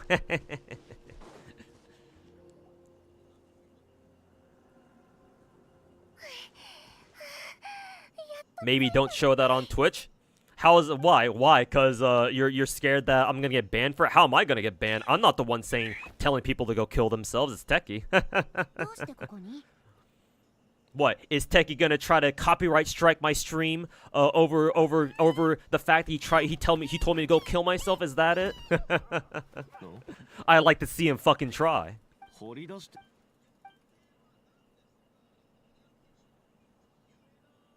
If only I could make that my Twitch ban. I don't know if I would go that far. I mean, it's funny, but I think I'll refrain from doing that. But then maybe having this up on my stream for a day, it's like, like I'm okay with that. Twitch is very weird about what they ban. True, you have a point about that. But we'll see. Think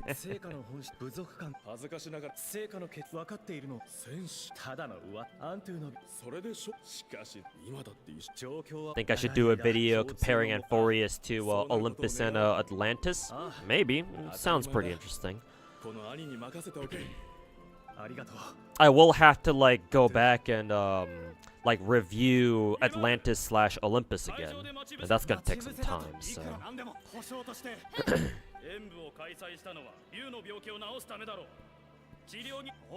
I think what I will do though is I'll at least make the picture itself like maybe a little smaller, like this.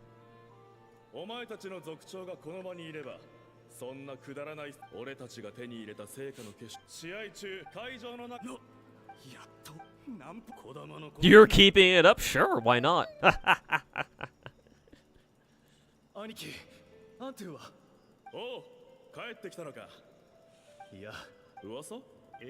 He's gonna say some shit like, "Oh, that was meant for the scammer." Yeah, sure. And then I can say that, "Oh, well, given how you usually behave, you know." And if he truly meant that for the scammer, he should have made it more obvious. He should have been like, if this account is hacked, then you should go kill yourself, that sort of thing. Because, like, just that message on its own, it's like, you can't tell if he was talking to the scammer or not. Like, you only know that because I actually had the decency to tell you what the context was. Imagine if I just posted that on my stream and I gave you guys no context. And I just kind of pretended that, oh yeah, you know, Techie's trying to tell me to go kill myself.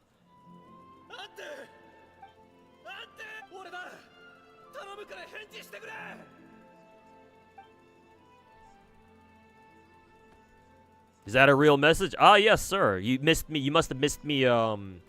Explain how I got that message. Basically, Techie told me to go kill myself after my Discord account got temporarily hacked by a scammer who like immediately started spamming all my contacts on Discord, all the servers that I was a part of, and all of like my DMs. And so yeah, they started spamming all my shit with like a Steam scam link basically. And then one of the places that they put that link in was a small little Discord group that me and Techie and a couple of other gacha content creators were a part of, because like Techone was trying to like get us together for like some content that he planned to do, but it never happened. So so the group was basically like useless. But we were still all a part of it. Just because we forgot about it. And then so because the scammer sent the link in that group, Techie obviously saw it and was like, yeah, fuck you. Fuck you. But yes, it is a real message.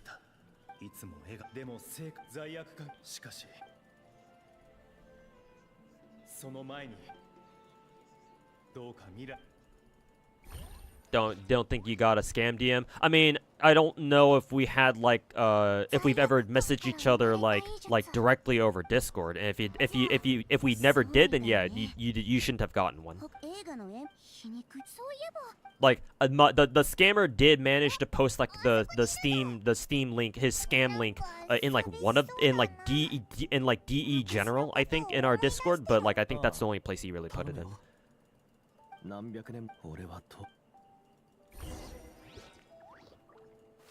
Techie's pretty entertaining. Yeah, he's a great entertainer. Like whenever he's chill and he's not deliberately trying to fucking rage bait like a fucking retard, like I see why people watch him. He's a fun guy to watch.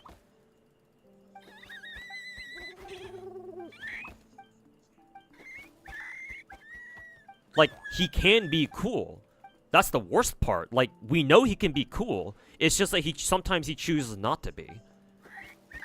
And at times when he chooses not to be, those are really fucking cringe.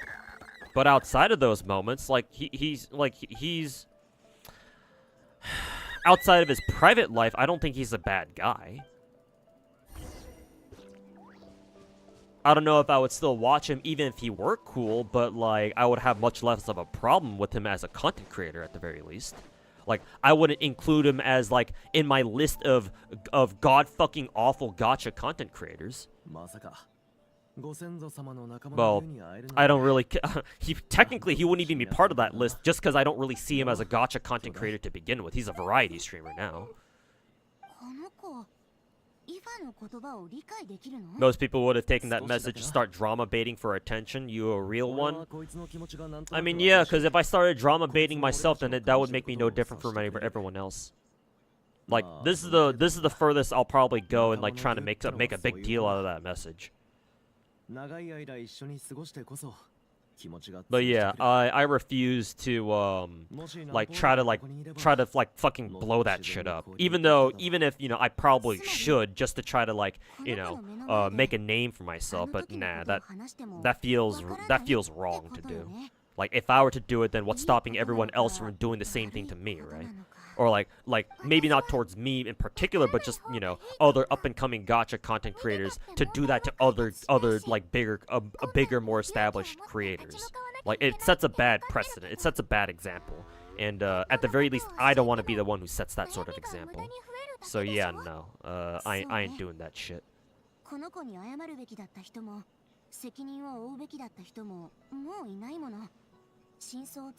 He was saying that to the scammer or to you after I got my account. He said that as soon as the Steam link went through, I'm assuming, because I didn't see him say it to me specifically. Actually, after he said that, he immediately left the group. So he obviously I don't know if he said it to me in particular. I'll never know that unless I fucking ask him. Maybe I can actually clear it up with him sometime. But at the moment, I don't know.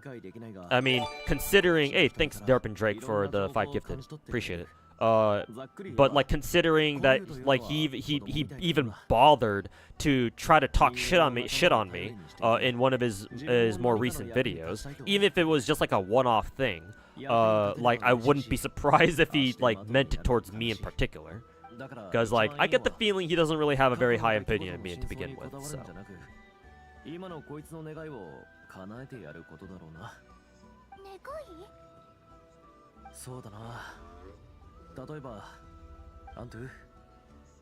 I plan on following up on Techie's request.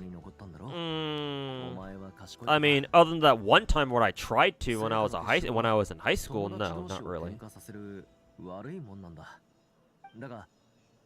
Seems a bit extreme of a reaction. Yeah, exactly. It's like, bro, he's the only person to go to tell me to go kill myself. It's like, Like most other content creators, most other people, both content creators or like just people, regular people that I happen to have in my DMs alike, were like, hey, like, bro, are you good? Like, what's going on here, right?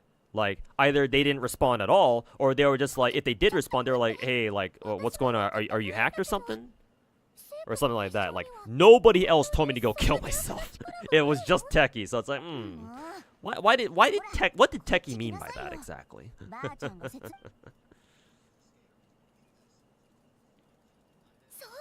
Involving yourself in the techie drama cycle is a massive headache. For most people, yes. For me, though, I've been in my fair share of internet drama. Like, even like outside of, like, gacha stuff. So, I can see why most people wouldn't want to be able to handle it, but I'm built a little different.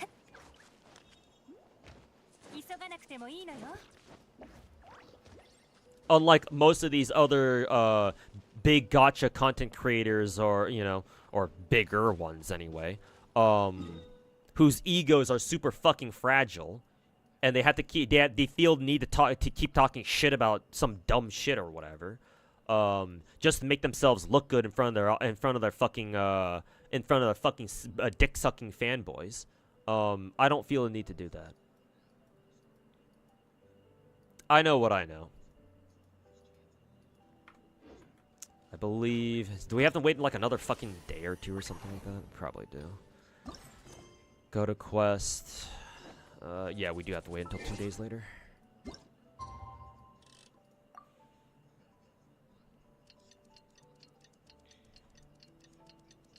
Who are you talking about? Oh, Techie. Techone.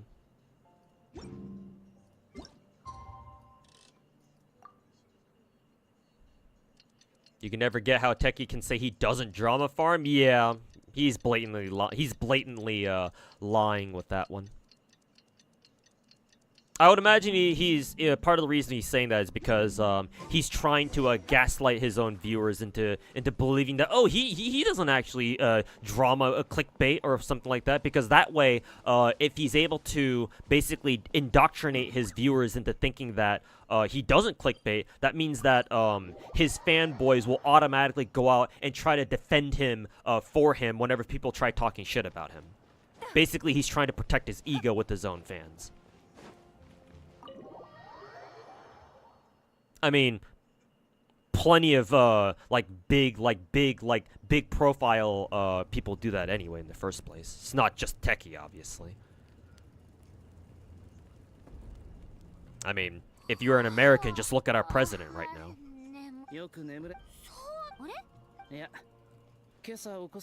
Is Twitter really the worst when it comes to drama? It's one of the worst, sure. It probably is the worst just because everybody uses Twitter. And why Twitter? Like I said, because it's the biggest. It's the biggest, it's the single biggest social media platform out there. Everybody uses Twitter.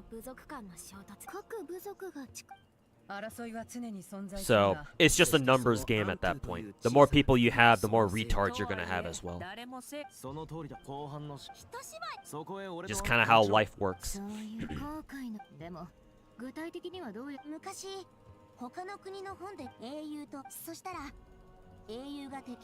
Techie thinks I have an anger issue?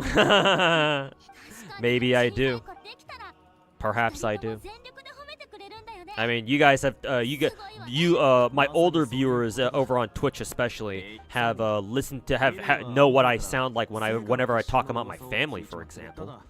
So yeah, maybe I do have some anger issues. I don't deny it.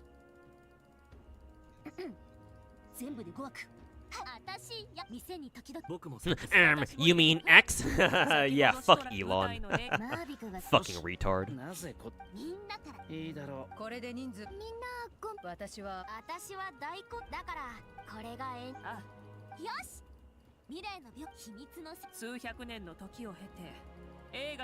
Rage baiting for content as a strategy as old as Greek theater. Yeah, this is how people have always been, you know? It's just that I feel like if you're gonna rage bait, at the very least, rage bait properly, whatever the fuck that means.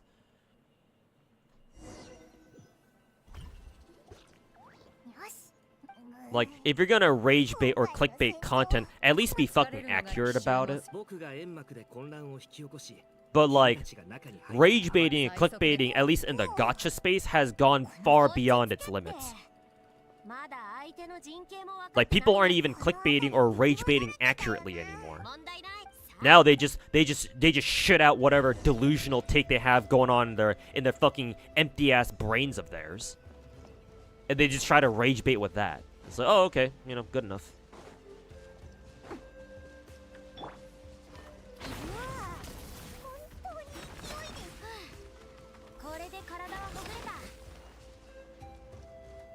I feel like you should be able to break like multiple of these rocks with a single Iansan E skill activation, but maybe I'm just doing it wrong. I don't know.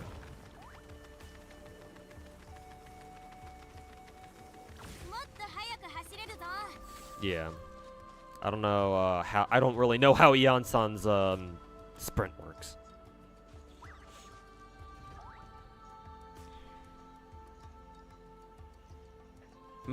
My family even ticks you off too.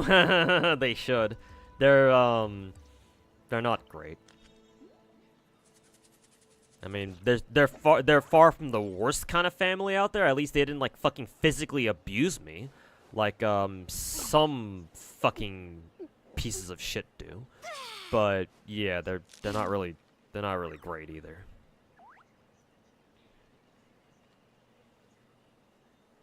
Techies fans have to be children. You will be surprised how many adults out there act like children. They always remember when you were kids. Well, I don't know if like all of you guys have heard people tell you this, but like remember when you were kids, right? And you know, you goof off or you do some stupid shit, and then like another like your parents or like another adult comes along and like, you know, scolds you and says like grow up or like act your age or some shit like that. That's gotta be like some of the worst things that you can say to kids, because like growing up, looking around at and seeing all these other adults acting the way they do, it's like, really now?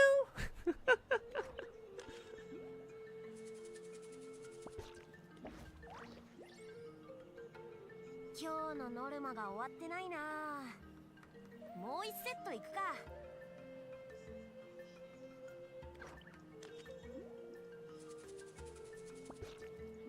It's like, nah, bruh. It's like, it's almost as if, you know, it's almost as if being a shitty person isn't restricted just being, isn't restricted to age. Almost. I don't know. I get a weird feeling.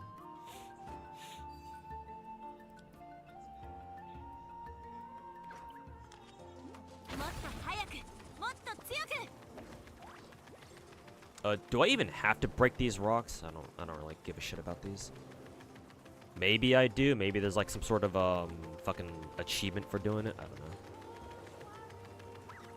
It's kind of weird that you can't trigger Ian-san's like rock breaking sprint again a second time. Kind of like how Varessa can, but whatever, don't care.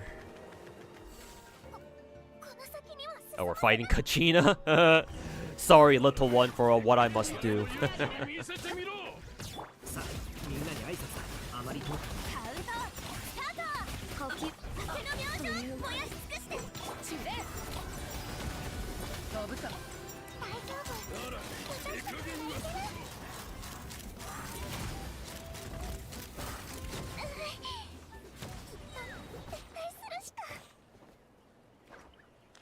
You're new here. You're not caught up in the Tuhu lore. Oh, about my family. Oh, I'll give you the short version because I don't want to ramble on too much about that because I'm not exactly in the mood to talk about my own family. But basically, I don't really like my immediate family. I don't really like my parents. I especially hate my fucking older brother. I think he's a piece of shit human being. I'd go so far as to call him a fucking subhuman, but maybe that's a little bit extreme. So yeah, one thing's for sure, I don't have very high opinions of them. I blame a lot of my problems on them, specifically. Like how I turned out, and then a lot of problems that I'm dealing with even to this day, so they can go fuck themselves. Oh, we have Sit Lolly now, too. But that's the long and short of it. I'm not going to go any further than that. Maybe, if you watch me for long enough, I'll go back to ranting about my family again, but not today.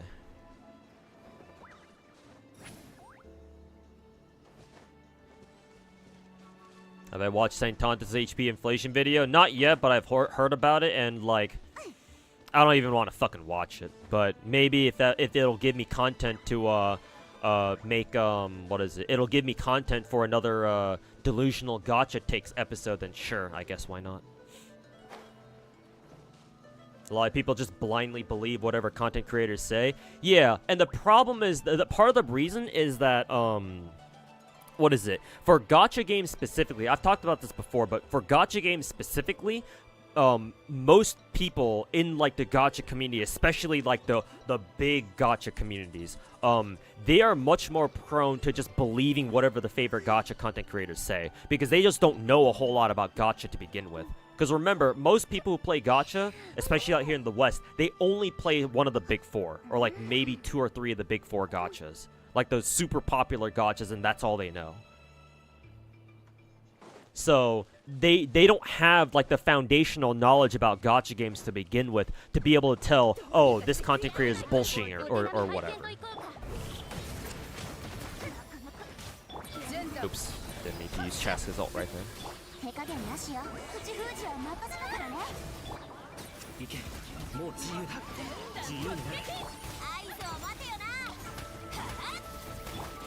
Did we kill everyone? Or okay, we gotta take their flag now.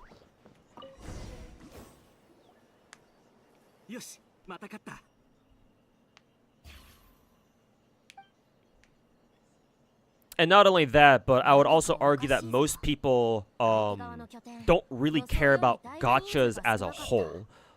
Which makes sense because, a lot of new age gacha players have only ever played, you know, Genshin, Star Rail, Zenless, and or Wuwa. So a lot of them aren't even aware that like they're playing gacha games to begin with. Like to them, it doesn't even register that, you know, these games are technically a different genre of a video game. To them, they're just like, oh, it's just another, you know, fucking video game that we can play.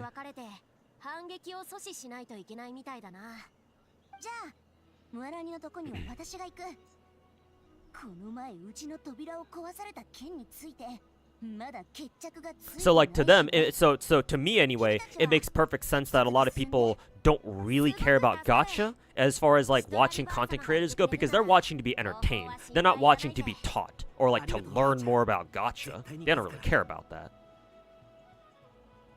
And hey, to be fair, usually whenever you watch streamers or like YouTubers, right? Whenever you watch a YouTube video, you're usually watching it to be entertained. So, you know, it's not like I blame your average gacha viewer for acting the way, like you know, being the way they are. It's just unfortunate, but you know, that's why. What the fuck is this? That's why, you know, I want to make a name for myself, because I'm one of the few people out there in the West who can actually fulfill a role of like, hey, this is how gacha games actually work.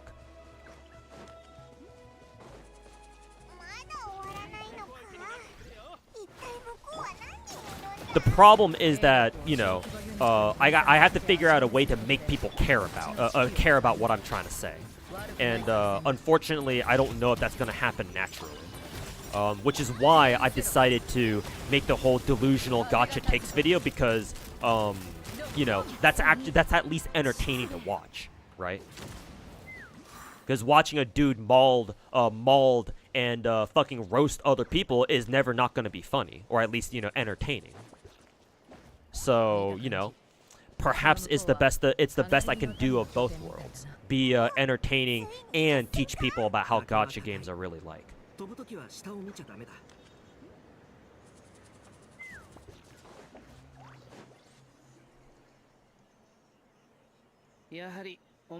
Shoo.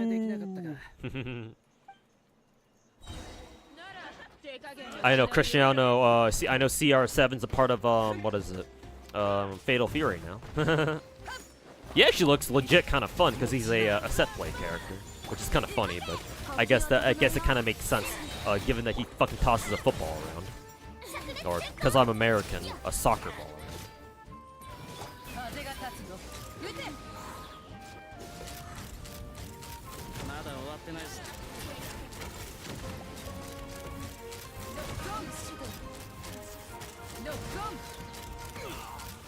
If streamer boring, then gacha boring? Yeah, exactly. Yeah.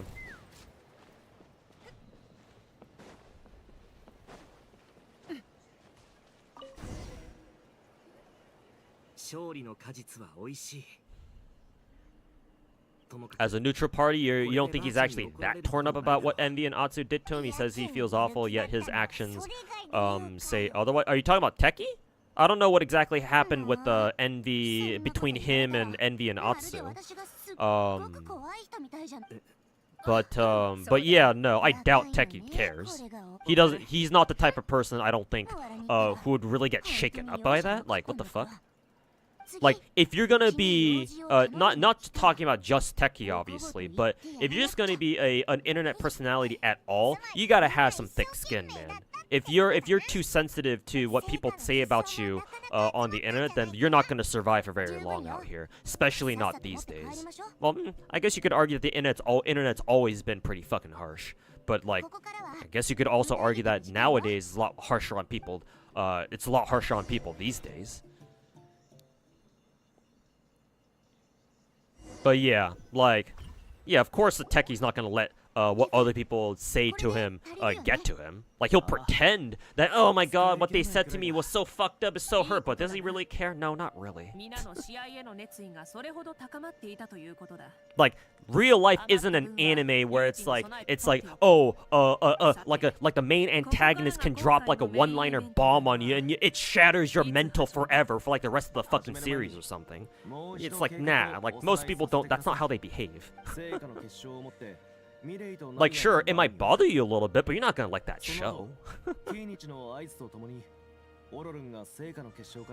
Say no, of course Teki isn't all worked up over that.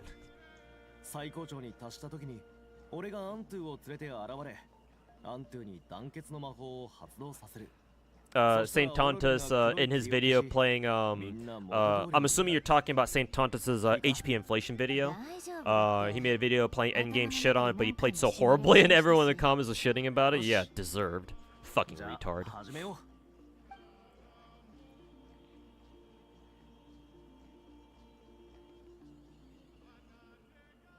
Same with new age anime fans calling American cartoons like Family Guy anime.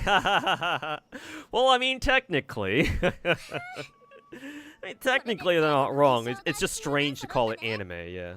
Because like usually we call we reserve the anime label for like animations that come out of Japan specifically, because it's a very distinct art style. Whereas, you know, American animations are more known as like cartoons and shit. But I mean, technically, they're not wrong. Ow, fuck. Which ones are my top 4 gachas? Well, if you're asking... Wait, are you asking what are the biggest, like, the big 4 gachas? Like, the most popular ones? Or are you asking for my own tier list? Because I actually made a video about that. If you're asking which ones are the 4 most popular gachas out there, it's obviously it's Genshin, Star Rail, Wuwa, and Zenless. If you're asking for my top 4, then Arknight's number 1, Zenless number 2, Wuwa number 3, and then maybe GFL2 as number 4? The number 4 slot is debatable.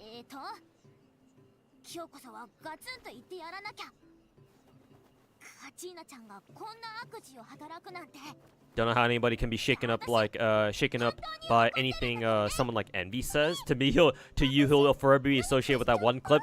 I should deserve praise for being the only motherfucker who doesn't spend money on Genshin Impact or some shit like that, right? Fucking delusional fucking idiot.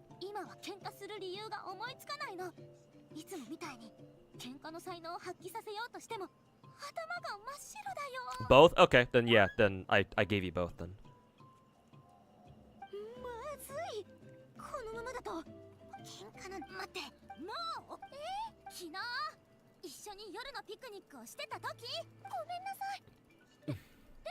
Have I ever played any non-gachas? Yeah, of course. I was a first-person shooters was my main genre before I got into gachas.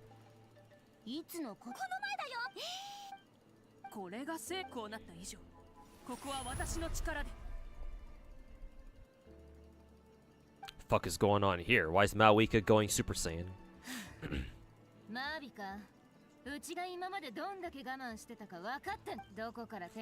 Also, why is Zila fucking putting putting Mawika in your place, in her place?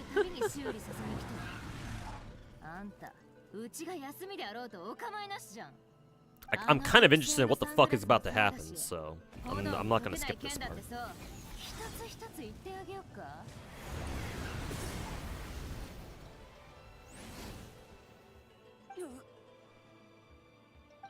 Actually, yeah, Zelo did. Wasn't she the one who built Mawika's bike? Yeah, so I guess Zelo, yeah. Turns out Zelo is a true Archon.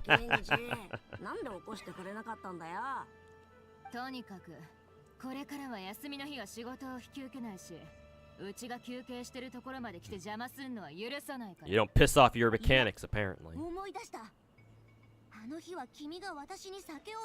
Bro thinks that all gacha players only play gacha. I mean, Lazy Devil, can you blame him?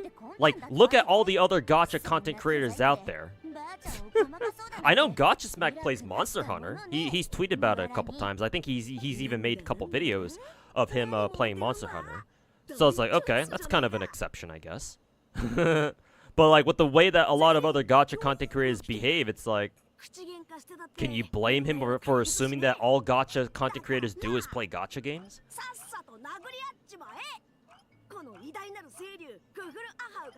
Oh, fuck.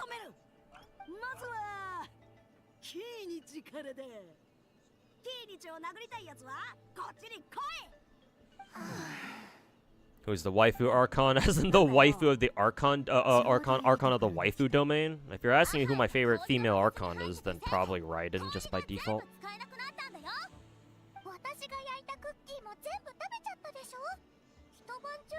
Either Raiden or Mawika.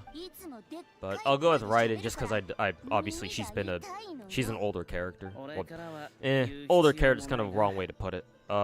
We've known Raiden for much longer, so she got that legacy buff and all that.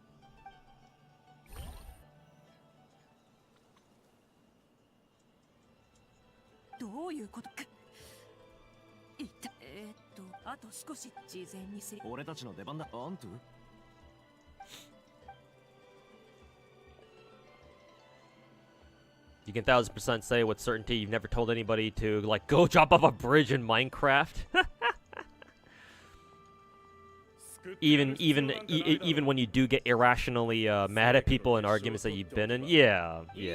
Telling people to go, you know, off themselves is like crazy work.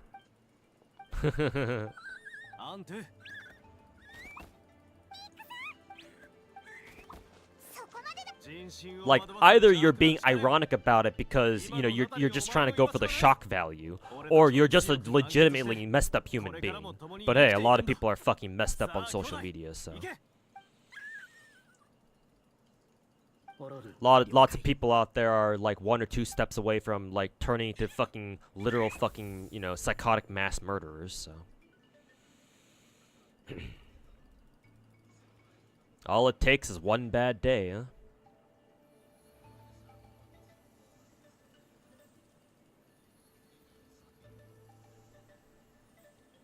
Mentality of Western CCs about better graphics equals good game should really stop.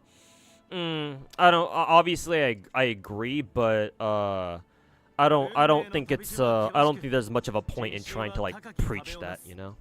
Also, isn't Aoife gonna be? Isn't this dude gonna be a playable character next time? Or next patch or whatever. Him and Escoffier, I think. Yeah, playable, right? Yeah. He seems kind of cool. 4-star? Did I call him a 5-star? Never mind.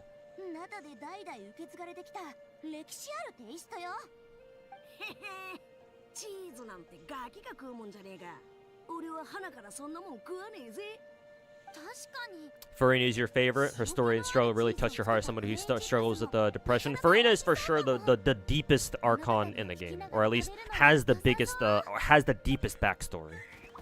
So yes, I agree. She is definitely the most well-written Archon in the game, with like maybe Nahida giving her some competition, but nah. Farina for sure is more deeply written.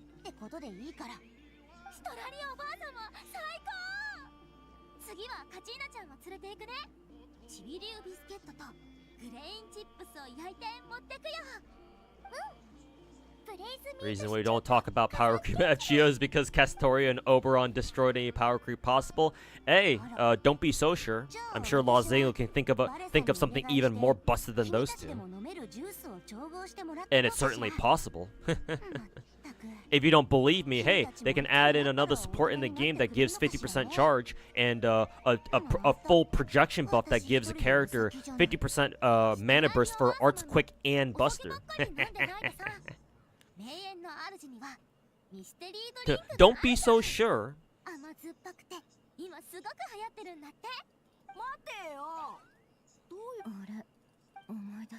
He kind of looks like a buffed NPC. Yeah, maybe they'll touch up his model when he releases or something.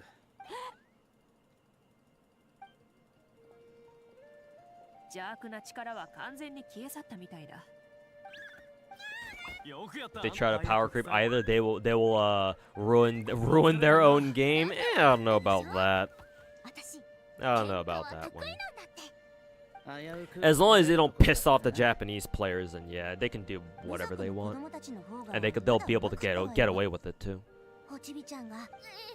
Though to be fair, at the moment they have some bigger problems that they're dealing with. So.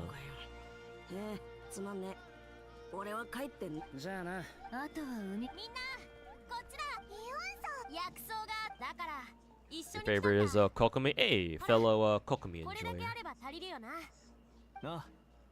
ちょっと待っててくれ。すぐに調合してくる。ガークーク、喋ってないで手伝ってくれ。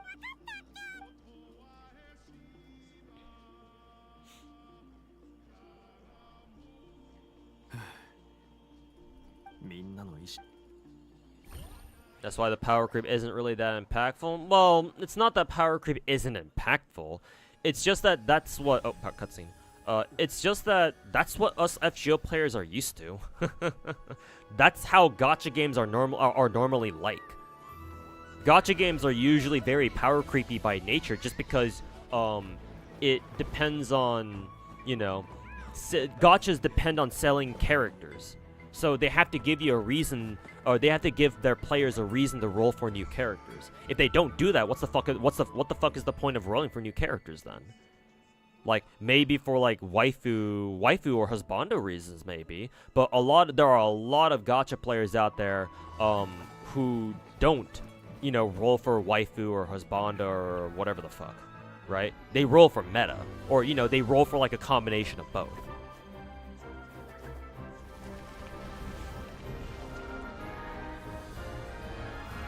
So it's like, yeah, gacha games are power creepy. That's how they've always been. Get used to it. Clearly something that the Star Rail players clearly cannot do. Or at least the ones that quit in the last couple of weeks.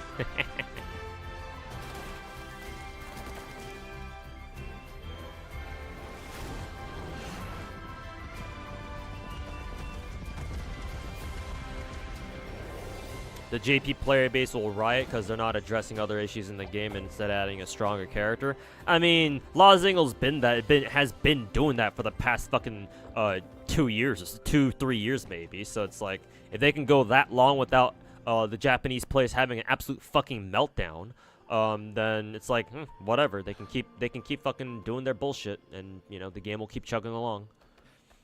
I'm assuming that's the Saurian's old master or whatever.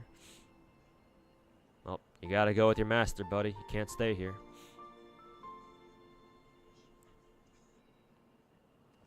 It's the meta brain rot mindset. Yeah.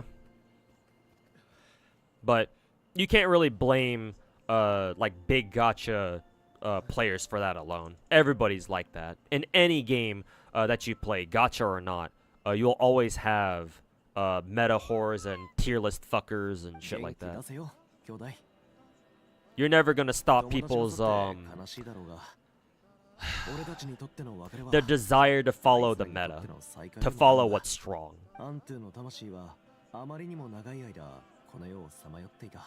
And hey, like, I do that too, so I'm not trying to like preach. I'm not trying to preach that, saying that, oh, like people should be ashamed of themselves for you know, just for following meta lists and tier whoring and shit like that. No, if you want to do that, that's fine. It only becomes a problem when people start making a bigger deal out of it than they should.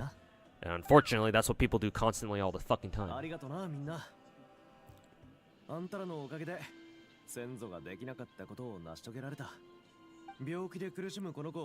Haven't seen that cutscene yet. Yeah, that cutscene was actually pretty good.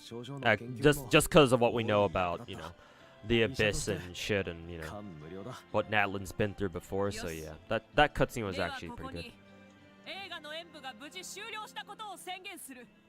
私にとってこの大会にはもう一つの意味があった。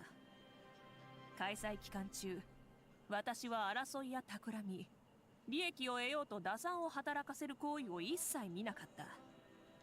ナタの6部族が力を合わせてこの快挙を成し遂げたのだ。アビスという脅威がなくなった今も、私たちは家族のように互いを思い合っている。我々は過去の人々よりもずっとうまくやれているし、未来のナタの人々は今よりもさらに団結できているはずだ。よって恒例の宴も欠かすわけにはいかない。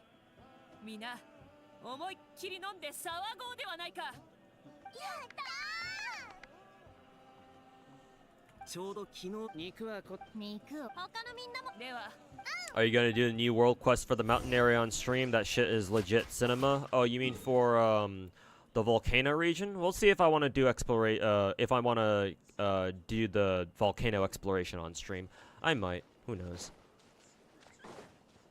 I do have to force myself to get a lot of the exploration shit that I've been slacking on done. So, what better way to do that than to do it on stream, you know?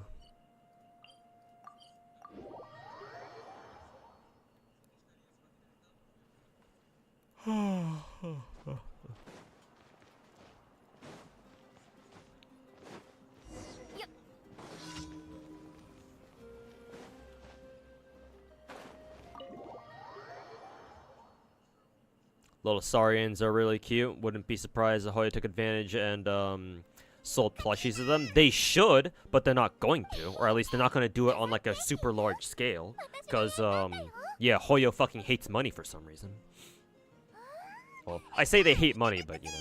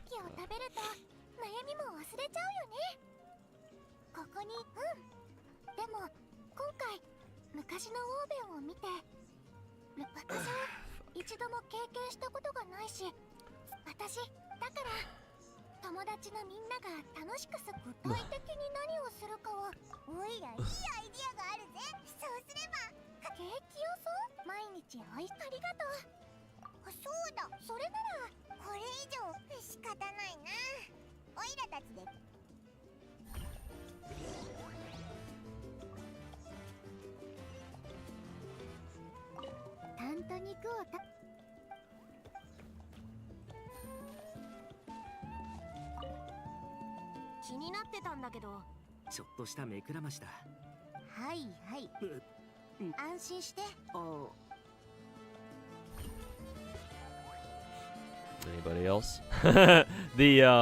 The chief of the of St. Lolly's tribe is so tall, even sitting he's almost taller than the other guys.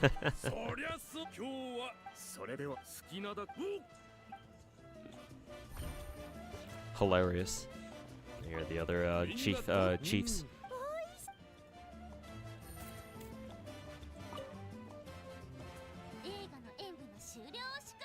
Hoyo hates money because they barely do skins unless it's Honkai Impact. Yeah, again, the reason why they don't make a whole bunch of merch is because at least in my opinion, they want everything to be tied to lore. It's all about the lore. It's lore this, lore that. 大会でエネルギーを消耗したからじゃない？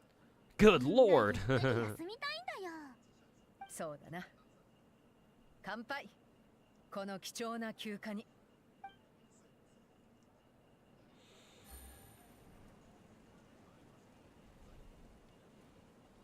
Genshin is so mainstream and popular, lots of people would buy. Yeah, of course. They would. They absolutely would. Yeah.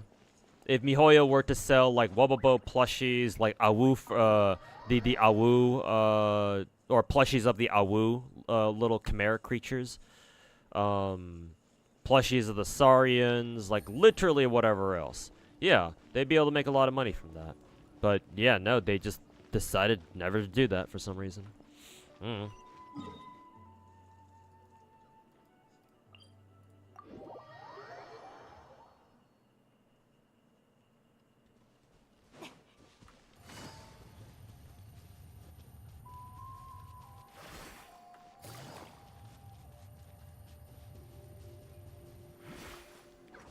Yeah, Bang Boos as well, of course, yeah. ご先祖様よ。今頃あんたもきっと楽しく集まってるんだろう。俺にもククリュウの仲間がいる。 So it's like, こいつに会った時は why they don't do it? Who fucking knows, よ man? せ水医者として俺と各地を回るのはこいつ高熱をもしあの時幸いありがとうと言うべきはこっちだ。この世界で Alright, we're finally fucking done with this main quest. And we got a crown out of it too. Nice. 急がなくてもいいのよ。Let's see here. I think I wanted to use crowns on Varessa, I think. Yeah, because I already triple crowned my who is it? My my Chaska, so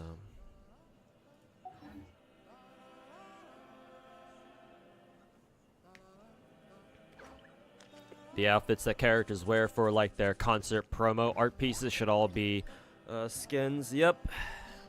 Wouldn't mind that either. But you know.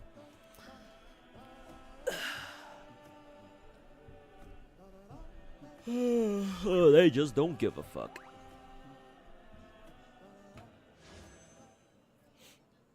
I kind of want to do some gacha rolls on who is it? Varessa. Because I do want to buy the crown from Paimon's bargain shop here. Like maybe I'll spend enough currency just to get me to like 50 star glitter. Because I have no reason to roll on the next banner. Well, maybe actually. I think the only thing I would roll for next banner would be Zelo's sword. But like she doesn't really need that. I've never been like, oh, I need Zelo's sword here. So it's like, do I even want her signature? Not really. As opposed to like Varessa's signature where it's an actual DPS catalyst. So I would imagine Varessa will get some more use out of that. So.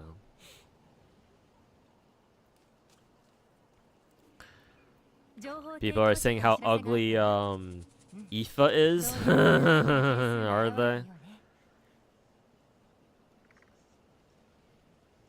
Man, they hate Natlan character design so much they're calling the characters fucking ugly now. I mean, they have been for a while, I think. I know people have definitely fucking given Varessa a ton of shit for some reason. I don't know why. I'm not that retarded to know why, but sure. I guess, you know, Varessa's fat fucking titty scares them a little bit, huh? Big titty, big anime titty jump scare, I guess. Ooh, our Halloween's come early. Ooh, take a look at these tits. So scary. Fucking twats.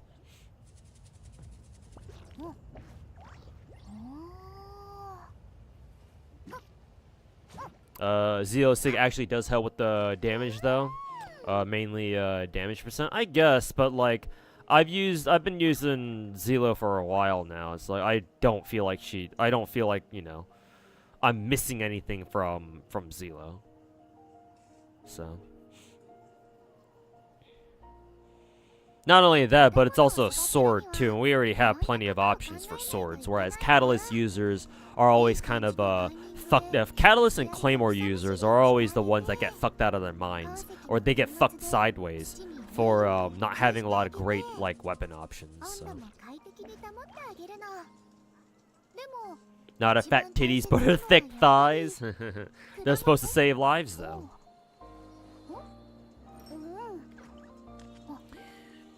You know, a lot of artists are disappointed with Natlin art-wise, like Kinky Mation. Well, that's a little bit disappointing, especially because I know who she is. She's that not safe for work artist, isn't she? And she's trying to. She's like she became a full-time streamer or something like that at some point. Well, since she's an actual artist, if she says that she thinks Natlin's character art isn't that good, then I mean, maybe she's onto something. But I'll give her a pass because she's an actual artist, and most other people talking shit aren't. So.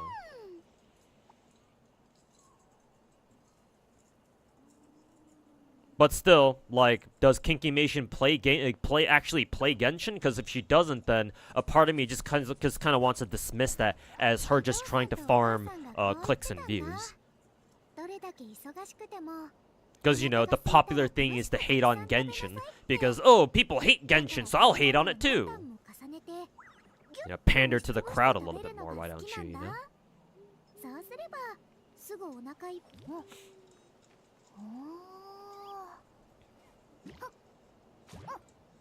She does? Okay, then I don't have to worry about her like clickbaiting for views or anything. Then it sounds like it's her actual fucking opinion. I mean, she's an artist, so, you know. Yeah. It wasn't very likely that she was trying to fabricate that sort of opinion, but just in case.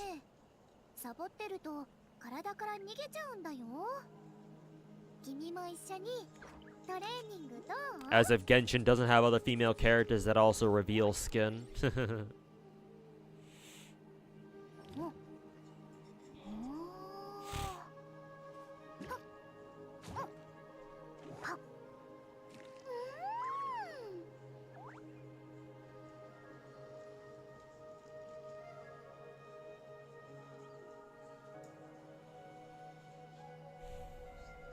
Just felt a little let down, yeah, but if that's Kinky Mation's genuine opinion, then I guess it is what it is then.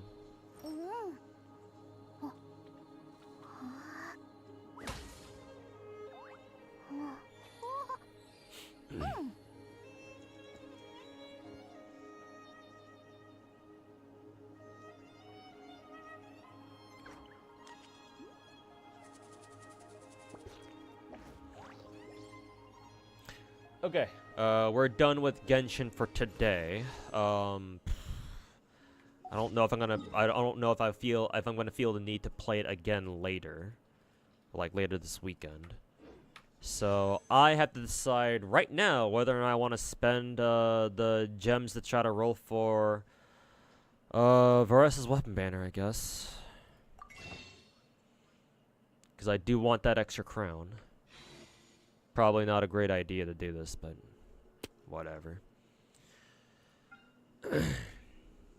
You think that Natlin has a good theme of native tribes with inspiration from like tribal Americas and Australia with like the stylized graffiti? Yeah, perhaps so. I'm not very learned in like Native American or like Aboriginal culture, so I'll have to trust you on that one, but.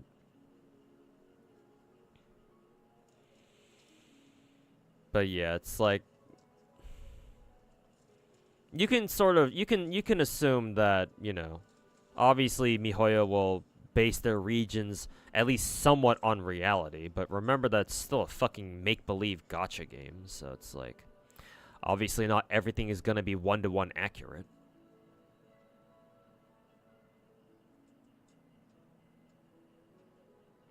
Speaking of Aboriginals, do you know about... Yeah, I know about Wangina. Yeah. I know about, I know about Wangina, obviously. It's cool. Or, she's cool, rather. I find it kind of hilarious that she's a foreigner, I believe. Shitting on Natlin characters just feeds into a lot of Gacha CC's narratives about Natlin ruining Genshin. Yeah, but, you know, I think that if you genuinely feel a certain way about, you know, Gacha or just anything in general, even though it might, other Gacha content creators might take that and, like, run with it to, like, further their own narrative, like, I don't think that should be a reason why people shouldn't, like, express their genuine opinions about stuff. Especially if it's actually coming from an artist like Kinkymation, even if she's a not safe for work artist, still an artist, right? So if she's saying that she doesn't think Natlin's character designs are not that good, then okay, well, that's one thing. Like, sure. Very, very well then, I'm sure she's got her reasons. It's just unfortunate that, yeah, other people might take that and be like, see? Like, they'll use that as vindication for, like, shitty on Genshin characters, right? They're gonna go all, see, look, an actual artist is saying the same thing as us, so we are right. And obviously that's annoying, but I guess we'll just have to hold that L, I guess. Just call them fucking retards and move on, I suppose. Do I think Shinya is worth picking up for Veressa? Probably, if you actually want to use Veressa seriously.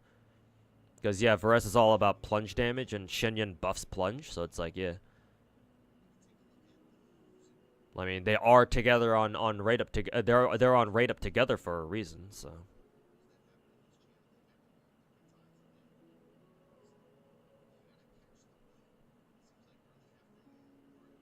Hoyo as a whole, has very busy art that's very distracting. Yeah, but I mean, Hoyo is far from the only, like, gacha dev or like studio or like company that's guilty of that.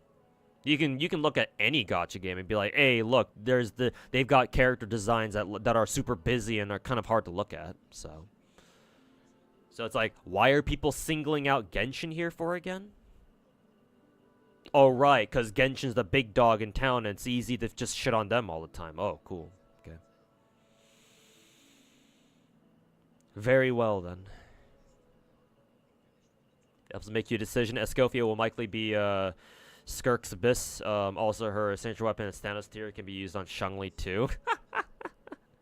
That's hilarious. But, I mean, Escofia will have to come later, because obviously we're not going to get her until after this month is up, so...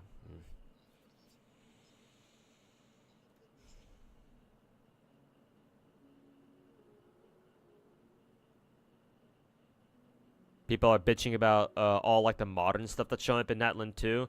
I mean, to be fair, I do find it a little confusing as to why that's the case. Yeah, and it's like Mihoyo just kind of hand waves the explanation as to why these random ass Natlin characters who are clearly very tribalistic in nature can use like a jumping fucking drill machine, turntables, and like rollerblades, a fucking motorcycle. What else am I missing? I actually don't know what Kenneth uses as his gadget, because he just like tethers around everywhere, right? I mean, Ajax shows up as all like pixelated and shit, I guess.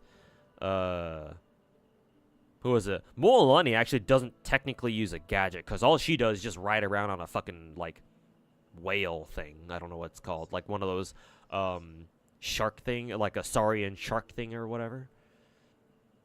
But yeah, like I do understand that part. It's like, yeah, how the fuck did they learn how to use these? Where the fuck did these even come from?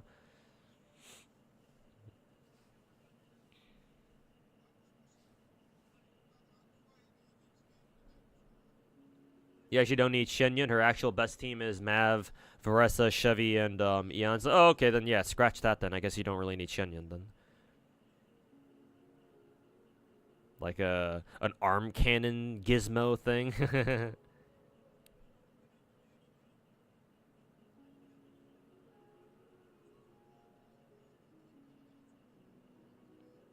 Any plunge character will benefit from having Shenyun as support.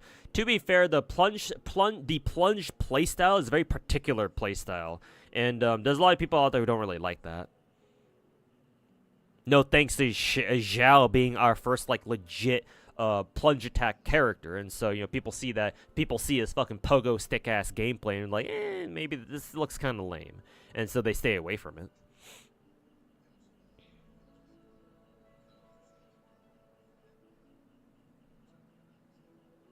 Do appreciate that Hoyo's at least been trying to like expand the what is it? The play style, like expand the plunge play style though for people who actually do care about it. With what, like gaming, Shenyun, Varesa, obviously our older OG plunge attackers like Zhao and Xiao and Diluc.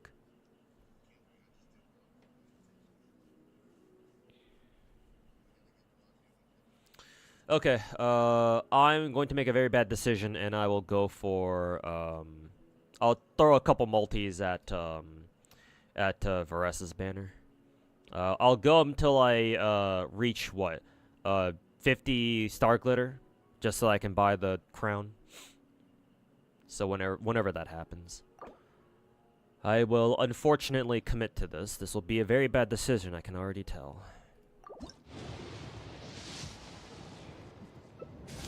Purple. It's not even one of the new weapons either. Let's see, make sure I have the fate point on the right thing, actually. Actually, it doesn't really matter. Only 23. Actually, I'm not even sure if I'm gonna be able to, reach fucking 50. Oh, there's one. If I'm even gonna be able to reach, 50 Star Glitter in the first place. Especially not with the Primo, especially not with the amount of Primo gems I have right now. So yeah, this is obviously a fucking terrible decision. Ooh, an early 5-star. Let's see if it's actually Varesa's weapon though. It's what's the rate up split again? Like 37, 37, 25 or some shit? Am I doing the math right? Probably not. So an early 5-star at the very least.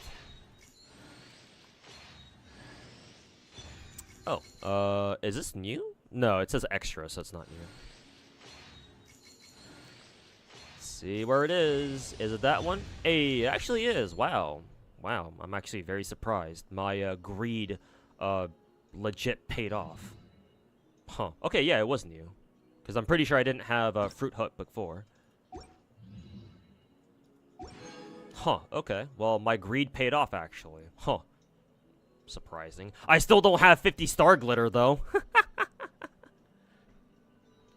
I guess what I could do is I can drop like another multi or two when Zelo's signature shows up, and I'll just consider that building pity, I guess.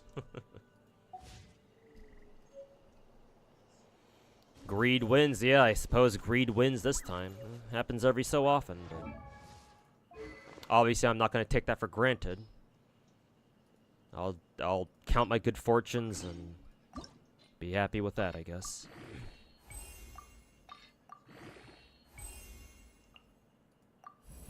Why don't you use it on a character for more Oh, you're asking why I don't use what is it? The Star Glitter for more pulls? That would be the smart thing to do, yes. It would be the smart thing to do. If you're anybody other than me, like if you're just your average Genshin free-to-play, or hell, even like Dolphin, then yeah, I would not recommend buying crowns every month. They're very expensive, right? 50 Star Glitter is a whole fucking as a whole ass fucking multi. So yeah, you should not be doing that. But I don't care for more Eidolons. Like, the thing about all the big gachas, they're all designed more or less they're all designed more or less to have all their 5 stars come out and be perfectly functional at Z0. C0, E0, M0, S0, whatever your fucking acronym is. Most 5-star characters are perfectly functional at the first copy. You don't need other constellations or like other dupe copies of them. With a few exceptions, of course, but hey, that's what they are, exceptions.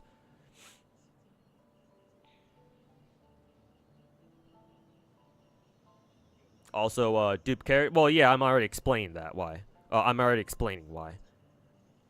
Like, maybe there are some characters where it's like, oh yeah, they're, in Genshin in particular, yeah. There are quite a few characters, actually. You're not wrong. There's quite a few characters who technically benefit more from having extra eidolons than, like, going for the signature, but, I don't give a fuck.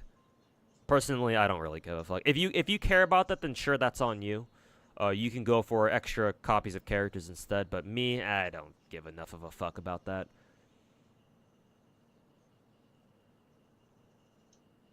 It does match Varessa's outfit. I mean, yeah, that's how most signature weapons go.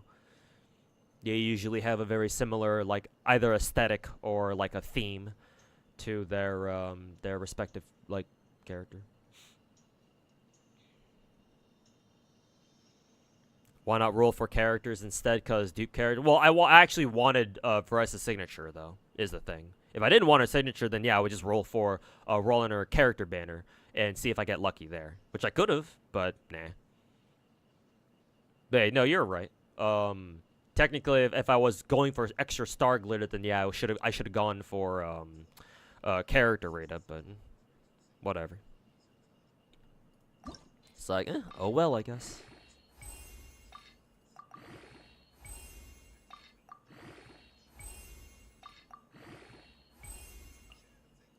Oh god, I need more fucking juvenile fangs. God damn, these things are fucking...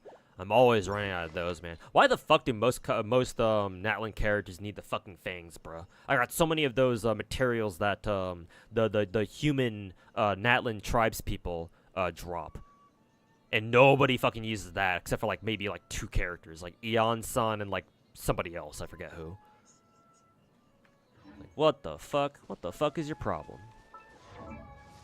But hey, that's good at least. I think that means I can give Klee her, who was it again that I took Lost Prayer from? Oh, right, I think it was, Hazo. I think I can give Hazo his, what is it? Copy of Lost Prayer back. There we go.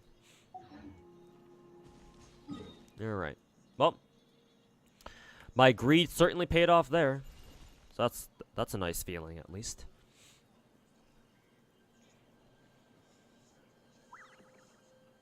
Oh, funnily enough, chat. I feel like I should mention this in light of my extreme luck in rolling Varessa's signature there. I actually did a multi on Star Rail like yesterday, I think, or either yesterday or like earlier this morning at like reset, and then I lucked out. I luck sacked again, and I got Caster's light cone, her signature one.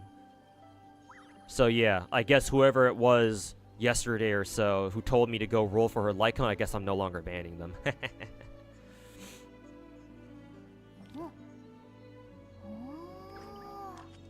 So now perhaps I have a chance of rolling a Naxa in 3 weeks.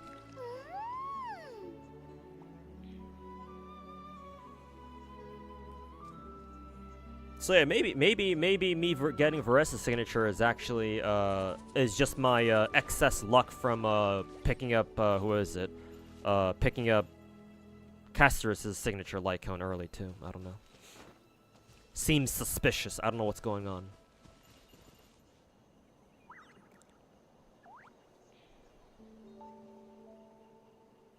Domains in the game don't drop mats at all. Yeah, true. It's kind of annoying.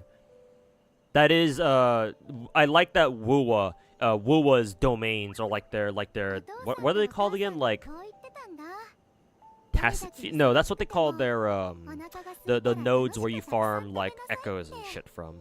But, yeah, I like that whenever you do, whenever you're farming for, like, characters like skill materials and shit, they also drop you some, materials that, you know, the enemies you fight in there would normally drop in the overworld. Yeah, it's quite nice. Wish Genshin would do that too, but, you know, it's Genshin. Fucking Hoyo. Just got back. What's with the techie message? Oh, it's kind of a long... It's a bit of a story. How do I explain this? It's the last DM that Techie sent me, over Discord. The context for that is that a couple weeks ago my Discord account got like temporarily hijacked, or I don't want to say it was hacked or anything, but it got hijacked. They probably hijacked my my login token or something inside within Discord itself, within the application. And so the hijacker like immediately started spamming like a scam Steam link, where it's like, oh, click this link to get a $50 Steam code, like a Steam card or something like that, and like clearly a scam, right? And so they started spamming that link in all of my contacts and all of the Discord channels, that servers that I was a part of. And one of the places that they spammed it, they put it in, was like a content Gacha CC group, Discord group that I was a part of, because Techie put me and like 4 or 5 other Gacha CCs into that group because he had plans to like make content with all of us around like last November, December, but the plans fell through because Techie got into like a lot of like personal shit. So yeah. His plans fell through, and so we've just been kind of ignoring that. And then I happened to, but then, you know, when my Discord account got hijacked, you know, the dude, the hijacker, put that link in that group, and so obviously Techie saw it, and that's what he said.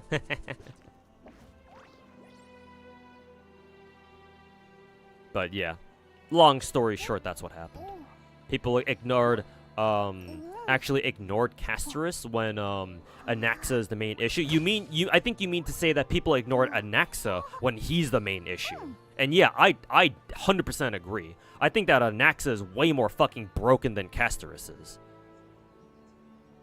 Like, are you serious? Like, people think that a global account passive is somehow a bigger issue than the fact that Anaxa can put all 7 fucking elemental weaknesses on all enemies with his ultimate? Like, are you fucking kidding me? Are people really that fucking retarded? I guess so. I mean, that's just the Hoyoverse community at large for you. I guess. Holy fucking brain dead drones, Batman. Like, are you fucking kidding me, man? Truly, we live in a fucking society.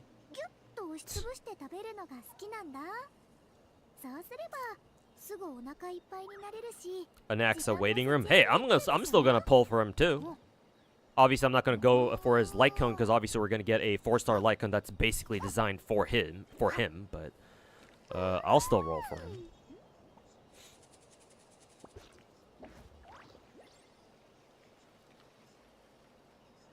Wuwa drops them a lot. I think farming overworld mats in Wuwa is a lot less of a hassle compared to Genshin as well. Not only that, but Wuwa even lets you like craft or like cook a food item, right? That temporarily buffs the drop rate of like overworld mats. So that makes it even better. So yeah, that's super cool. Gonna go play Monopoly in a GFL 2 for a bit. Oh yeah, that game mode. Yeah, have fun.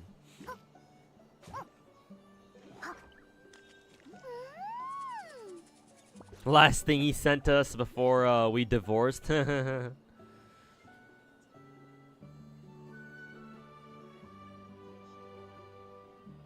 Star Rail leaks Reddit was in genuine disbelief when he got no nerfs. It's just insane. I mean, I'm sure like the people who actually play Star Rail and actually know how it works, are fucking like I'm not surprised they're in fucking disbelief over that. Yeah, as am I technically. Yeah. Like, what do you mean we get a fucking AoE Silver Wolf who just puts all the elements on you just because? Yeah. Like the Star Rail smart boys should be fucking in utter disbelief at this fucking dude.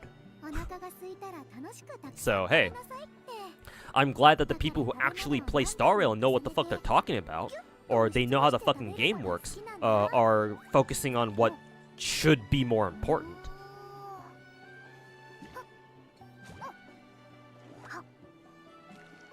Is it you felt like Genshin overworld enemy farming was easier because it feels like they shit out mats? I guess. Maybe it's personal preference, actually. I don't know. Perhaps so. I will point out this, because Wuwa's exploration is a lot easier, right? Especially if you're farming shit in Renacita, so you can just fly anywhere you want. It goes by a lot faster. right? You clear out one group of enemies, and you just fly, either teleport to the next area to get closer, and then you just fly the rest of the way there. Whereas in Genshin, obviously, you can't just fly anywhere, so you're still stuck to, well, unless you have Chaska, and you're playing inside of, Natlin, of course. So I guess it's kind of a similar idea, but still, flying is still much easier in, WoA. So yeah. I would still argue that farming materials in WoA is still easier because of that. いい感じのタイミングで水やりと草むしりをしてあげて、鉱石の粉末で土に栄養を補給してあげて。 4 stars benefit. Yeah, Jessica, for sure. Yeah. 4 stars are designed to get their for people to roll for their constellations. Yeah. 4 stars rely much more heavily on their constellations than 5 stars do, on average. There's only like a few 4 stars out there where you can legit use them just fine without their constellations. Most of them like need their fucking constellations. You know, like Bennett C1 or some shit, right?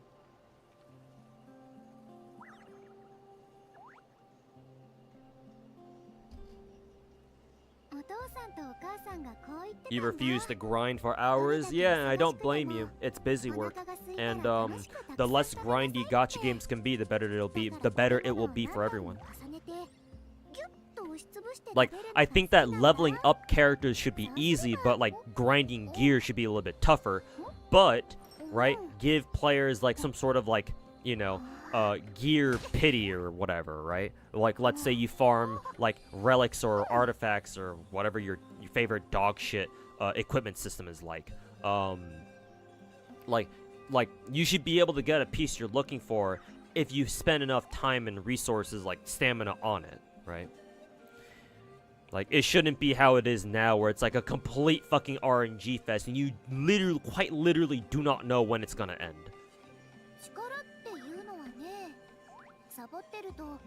So yeah.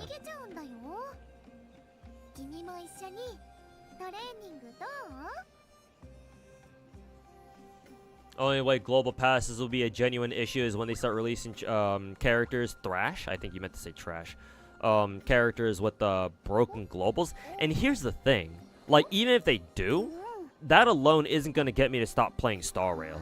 Just because Star Rail is such a simple game, it's like, okay, so a character has a broken global passive, sure, it's not really going to change how you play the fucking game, though.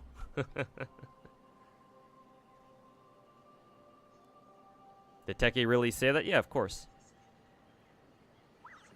But there is some context behind that, but I already explained what it was earlier, so.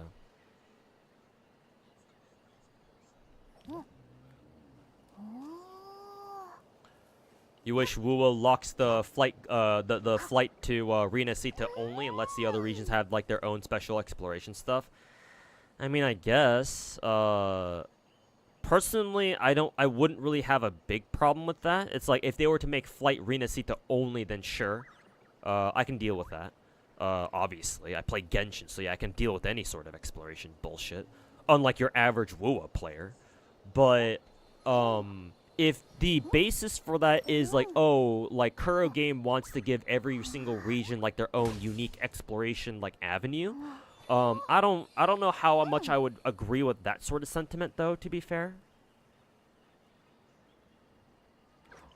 Simply because like what's like the exclusive exploration mode or like you know, yeah, what's the exclusive exploration mode in Huanglong? Yeah, Huanglong doesn't have anything. So like if they were to go off that basis, then they would have to go back and like make something up for Huanglong. But then that might piss off some of the older players who are like bruh, like where was this when we were playing back when we were playing WoA for the first time, you know, back when WoA first launched, right? So I don't know if they're willing to do that either.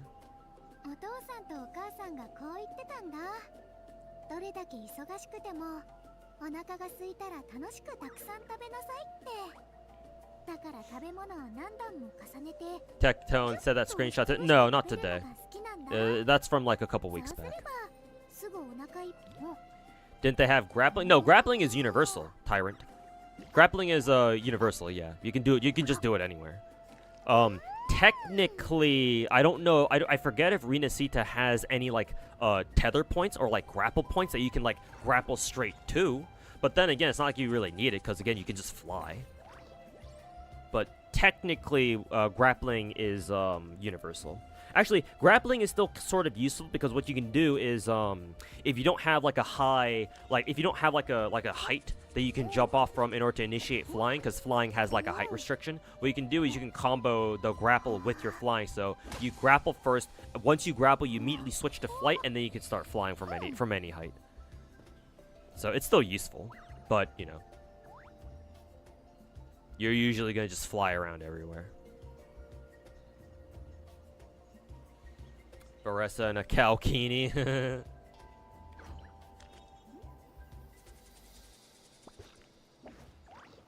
Hey Ronaldo, how's it going, man? Welcome to the stream. You saw leaks for Cypher and she looks really cool. Actually, now that you mention her, kind of want to check out her kit, yeah. I'm assuming Honey Hunter has both Hysene and Cypher. Yeah, they do. Cool. Yeah, because she'll be our first quantum nihility character, so that on its own is going to be very interesting. Let's see here. Standard looking energy. Oh, she has 106 speed. Wow, that's pretty. Oh, voice crack. Sorry about that. That's fairly fast, or maybe it's a little bit higher than average. But she seems to be quite speedy. I mean, it makes sense. She's nihility, so. Let's see. Basic attack seems, well, pretty basic. Skill. 100%, 120% base chance to weaken one designated enemy and adjacent targets. Okay, so splash skill. Decreasing their damage dealt by 12.5%. Interesting. So she's an attack debuffer. And this increases her own attack by this much, by a good chunk. About 37.5% at level 15. If you crank that down to level 10, then okay, by 30%. Okay. So 100% at level 10, 120% base chance to weaken, debuff an enemy by, or debuff 3 enemies at once with splash damage.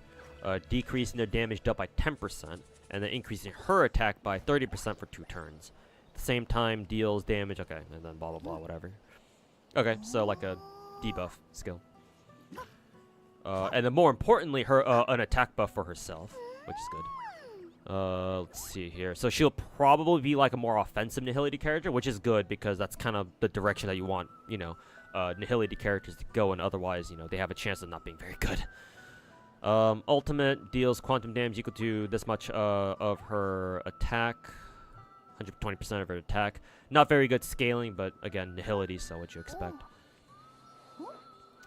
To one designated. Oh, she's a single target. Okay. Interesting. Oh, no, it says blast. So, yeah, no. It's not single target, it's blast. Splash damage. So, lots of main damage to one enemy, to target enemy, then deals true damage. What the fuck is she doing true damage for? Fucking excuse me? Where the fuck did she get true damage from? It deals true damage equal to 24% of the value recorded by talent. Okay, her talent's... Obviously, her talent's gonna be her bread and butter, it seems like. To one designated enemy. Okay, so on top of that... Okay, so that makes sense why her initial scaling doesn't seem that good. Because she's gonna be doing true damage on top of that. And then extra quantum damage equal to 40% of her attack to adjacent, actually to all enemies as well, to both the target and adjacent targets. Okay, so she'll be doing regular damage, true damage, and extra quantum damage on top of that onto one target. That's kind of funny. And then even more true damage equal to 75% of the current value recorded by the talent. True damage, true damage, true damage, true damage, true damage. Gee, I wonder what they could be going for here with Cypher. Okay, her talent. When there are no enemy targets with regular customer on the battlefield. Regular customer? Oh, it's probably her debuff or something. She immediately causes one enemy target with the highest max HP on the battlefield to become the regular customer. Okay, so usually bosses and shit like that. When using her skill, all primary target becomes the regular customer. Regular customer state only takes effect on the latest target, okay? So only one character at a time, or one enemy at a time. After regular customer is attacked by other allied targets, Cypher immediately launches a follow-up attack against regular customer, dealing quantum damage equal to 500% of her attack. Okay. Alright, calm down there. Follow-up attack can only be triggered once. Trigger count is reset after Cypher uses her ultimate. Okay, so... Okay, her ultimate... that sounds like she'll want ER rope then. Am I crazy? So, a DPS, sort of? Like a sub-DPS who actually wants ER instead of attack percent? That's interesting.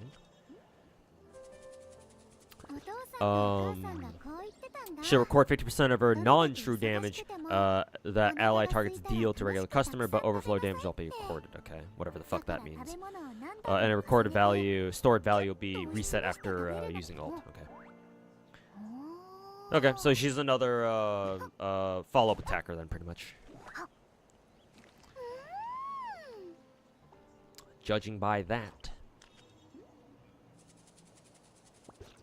Bonus abilities when her speed is greater than or equal to 140, 170%. Holy shit! You want her to have 170 speed? Well, her having ER rope makes a lot of sense then. Greater than or equal to 140, 170 speed. How the also how the fuck are we gonna get her that high up then?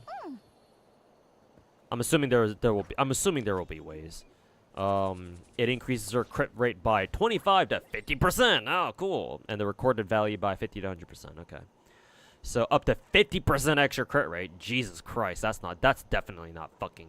I was gonna say it was broken, but then again, we already have other characters like My Day and shit. So.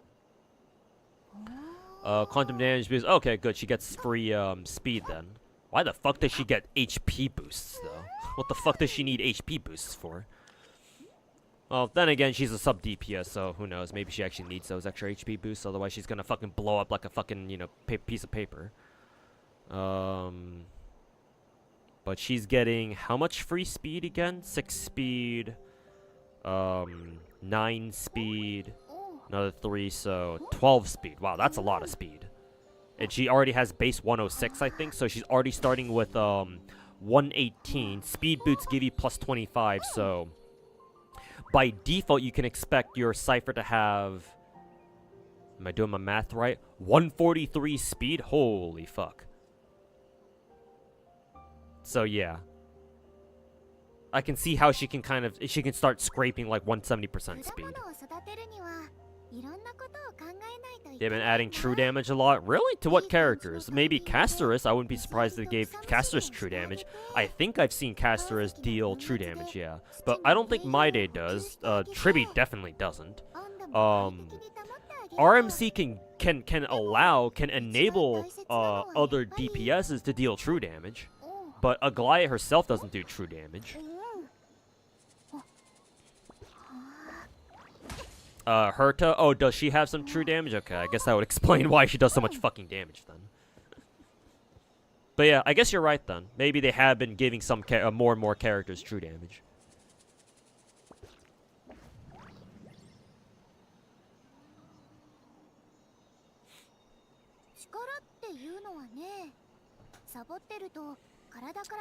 Oh, is Naruto asking me to fucking review his characters again? I already said I'm not going to review his characters anymore, so clearly he wasn't listening. But then again, Naruto in Twitch chat isn't the type to listen to anybody unless well, he does listen sometimes, but he's got super selective fucking hearing, so yeah, no. I'm not going to review his characters again. Unless he wants to donate for it, in which case I'm not going to say no then, but nah. I ain't doing that shit for free. Can't wait for the 2.0 PV in Zenless this Sunday. Oh, are they gonna release it? They did tease it a little bit during their Xbox preview earlier today, actually. To Toho Sniper 90, don't tell me you're the guy who played Combat Arms a decade ago. Yeah, Dio Bonitao, if that's how I say your name. Same dude. Obviously, my content looks a little bit different these days, but yeah, I'm the same guy. good to see a former Combat Arms player stop by. I've had a couple people like that stop by every now and then. But yeah, I'm that guy, man. I'm the dude who like uploaded a whole ton of videos on Combat Arms back in the day. You saw her teaming up with the Fei Xiao in the leak, so yeah, I can sort of see them working together. Yeah, I just sort of wish that Cypher had like a defense debuff. That'd be kind of nice. I think the only debuff she has so far is either her regular customer, assume that's even considered a debuff, but also her damage debuff that she puts onto enemies with her skill. Unless one of her bonus abilities has something like that. Let's see. Second bonus is she'll record 5% of her non-true damage ally targets deal to enemy targets outside of regular customer. Okay, so just basically an extension of her talent, I guess. And the third bonus, when Cypher's on the battlefield, all enemies targets defense decreases by 30. Alright, good. This is what I was at. This is what I'm talking about. Her third bonus is where it's at. All enemy targets defense decreases by 30%. Yeah, so this is a straight up defense shred. Lovely. That's what we want to see. Very good. And as a little bit of a bonus at the start of each wave, she advances her action by 10%. Yeah, that's good. That's what we're talking about, baby.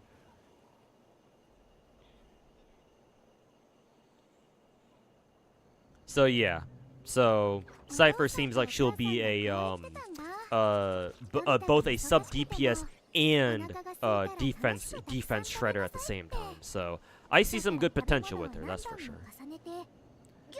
Excuse me.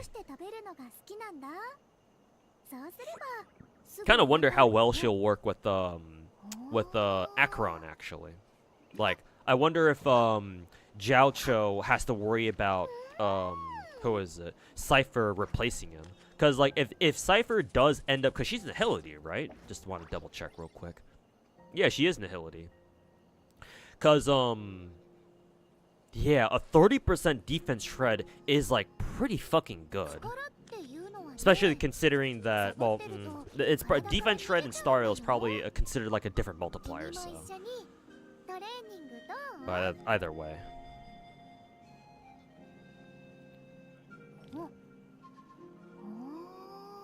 Always there for defense shred. Yes, sir. Seems pretty good. That, and she's supposed to be super fast too, super fast, and she spams her ultimate all the time. And she even has a 10% damage reduction too, so that'll help protect her team at least a little bit. Especially considering that, you know, Acheron obviously is a fucking piece of paper when it comes to survivability. So, honestly, that's not bad. I kind of wish the damage decrease was like, what, 15% maybe? 20% would be great, but yeah, at least it's a little bit. At least, well, I'll take 10%, I guess.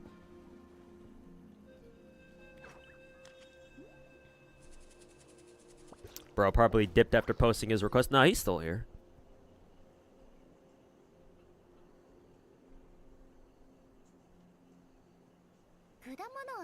Unfortunately, right now, the defense shred passive is bugged. Well, hopefully they fix it by the time she comes out for real. But I guess we'll see.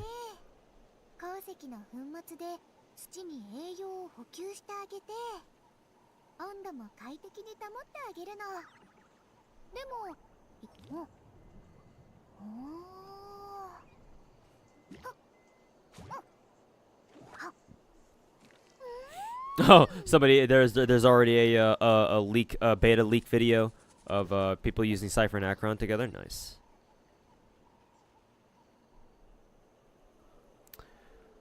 Remember how long they took to fix Aventrine's bug? Yeah. Well, to be fair, they were probably trying to figure out how it would work with like what is it? Like summons and shit from like the Remembrance class, but still, yeah. It shouldn't have taken that long to figure out what the fuck how the fuck to balance that, or how the fuck to fix that. Small world. I've been playing gacha since 2016. Oh, actually, technically even longer than me, because I first got into gacha games in like halfway through 2017. So you've been playing for about a year longer than me.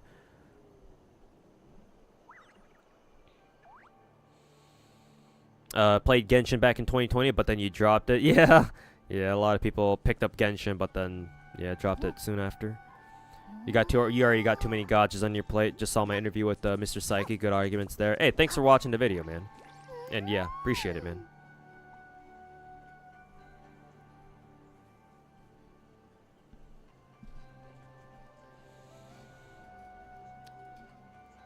And since I took a look at Cypher, I'm just kind of curious about what Hyacinth does. I'm assuming she's a support remembrance character. Yeah, she's gotta be. She's got 150 energy. But she's super fast. What the hell? Why does she have 110 base? Why does she have 110 base speed? Why is she? How is she even faster than Cypher? Excuse me? What the fuck am I looking at? Like an actual super speedy healer? What the fuck is this? Huh. Imagine Hyacinth turns out to be the most broken fucking Amphorius character. Just because she's got base 110 speed? Holy shit, that's fast. That's like one of the highest base speeds in the fucking game. What the fuck? What am I looking at?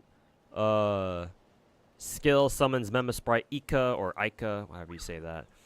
And then restores HP for all allies except for itself, okay. By an amount equal to, by amount scales off of, Hyacinth, okay. And it restores HP for Ika. Okay, so it heals your team for a little bit and then heals itself a little bit more. Gotcha. So, healing skill. It's a global heal too. Nice. It just heals everybody. Cool. Fucking sick and tired of splash skills or single target skills. Ultimate summons sprite summons well, summon again. And restores HP, heals everybody, blah blah blah. A little bit more. And then Hyacinth enters Petrichoric Clear Sky state, lasting for 3 turns. This duration decreases about 1 turn at the start of every one of her turns, okay.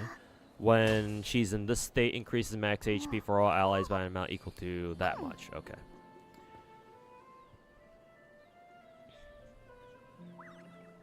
She seems very straightforward here. She just increases max HP. I mean, it's simple, but it can be very effective. That means that you basically don't really have to worry about your DPS is really dying much, or at least they're in much less danger of just straight up getting like wombo comboed. So I guess that's nice. Her talent is her summon starts with HP equal to half of Hyacinth's own HP, and then when either of them heals, increases the summon's damage dealt by 100%. What the? At level 10, it increases to it goes up to 80%, lasting for 3 turns. This stacks up to 3 times. Is she supposed to do damage? Let's see. Oh yeah, that's right, because she remembers her own summon has its own like stat sheet. Let's see. Its skill is deals wind damage equal to all enemies, equal to 28% of the healing done. Oh, it scales off its healing of the healing. Oh, okay. Oh. Oh. Oh. Oh, I see what they're going for here. The summon speed, Ika or Ika speed remains at 0, and they straight up won't even appear on the action order. Okay, that's interesting. So Hyacinth herself is really fucking fast. It's just that her summon technically doesn't have a turn order. But if allies, except for the summon itself, has their HP reduced at the start of any target's turn or after an action, Ika will consume its own HP and restore health equal to that much with the reduced HP. When Hyacinth is in Petrichoric Clear Sky state, Ika will guarantee to be will immediately take action after Hyacinth uses another ability. Okay, and that's how it attacks. And then when Ika triggers her talent's healing effect, additionally restores HP, blah blah blah. Okay. Oh, okay. 君も一緒にトレーニングどう？ Oh. Oh. I see what they're going for here. Increases high scenes and Ika's crit rate by 100%. Kokomi, eat your heart out. Also, Derpin Drake, thanks so much for the 23-month resub. Welcome back.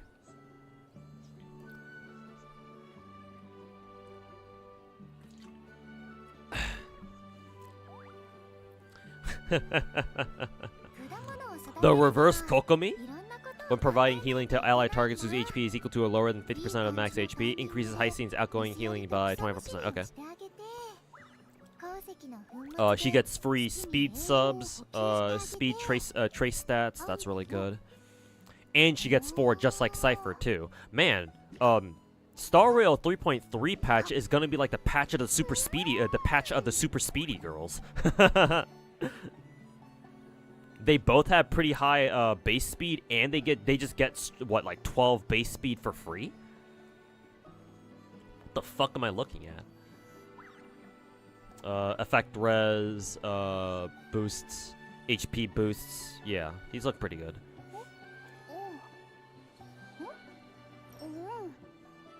I actually wonder if it's worth running her with a broken keel then. Yeah, definitely. I think it is, because her, her second bonus ability increases her effective res by 50%. Holy shit. So maybe Broken Keel is actually the way to go on her. Maybe. Actually, no, I take that back.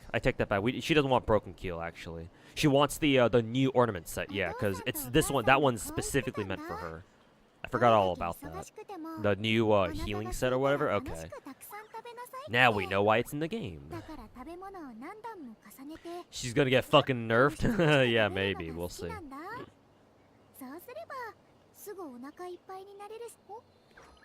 Also, Derpin Drake, thanks so much for the 23-month resub. Did I already say that? Okay. Hopefully I already said that.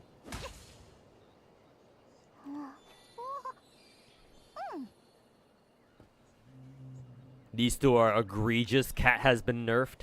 Quantum Cat has been nerfed. Now we wait for Barbara 2.0 nerfs. Let's see.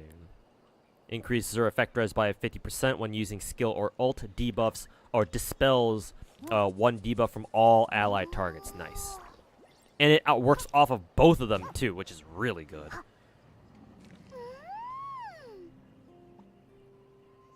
And a third bonus ability when heisting speed exceeds 200? Huh? Excuse me? I beg your finest fucking pardon? Increases both her and her summon's max HP by 20%. Then, for every 1 excess speed,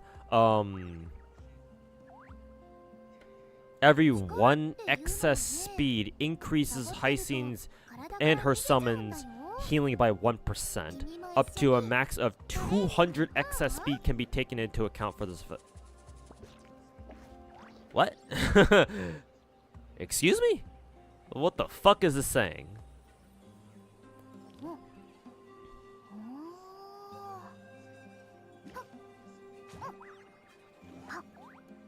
For every 1 excess speed, what, past 200? I beg your finest fucking pardon. My fastest character on my account barely has like 150 speed or something. You're telling me heisting can hit like 200 plus? Excuse me? What the fuck am I reading?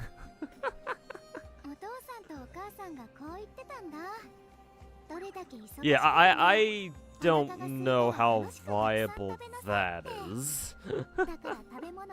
I'm assuming that will probably that bonus will probably get touched up a little bit, but yeah, that sounds kind of fucking crazy. I'm not gonna lie. But okay, I see the potential in heisting then, and Barbara 2.0, and Isekai Barbara.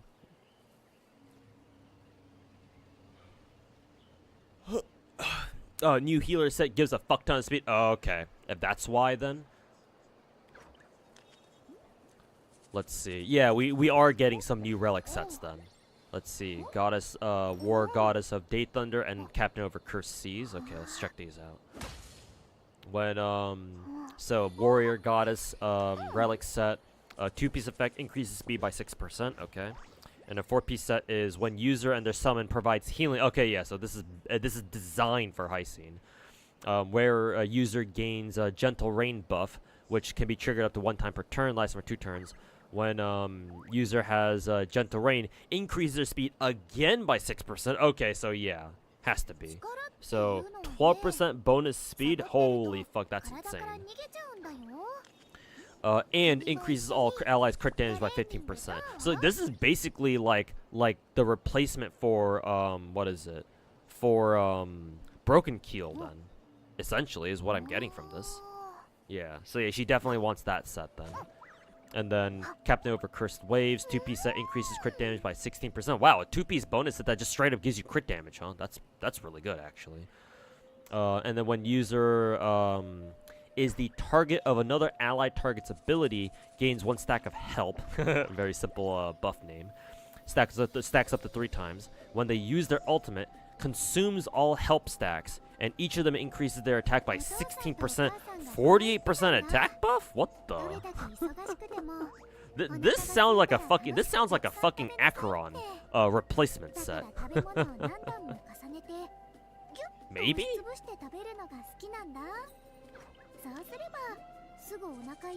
Like, that sounds like a pretty fucking insane like a general like DPS set, right? Because it's like you're always gonna run supports, so it's like, huh, okay.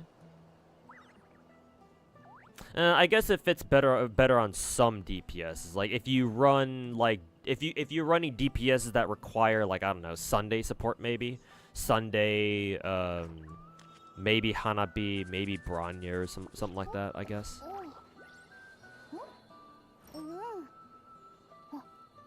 Does that mean she needs 400 speed at Heartcapper healing bonus? Yeah, I guess. And yeah, that's kind of what's strange about it, yeah. I'm not sure if that's really what they mean because of it. But if that's what they mean, then holy shit.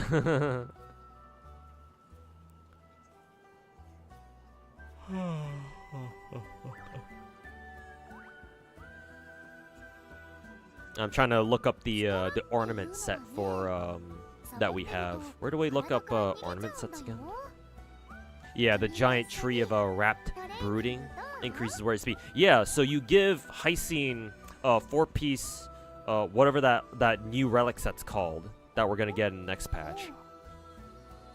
And then you also give her the giant tree ornament. She's literally getting 18% increased speed. What the fuck, man?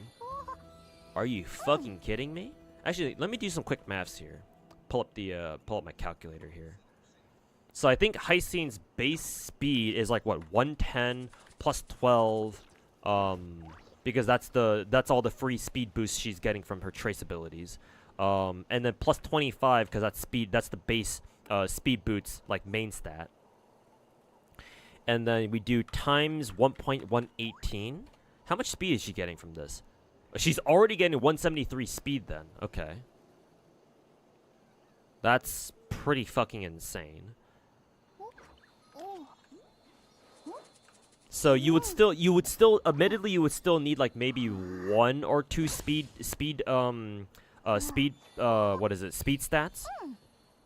In order to be able to reach what? 118 speed. But like that's pretty much it. Like maybe 3 maybe 3 speed substats and you'll be good. And then yeah, you can hit 180 speed. Like Jesus. Okay.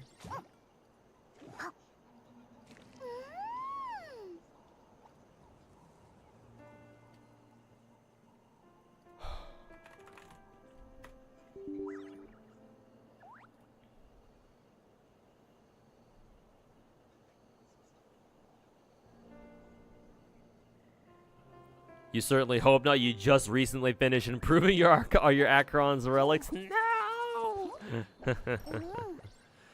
Yeah. Just for your sake, yeah, I hope I hope the new Captain Relic set is not like, you know, Akron's new Biss or whatever.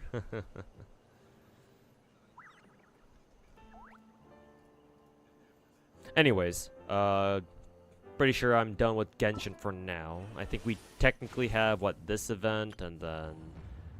Let's see... Yeah, I'm already done with the Varesa's character quest, because I got that done off stream. And this event's already done, or I finished it today. So yeah, now we just got the combat event, and then just exploration stuff. Okay, I'll do that tomorrow then. I think for the next hour until I have to end stream, I will go chill on some Wuthering Waves. Did you play any Seal Slammers in Star Rail? You mean the anniversary event? Not yet. I think I started it, but I haven't really gotten that far into it. I know apparently that you're supposed to get it done at least within like a couple of days of the event ending, because like it'll take some time, but we have time for now.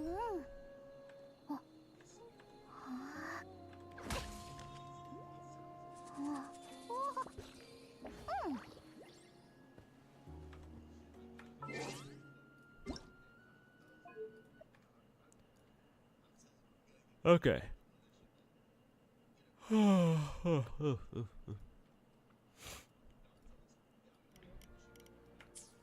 Crank that volume up.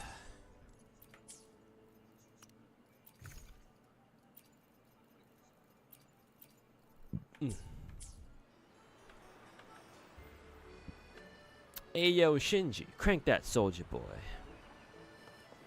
Oh, and I have to change my directory over to Wuthering Waves.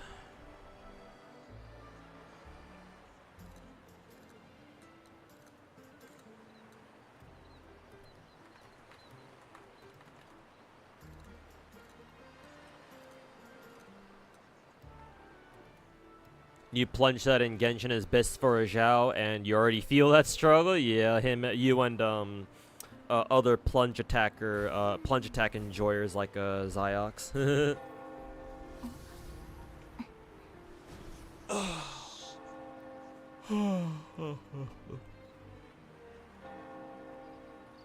Seal Slammer is a different event that started today. Oh, okay. Oh, you mean the curling event or some shit? Is it the one where we're like throwing the awus around or some shit? I don't know. Maybe it is. What the? How the hell am I already capped on stamina and Wuwa? What the fuck is... Maybe I forgot to completely cap my, or completely use up my stamina earlier. Well, good thing I checked it, cause yeah, I'm about to get overflow energy then, or overflow stamina then. Better question is, what the fuck am I using my stamina on? Maybe some more of this.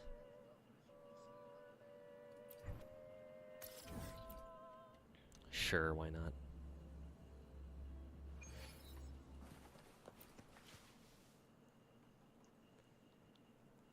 You can finish that event in like 3 days, easy, and you're already done with it. Nice.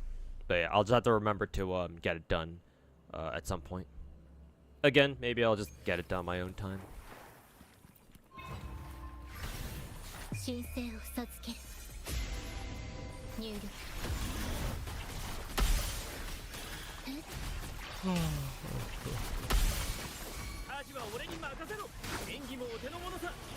Every day you log into WoA and you don't have sleep-deprived goat mommy, you die a little bit inside. Hey, I mean, good news. You won't have much longer to wait.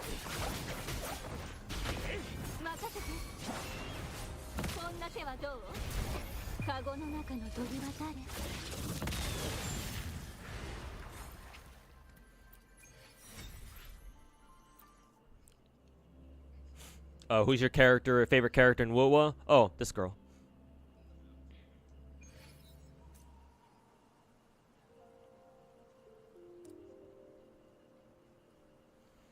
This fine lady right here.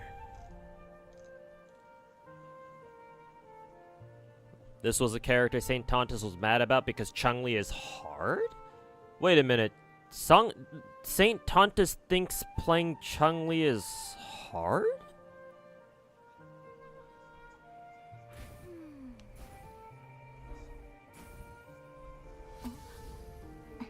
Wait, you're telling me that Saint Tontus, a known Wua glazer and a Kuro dicksucker, thinks Chun-Li, one of the easiest characters to play in the game, is hard? I have not heard that one yet. I shouldn't be surprised by this, but I still am. Like, did he legit say that, Did he legit say that? Like, surely he can't be that retarded now, can he?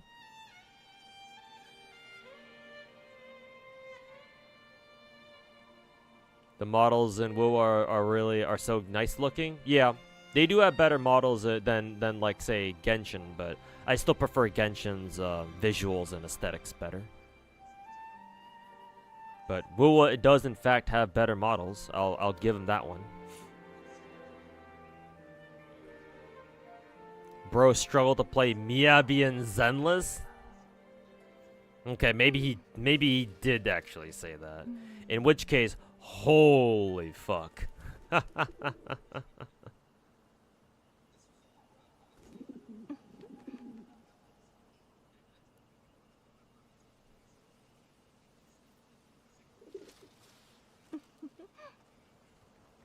If you use Chun-Li's ult early, you lose a ton of damage. Chun-Li is not that hard to play.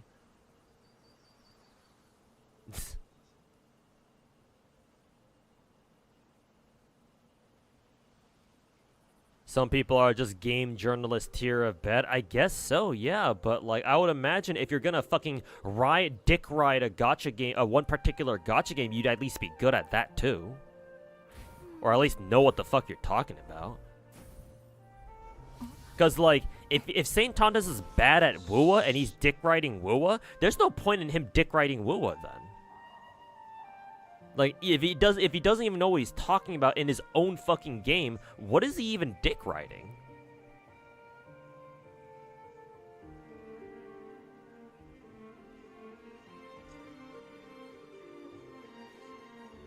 It's kind of wild how there's no 4-star in Amphorius. Yeah, a lot of people have been bitching about that, yeah. And they're right. Like, why don't we have a 4-star yet in Amphorius? Yeah. It's like, the fuck is up with that?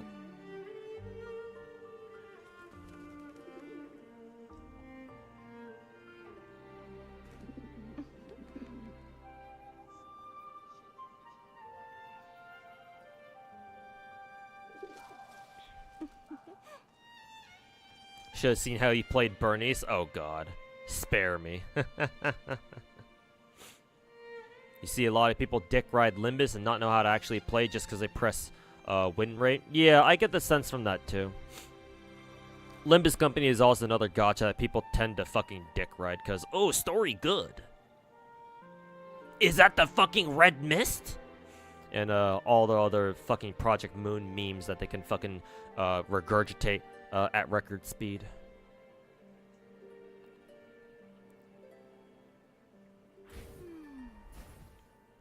Games over glazed. Limbus, I mean, any gacha that gets glazed is automatically over glazed, man.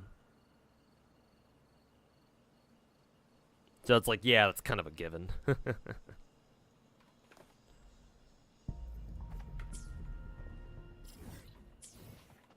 Okay, why does my map keep popping up?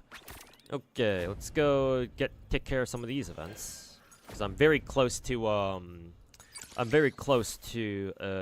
getting what is it? Cantarella's signature here. So hopefully with all these extra asteroids that I'm able to farm from these events, maybe I'll be able to get another pull to toss that weapon gacha.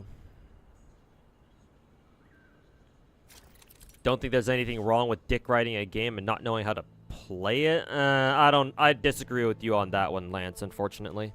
I think that if you're going to if you're going to dick ride a game, you at least acknowledge its flaw. You understand what it's good at, but also acknowledge its flaws. But then again, I suppose that wouldn't really be called dick riding anymore now, would it? Or that wouldn't really be called glazing anymore now, would it?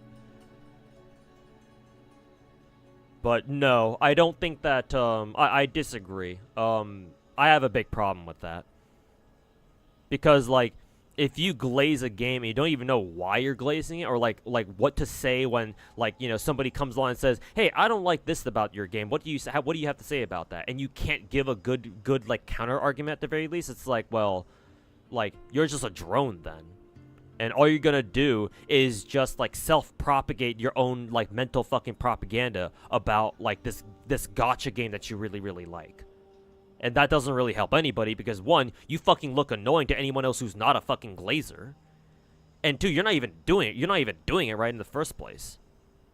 Like, you do your game no favors by just glazing it mindlessly.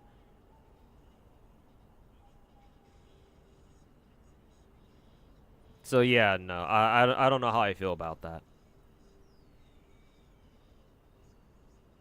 Like, you don't have to be a gacha, a content creator to, you know, have the danger or to propagate the danger of like glazing a game a little too hard. Like that isn't limited to just to content creators. Do you think it's scummy that Kuro has yet to give an announcement for the changes they made to Cantarella when it was a paid character and Kuro bots defending it? Yeah, I do. No harm, Dono. I actually do. I'm not gonna go like all fucking apeshit over it. I don't think it's worth, you know, reacting that hard. But I still think that Kuro Games should make some sort of announcement or some sort of acknowledgement, like being transparent with their players and be like, hey guys, you know, the other day we had to censor these characters and this was our reason why, because we wanted to, you know, most likely anyway, we wanted to keep our age restriction or our age rating on like the App Store or something like that. Right? Whenever companies do this, they have to be, you know, they have to be forthcoming, they have to be transparent, they have to be honest.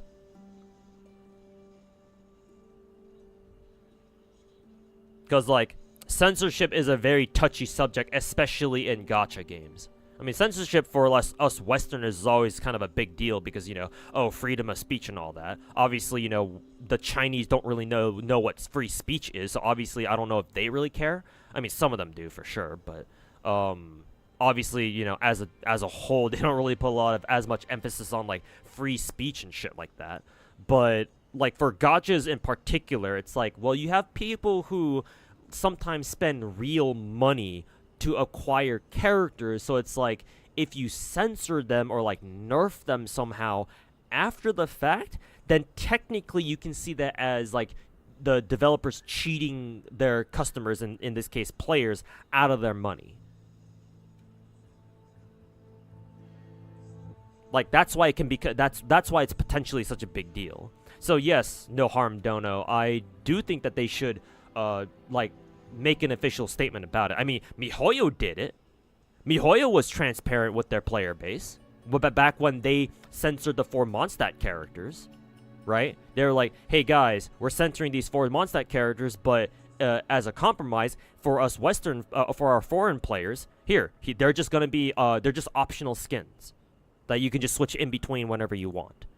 There you go. And like, that, by doing that, MiHoYo avoided like a big ass fucking drama. Like, people were like, oh, okay, sure. We'll take them. Like, obviously, you know, obviously people weren't happy about it, but you didn't have, I don't think in general people were, like, rioting about it. Right? Because MiHoYo actually took the time to, like, tell us what was going on. And it's like, hey, these are just going to be optional skins for you, for our players outside of China. So, okay. Alright, cool. Fair enough, then.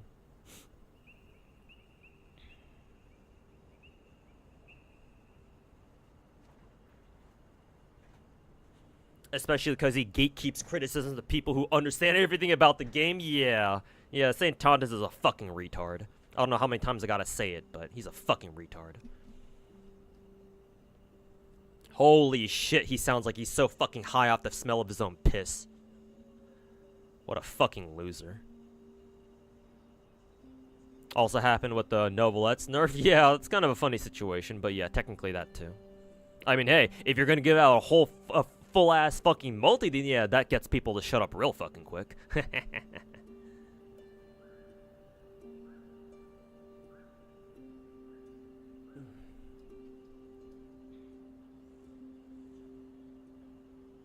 A lot of people like something but can't explain it. It's normal. Some people just don't think too hard about that sort of stuff.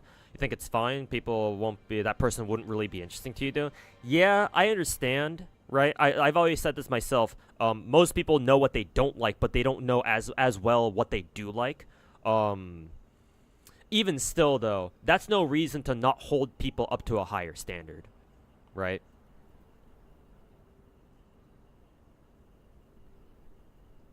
Like, just because most people are fucking stupid doesn't mean that they'll stay stupid forever, right? As long as they don't have, like, a physical fucking mental, like obstacle, like, I know I like to call people retarded and, like, autistic and stuff, but, like, unless they actually do have a, like some sort of, you know, debilitating mental condition where they physically can't function normally, right? Outside of situations like that, everybody has the ability to, you know, learn more and not be so fucking stupid. Like, for most people, the difference between being uneducated and, like, fucking clueless and, you know, actually knowing a couple things about whatever it is that they're talking about is just them taking some time to be like, okay, so let's you know, let's learn a little bit about this. It's more of a mindset and an attitude issue more than it is like a mental capacity issue. So that's why I say that. I want to hold people to a higher standard. Because if you don't, then you get what the gacha community looks like right now, where you have a whole bunch of fucking retards like Saint Tontus running around running their fucking mouth about shit that they don't really fully understand.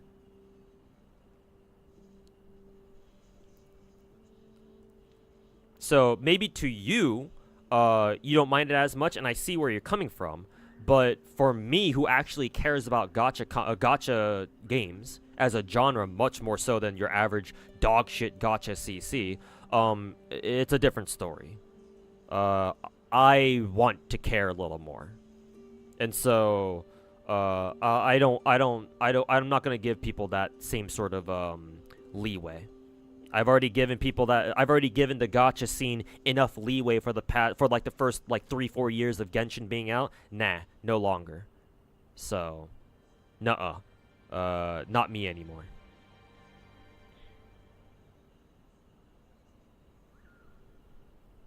Kura has been very transparent, but for this they need to explain. They need to explain this shit and not hide it. Yeah, Kuro's usually had a good track record, so it's like this, like what's going on here? It's like they're just trying to sweep it under the rug all of a sudden. Like, hello, excuse me. Like this doesn't really feel like them.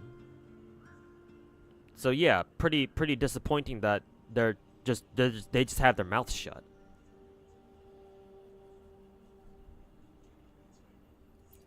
But you know, all the fucking Wua Glazers are gonna try to fucking defend the game like their fucking life depends on it. I mean, hell, I even saw Ryuku Sensei go up in arms about this whole situation. He's saying that the censorship isn't even that much, man. Why are people freaking out over this? You know, doing Wua Glazer shit as usual.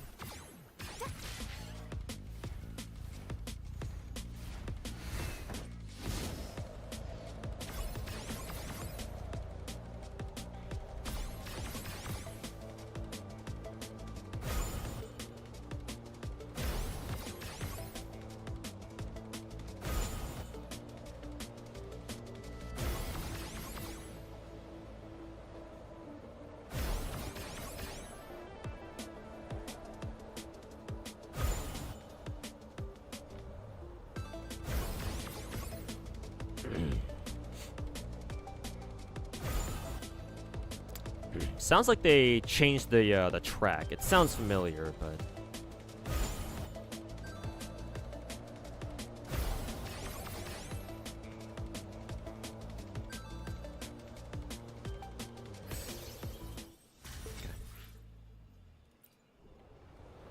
Whee!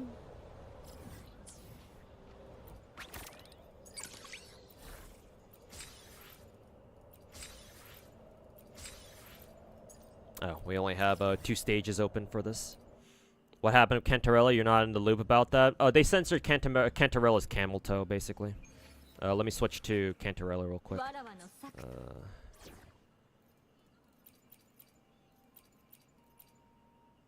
Guess I'll just put her into this team for now.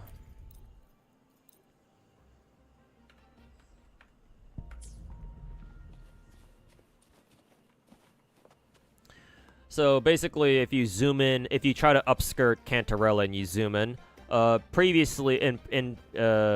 previously before like last week, she showed a slight indent of her camel toe, basically where her pussy is, and now it's gone. So they censored that. The second censor was there was another character that they censored. Who was it? Oh yeah, Floridides. There's a weekly boss in WoW named Floridides. I think that's how her name is called.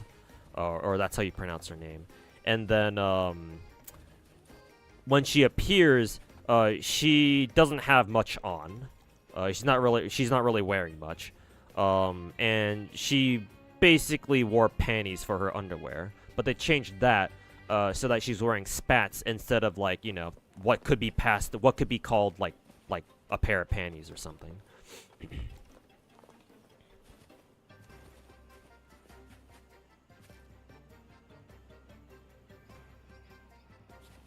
Fleur-de-lis.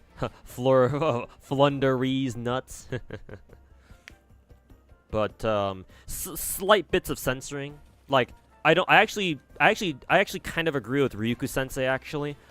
These censorships on their own, they're not really that bad. Obviously we've seen much worse censoring.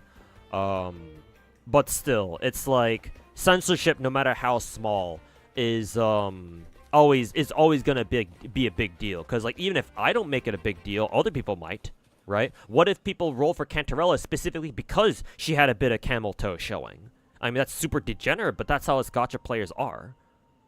And so it's like now, oh, Cantarella doesn't show pussy anymore, or like she doesn't show camel toe anymore. It's like, well, shit.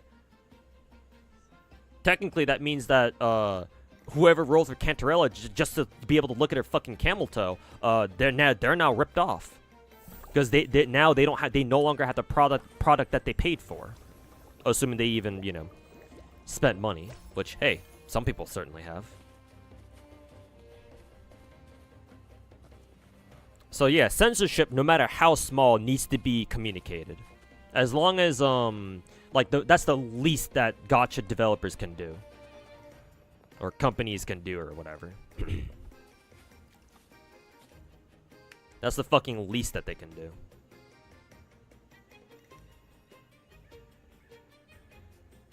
They didn't think people would notice this? I guess not. I don't know if PGR had any incidents of them having to censor anybody, but if they haven't, and this is like their first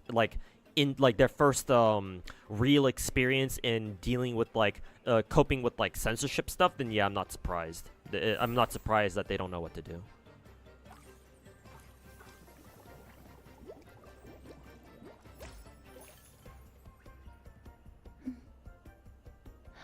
That being said, if you can't explain what you like or don't like, maybe don't post your opinion on the internet. You're not saying that to me now, are you? I don't think so.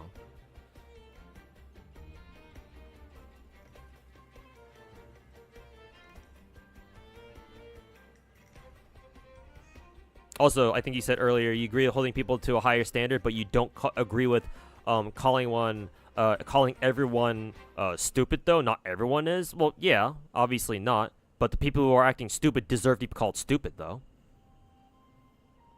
Also, St. Tontus is an agenda pusher. You don't consider him a glazer? Really? Well, to be fair, I don't really watch his content, so I don't actually know if he's... I don't really know what he's truly like. everything I've heard about St. Tontus has come from what you guys have told me. So I don't know. Maybe you're right. Maybe he's not actually a glazer. Maybe he's too fucking retarded to be a glazer. Maybe he's just a fucking agenda pusher instead. I don't know. Maybe you're right. But at the moment, I don't know. He sounds like a glazer to me, so that's what I'm gonna keep calling him until I am proved otherwise.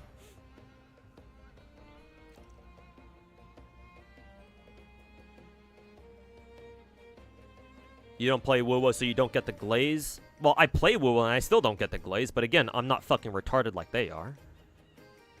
At least not as much. Damn, Techie don't like you or something? I guess not. Yeah, no. I guess he doesn't really like me anymore. It's a shame, but, you know, that's life, I guess.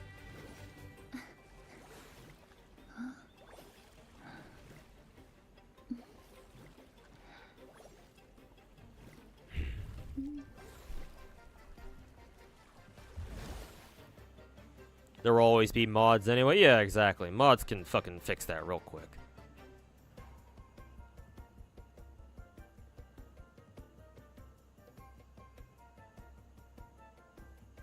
PGR did have its own censorship issues too about 2 months ago. Okay, so this isn't their first time.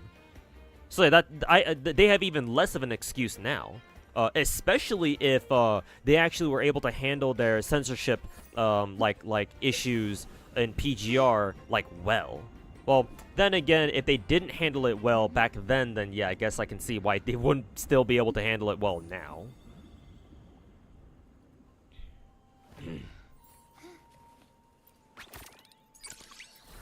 So, I suppose that's a little bit unfortunate.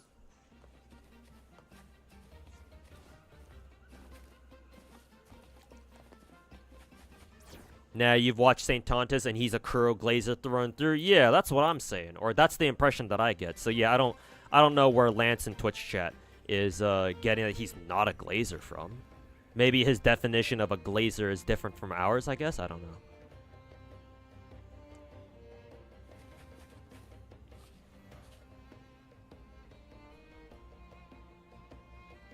St. Tontus is a very biased CC who plays Hoyo games only when there's something to shit on in order to prop up Wuwa. I mean, so yeah, so is he not a glazer? That sounds like glazing to me. Like, to me, he's both an agenda pusher and a glazer.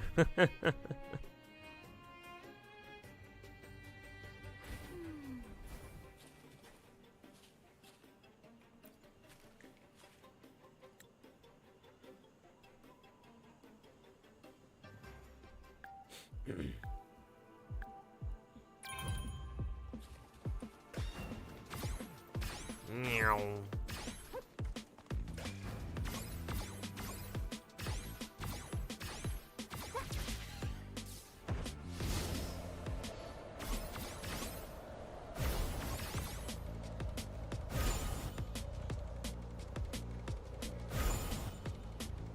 Ooh, this is a hard turn. Ah, damn it. Wasn't able to get that one.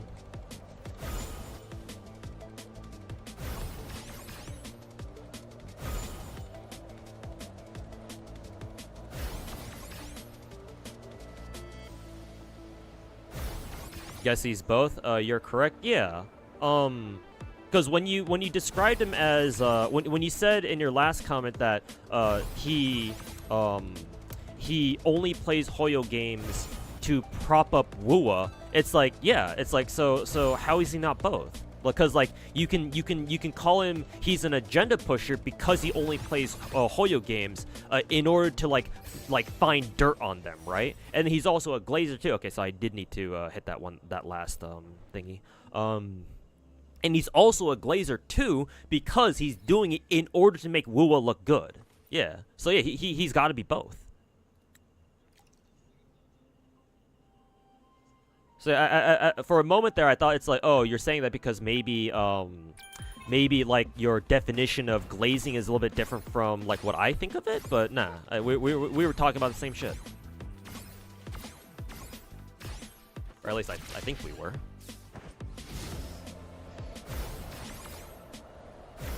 Okay, gotta remember for one of the rings, I gotta start turning, I gotta start banking hard right away, like right here. Damn, even then, holy fuck. How hard do you have to bank that shit, man?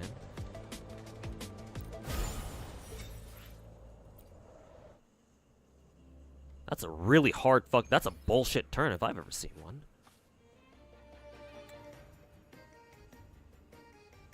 That Discord screenshot is crazy. But hey, it's Techone, so what did you expect?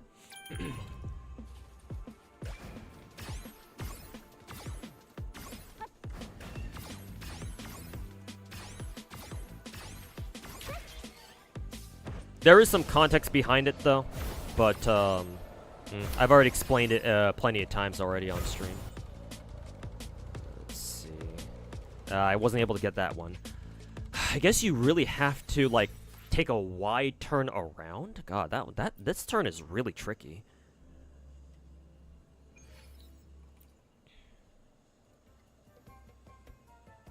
Did you see Psyche's last video about this too? He had to apologize? What? Hold up. What the fuck? One fucking second.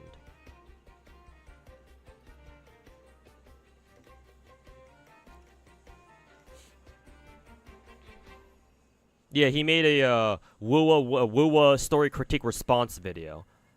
What the fuck? Did he actually apologize? I'm gonna go watch that video off stream. What the fuck? What the fuck is he apologizing for? I'm aware that his Woowa, like his big gacha story video got a lot of shit from like this fucking Saint Tontus fanboys, but like, bruh, what does he gotta apologize for? Nah, bro, that's fucking lame as fuck, bro. Like, he even messaged me, cause if y'all remember if y'all remember how I was talking to somebody over on Discord, okay, this turn is fucking impossible. What the fuck? It's either that or I just have a flying in these fucking flight game modes is fucking shit.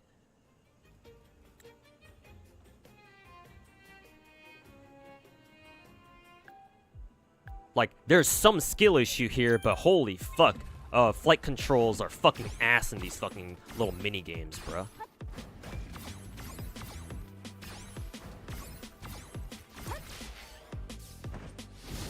Like, how much of a wide fucking turn do you have to take for this shit, man?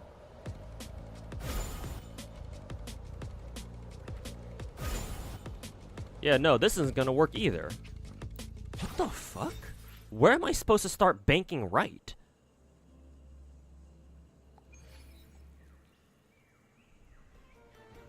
Imagine bending the knee to Kurobots? Yeah, no, fuck them. What the fuck?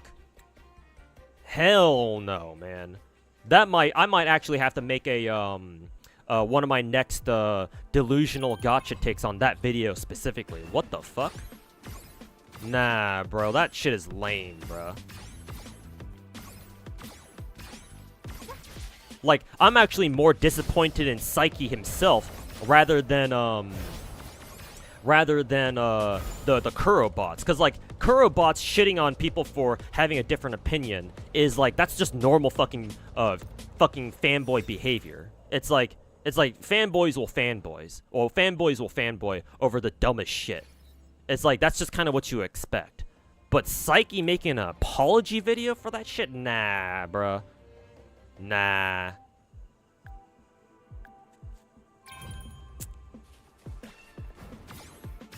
Nah, bro. That shit is fucking dog shit.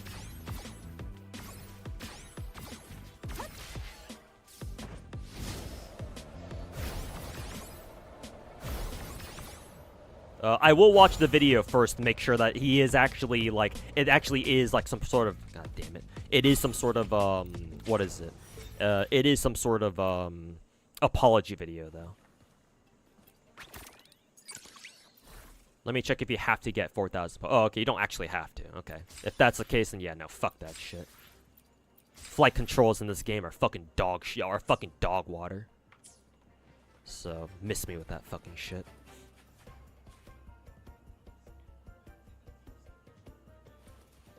Probably got harassed into doing it. I mean, yeah, I feel bad for like divulging the fact that he was talking to me over Discord earlier today. But then like, nah, bruh. Like that's exactly what he was talking to me on Discord over, like earlier today, like a couple hours ago. Because he messaged me asking me if like, you know, oh, if another content creator like made a hit piece on you and you know it's bullshit, would I react to it or just let it blow over and move on? It's like, nah, bruh. It's like, I was like, oh, it must be because of your Wuwa like story criticism video or something like that, right? So I was like, oh, it's like, yeah, I get it. I get why he asked me that. But then what I didn't know was that he made another follow-up video earlier, what, today? No, yesterday, I guess, technically. And yeah, nah. If that's truly, again, I'm gonna watch that video on my own time after I'm done streaming. If it really is an apology video, nah, bro. Nah.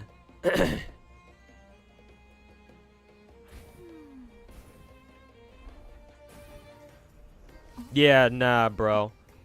Yeah.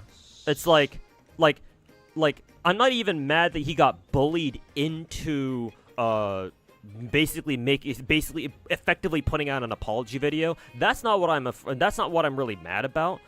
Because again, fanboys will fanboy, right? That's just natural. That's just expected behavior, as disgusting as it is. Nah, I'm more disappointed in Psyche, man.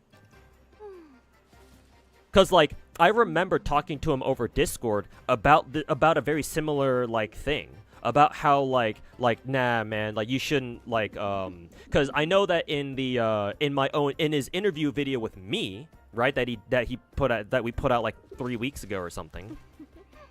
I know that he got a lot of like negative comments towards me specifically, and so I was kind of afraid that, you know, oh, maybe Psyche will see that and be like, get all discouraged and shit.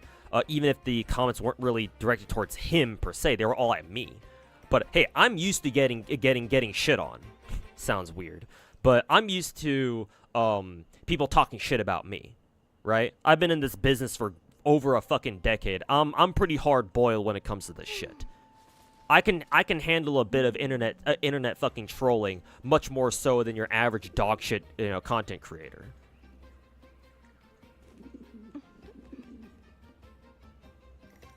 And so I talked about it with him, and he was like, nah. He was like, yeah, nah. Like, you know, I've been through this too. Like with some of his previous content, even before he was doing like, you know, gacha videos, right?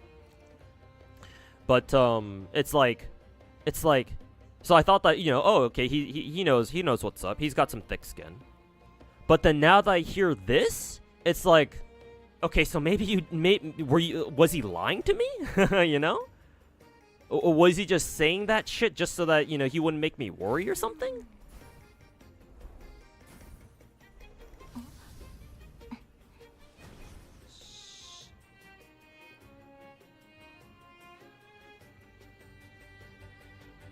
It's like,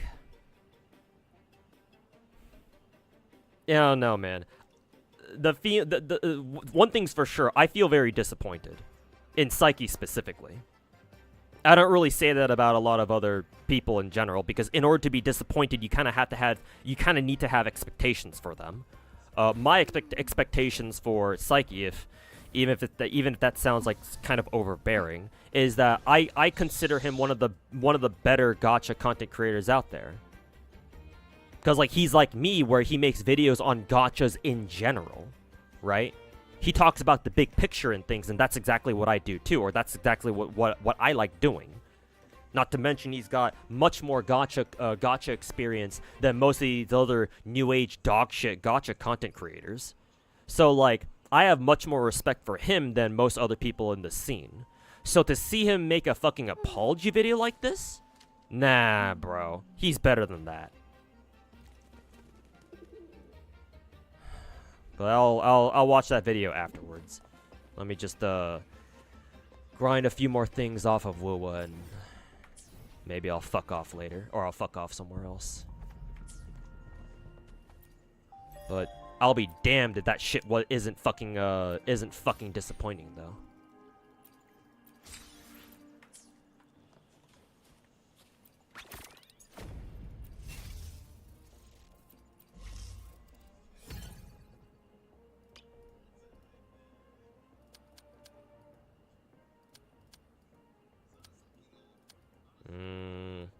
What are we, what level, what risk level do we need to, put the shit on anyway? Challenge goals. Refreshes in 6 hours? What the fuck? Were these always, like, daily refresh things? The fuck? Let's see. Reach total stress level 96? What, do they, like, stack or something? 96. 96 divided by 4 is 24? So you have to go for like a risk 24 for every single one? Is that what I'm hearing? Or is that what I'm seeing here?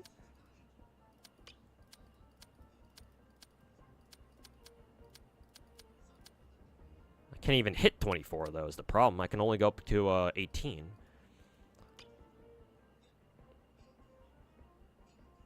Pass the trials below to obtain. There's one in port issue. I guess you just what? You just do it, and it like unlocked and it unlocks automatically just by you doing it. I guess. I guess we'll just get this one done first. I don't know. Suggested attributes Spectro. What are we? Who are they suggesting actually? Verena, Phoebe, Spectra Rover? Sure, we can do that.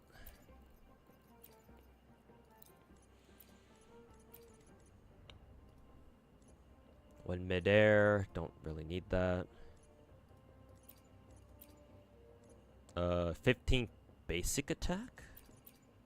I guess technically Phoebe uses basics, I guess. Oh, Spectrofrazzle, this is probably what we need to use. Armor plating, preemptive strike. Yeah, abnormal assault then. Sure, why not?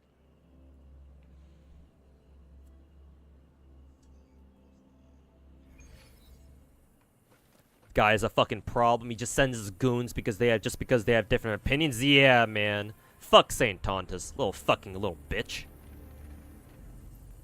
He didn't exactly apologize. He just wanted to clarify his opinion. Well, I'll watch the video myself and I'll be the judge of that, I guess.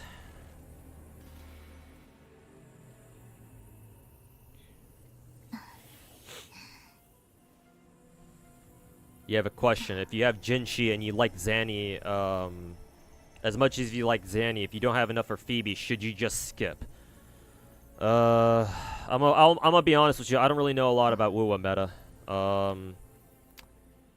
If Zanny is meant to be used as like a Phoebe support, then it'll depend on how useful Zanny is outside of Phoebe. If you can still use Zanny outside of Phoebe teams, then you know you can still roll for her, obviously. But if it turns out if the leaks say that Zanny is primarily meant to be a Phoebe support, then and you don't have Phoebe, then you know. I suppose what you could do is, if you still want Phoebe, if only just to make Zanny work, then I guess you can still roll for Zanny and just, you know, keep her, you know, just get her for now, and then wait until Phoebe shows up again on rerun. You can just roll Phoebe. You can roll Phoebe, and there you go. But I don't know how. I don't know what Zanny's role is.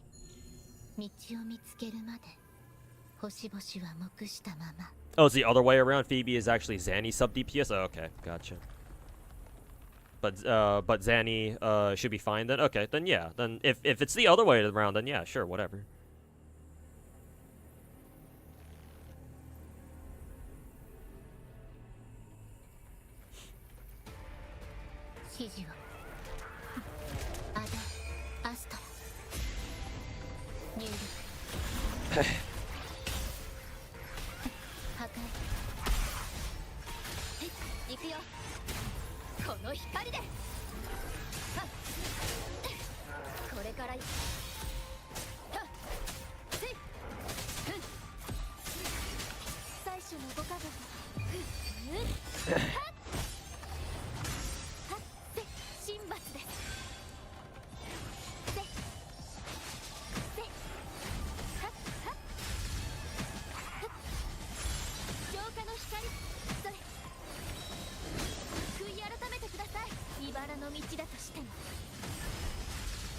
ペラスに何を申請を授ける入力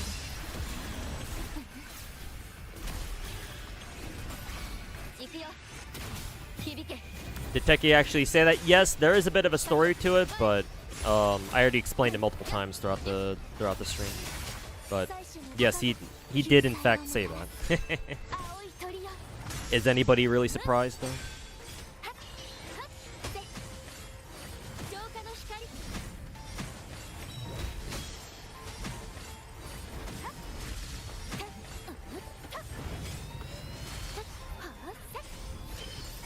Kind of interesting that you fight both regular enemies and like these world bosses at the same time.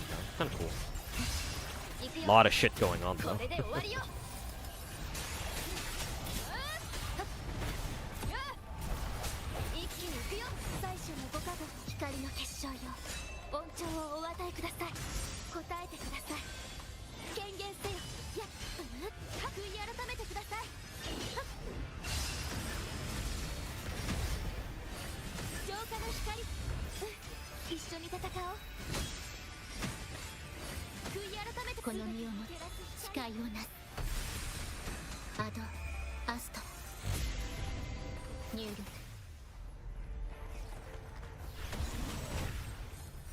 Looks like that's the end of the fight.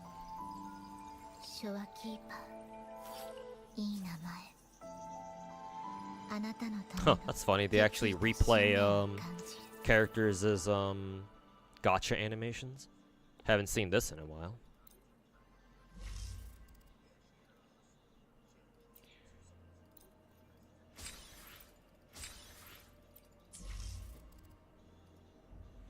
So what? You're just supposed to like set a risk and you just survive, I guess?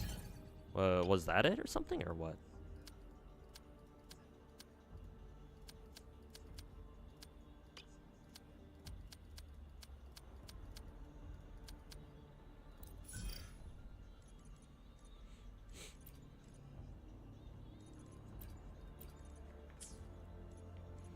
Let's see. Oh, once you use a module, it's no longer available, huh?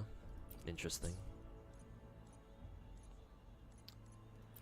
Let's see. Cryo. Oh, they want us to use Zeji and Carlotta now, do they?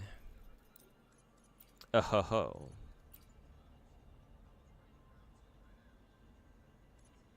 Dealing resonance skill damage. This might be useful here. Let's see if this is what we want to use. That feel when Atsu's back to streaming. Yeah, I didn't expect him to leave content creation forever. It's like what whenever people say they're going to leave or stop doing content creation, like unless they have a very good reason to do so, it's like they're not really being serious. What are they gonna do? Go get a normal job? It's like, did any of us really think that somebody like Atsu was going to disappear from content creation forever? No, of course he was just going to fucking take a break, let all his drama boil over, and then come back.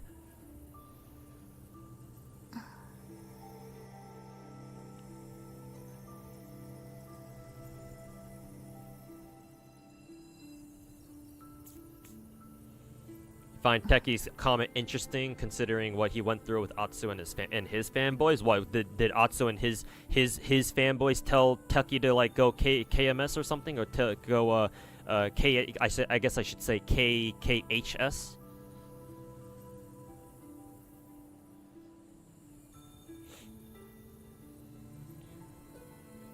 Kind of agree. Flight in Wuthering is kind of mid. Just casual flying and like the overall is fine. But then the fucking flight, like the flight mini games is like, yeah, nah, that shit is some hot ass.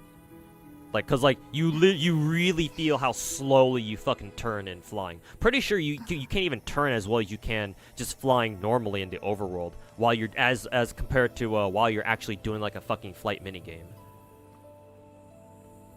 Honestly, just KYS also works too. All right. I bet.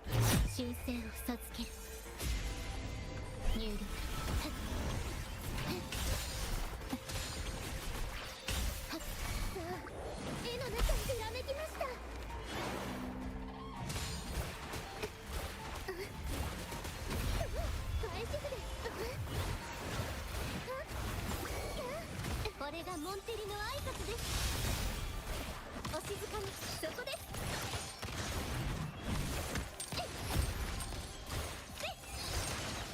宴の始まりですわ。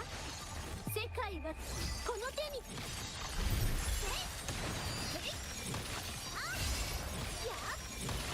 アルテの完成ですわ。速やかに片付けましょう。Oh, probably shouldn't have used that, but whatever. 終わりにする。星の歌よ。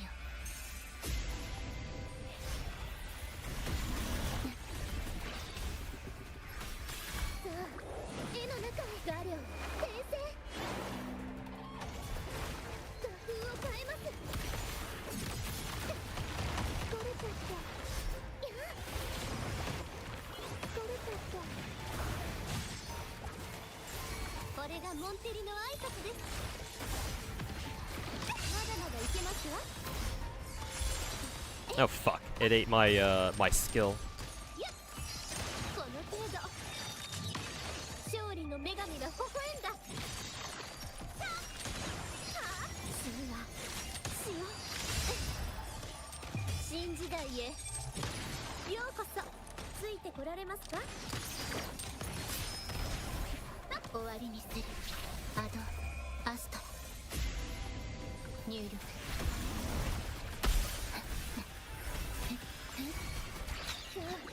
絵の中をするよ。舞い上がれ。返してくれ。 Oh, use my skill a little bit too early there.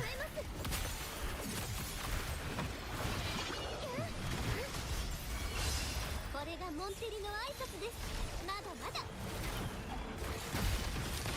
これはどう？いや、これぞ天覧。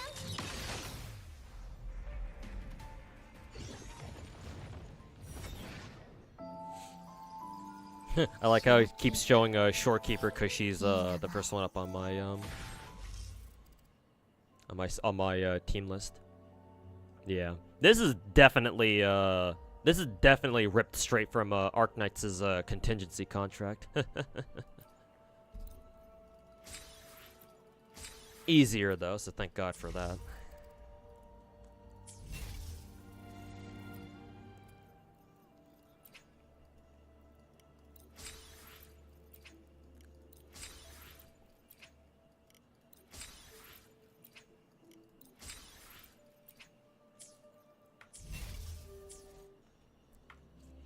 Did I pull for Krustanikin? Nah, I didn't roll for Brady either. I'm full saving for 2.5.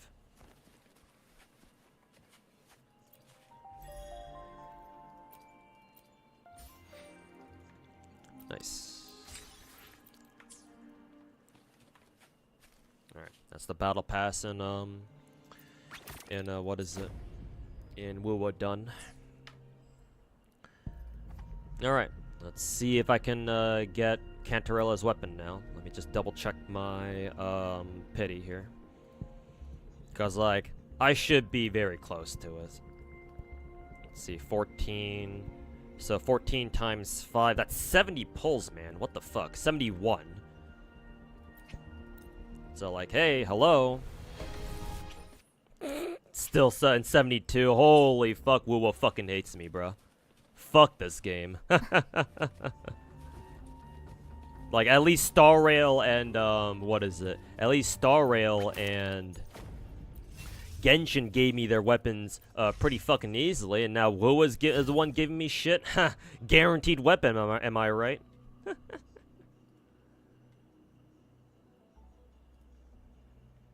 Guaranteed fucking weapon, am I right? Dog shit, just like the rest of them.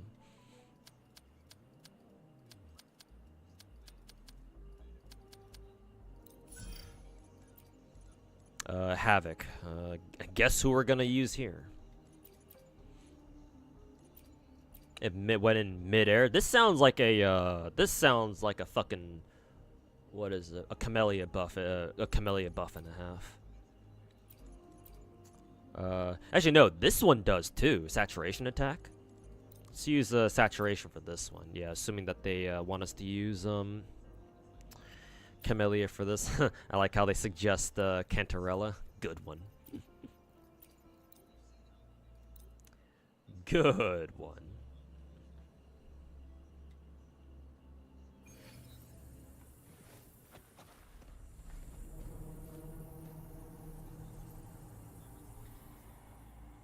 You made the same comment yesterday in Genazod's chat. Somebody replied with, wait, what was your previous comment?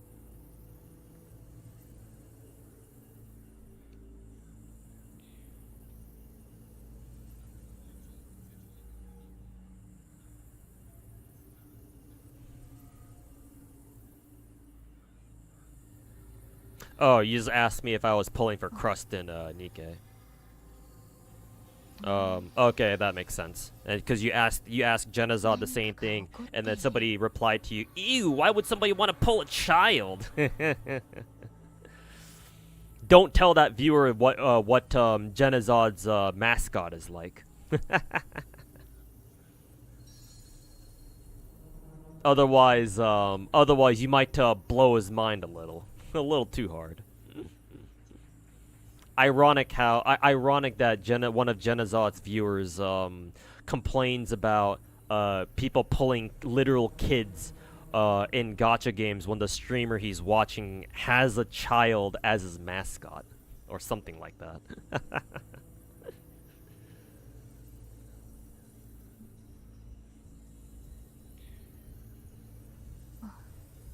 This is what you hate about the guaranteed 5-star weapons? Yeah, exactly, Tyrant. It makes it so that, like, you're pretty much compelled to roll for it, because that's the easiest way to, that's by far the easiest way to build characters, and every other option feels like ass in comparison.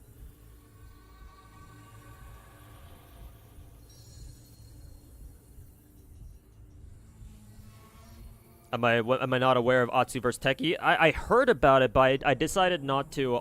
Not decided. I never bothered like looking into it. So I actually don't know the details of what went down between those two. To be honest.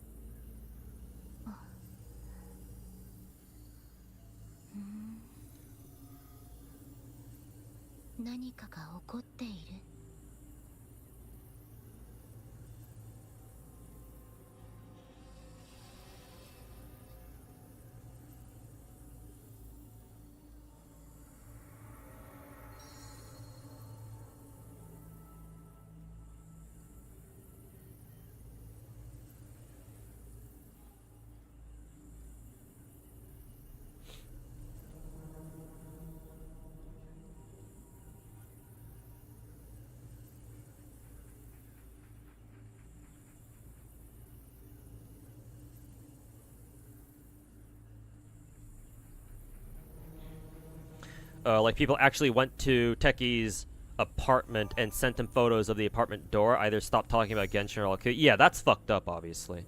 Even, again, I've made it very clear before that I don't condone, I fucking hate it when people try to bring in other people's private lives into like an argument or like an online debate or something. Yeah, that's fucked up. Yeah, I fucking hate people like that. Like, unironic, like, no cap, like, I fucking hate people like that. And I don't usually I don't usually say that I hate people, or at least I use it very sparingly. No, those people can actually go fuck themselves. Even against somebody, a guy like Techie. Nobody, even Saint Tontus doesn't deserve that. Nobody on the face of the fucking planet deserves people digging through your fucking past history just to grab some dirt on you. That shit is fucked. Also, I assume you mean Techie's old apartment, right? Not where he lived currently, not where he lives currently, because that'd be fucked up. No, that'd be even more fucked up. Well, Techie probably lives in like a streamer house anyway, so I don't think he needs to worry about that, or he doesn't need to worry about that as much, but still.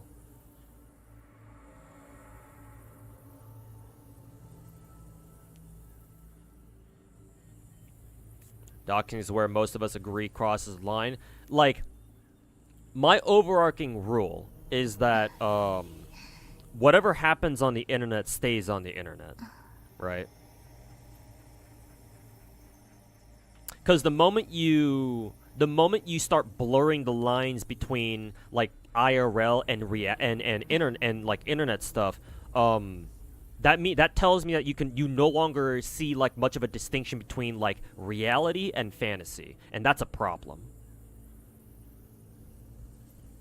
Because if you could just act however the fuck you want in like an online setting and real life, then yeah, no, that's a fucking problem, man. And that goes for everyone. Like, that's just a blanket rule. Nobody's exempt from this. Not even myself.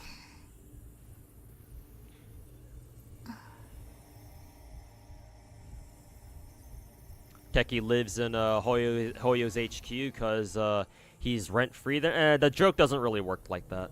How people use the phrase rent-free, Tyrant, because I know you said earlier that English isn't your first language.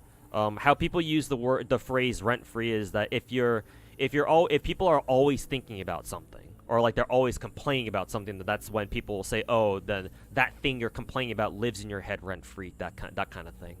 So, like, perfect example, St. Tonta's, Woowa, and other gacha games live in St. Tonta's head rent-free because he always fucking talks about them. Like, you could argue that, you know, Hoyoverse lives in St. Tonta's head rent-free because of how much he fucking, you know, shit-talks them.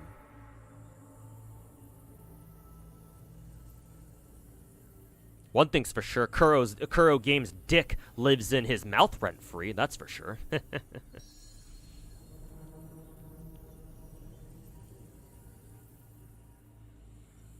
Techie's old roommate doxed him accidentally, it's old stuff. Okay, yeah, that's what I figured.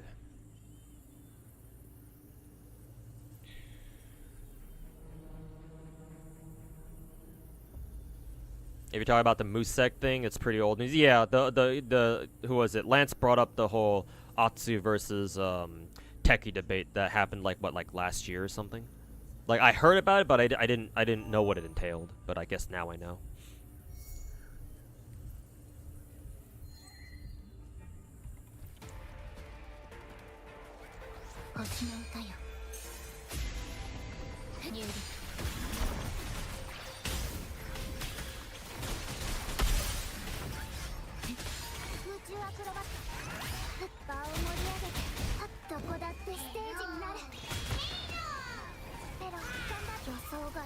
Shit, got knocked out of her skill animation.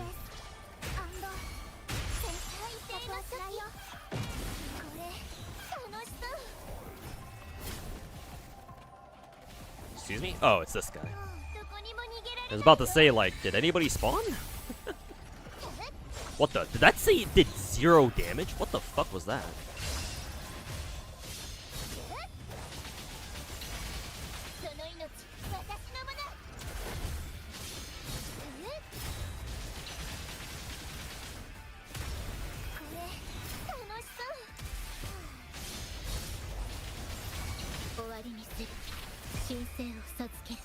Yeah, 0 damage, like what the hell?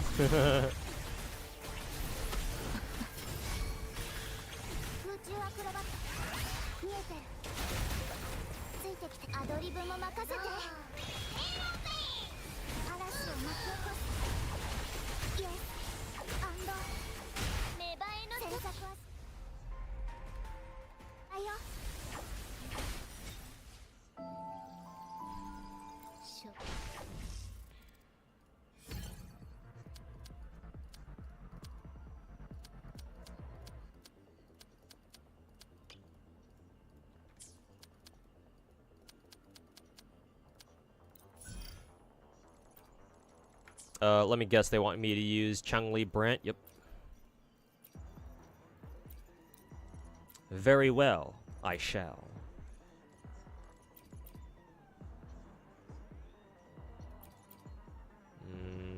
When mid-air... oh, this is... yeah, this is what we want to use for Brant. I don't know how well it'll apply to Chun-Li, but... we'll take it for this team, I guess.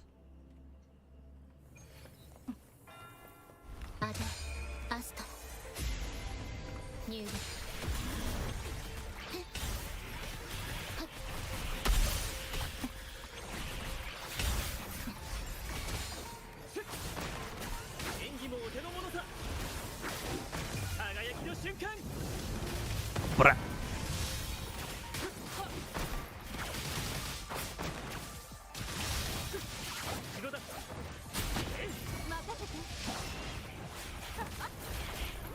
カゴの中の鳥は誰？逃げ場などない。火の雨が降り注ぐ。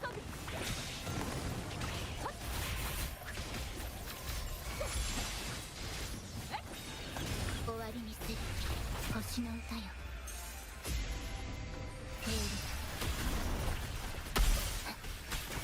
アジは俺に任せろ。演技もお手の物さ。炎よ、燃え盛れ。 Oh yeah, this is a boss treasure chest. 気をつけろ。任せて。断ち切る。逃げ場などない。綺麗です。焼き尽くせ。昼夜健康。劣化のきらめき。 Oh, this ult might miss. Oh no, it still got it. 終わりにする。神聖を授ける。入力。エピックショット。演技もお手の物さ。より盛大にクライマックスだ。 What's up with that techie message? It's a bit of a story. I already explained it a couple times, but just know that it's got some context to it. 劇場入りの時間だ。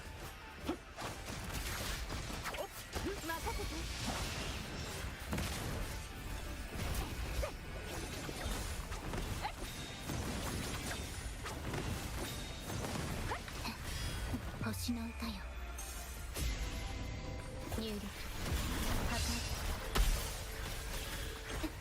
Ow, ow.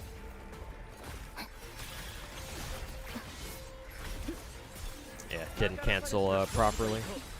Actually, switch back to Shorekeeper actually.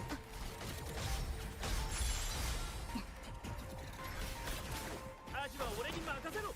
演技もお手の物さ。炎よ、燃え盛れ。 Is it a joke or did he try to straight up bully you? Nah, it's not really bullying, cause that message, that Discord screenshot is the last message he sent me before or that's the last thing he said to me on Discord.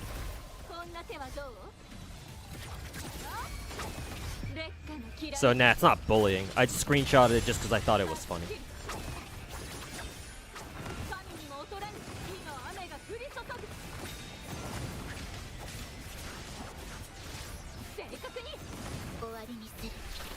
Also, I guess I'm supposed to kill the other, like, balloon things in the meantime? I don't know.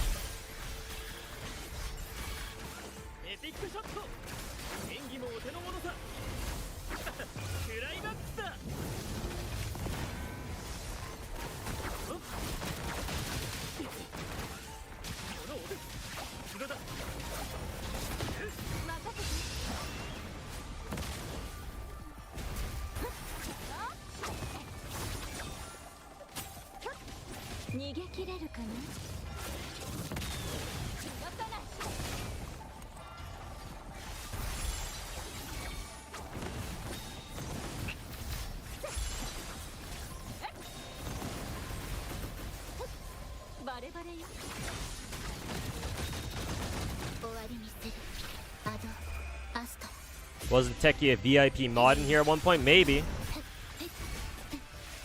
Maybe so. I don't know if he still is, though. Maybe he still is, actually. Not sure.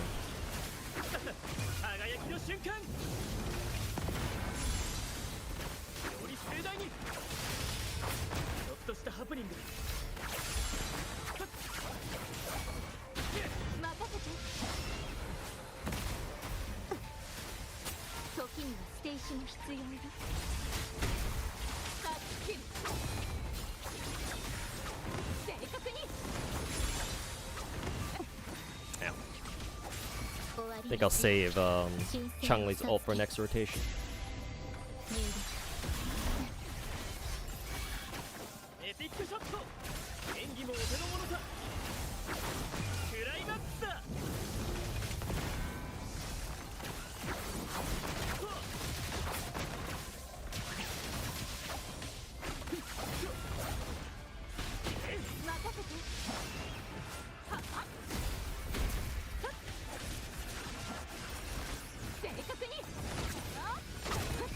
中の鳥は誰？断ち切る。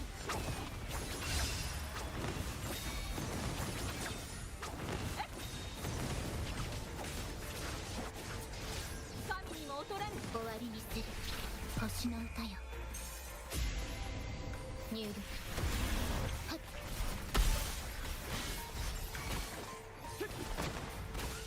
演技もお手の物さ。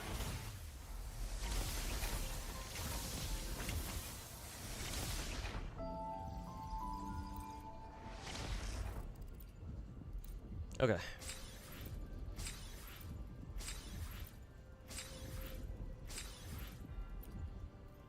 Oh, okay. So you didn't need to hit what? Level fucking 96. That's if you actually want to fucking try hard that shit. Okay. Fair enough, I guess.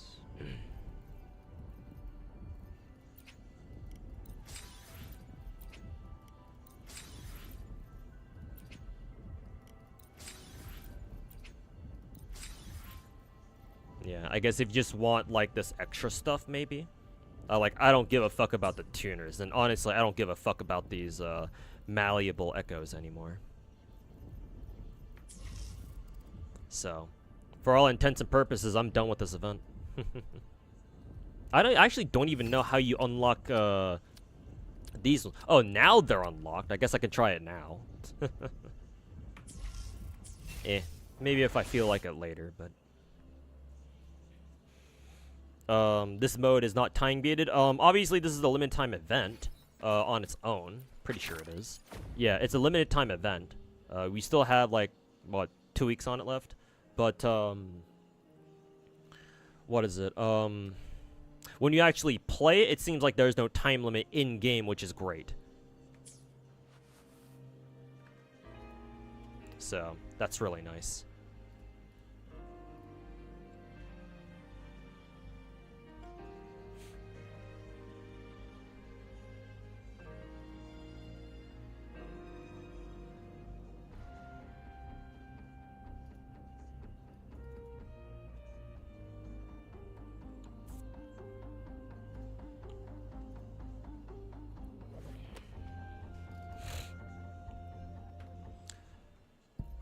Ugh, still fucking 40 gems off. Do I have enough Loonites? Probably not. Yeah, no.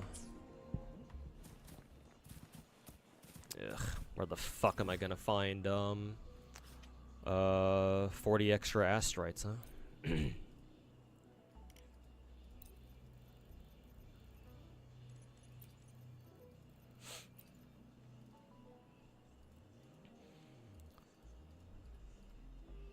I guess it's time to slink around, what is it?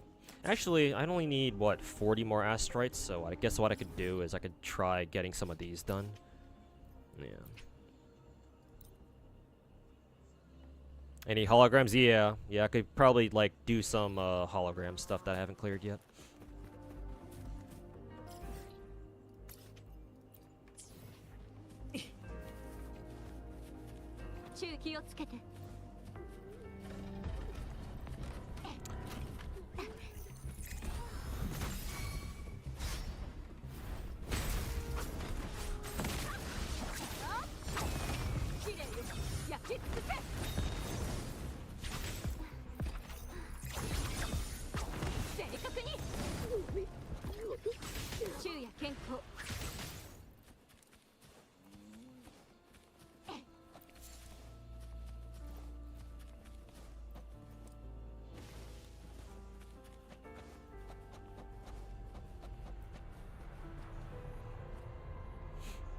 Risk 24 is the highest possible difficulty for each stage. Ah, okay. Gotcha.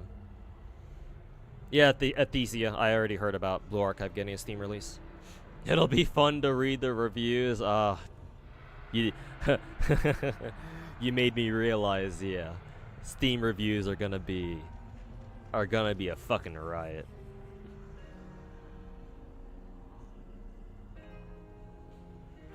Kinda looking forward to Blue Archive Steam release just because of that.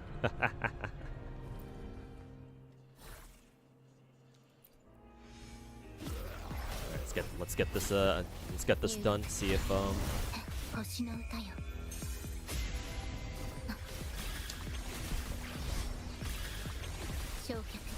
See if we do these. 演技もお手の物さ。ちょっとしたハプニング。耳を澄ませ。炎よ、燃え盛れ。 Will this hit? Yes, it does. 小さな波さ。任せて。はっ、こんな手はどう？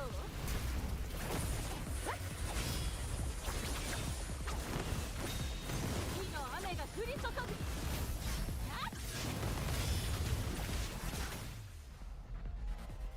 Is Blue Archive worth playing? Only as a casual. Don't play it hardcore, or don't treat it. Don't take it seriously. If you only ever plan on playing Blue Archive casually, then sure, nothing wrong with that. Just don't take it seriously.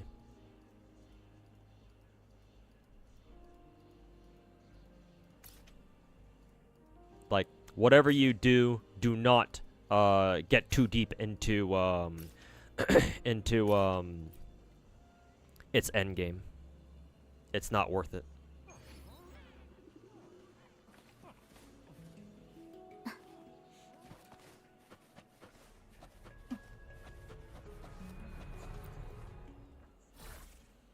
Alright, Monkey Boss.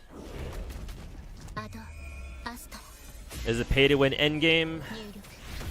I don't want to call it pay to win. It's how do I explain it?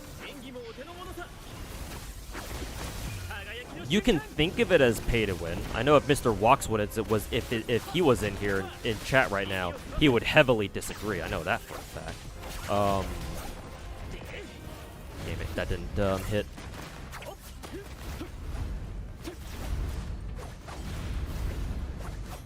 Are the sound waves even, were they even fucking hitting? What the fuck was that?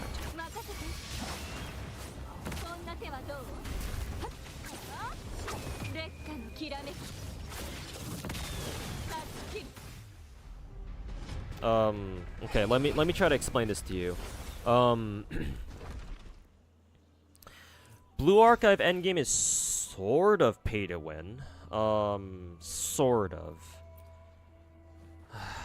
You know what? Fuck it. I'm just gonna pull up Blue Archive real quick. Let me just see if I can finally get Cantarella's weapon. Probably not, given how badly my Woo luck's been going so far. Okay, thank God. Fuck this game, man. Fucking finally. Now fuck off. Don't want to see the fucking gacha for this game for another until Zanny comes out. Fucking piece of shit. But let me pull up Blue Archive just to show you what I mean. So I'm gonna wait for Blue Archive to load up real quick. How many was that though? It was like my 73rd pull. Like I was getting very close to. I was getting closer and closer to hard pity. Like 72 or 73, maybe even 74. Probably 74. Excuse me.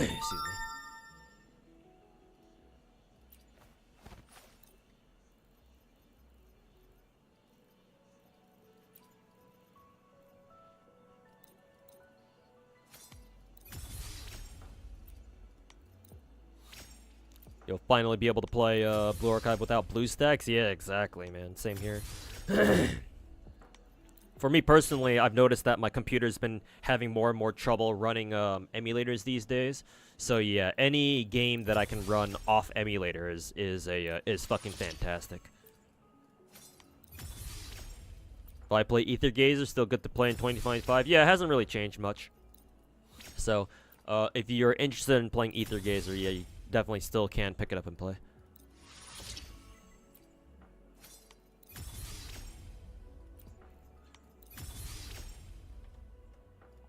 Okay, load up Blue Archive now. Now you wish that FGO would do the same? Yeah, I don't know if that's gonna happen, yeah. Unfortunately. Probably ain't gonna happen, my dude. Which is a damn fucking shame.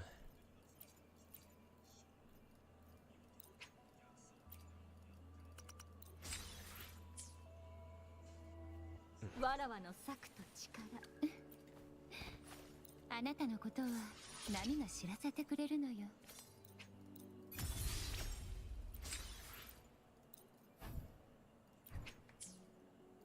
See. Oh yeah, that's right. They gave us a quality of life thing where you can just open them directly from here. Oh yeah, that's right.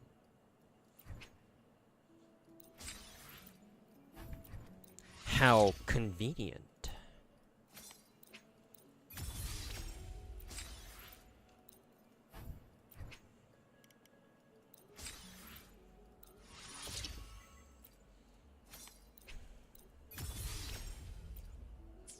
Okay. Honestly, I think my Cantarilla is pretty much good to go. 70 CR with almost 270 CD. I think that's good enough. Technically, I think I can still give her some better echoes. Yeah. But she's got crit rate and everything, so it's technically that's good enough. Yeah. I could give her a little bit more crit damage. That'd be insane, though. Yeah.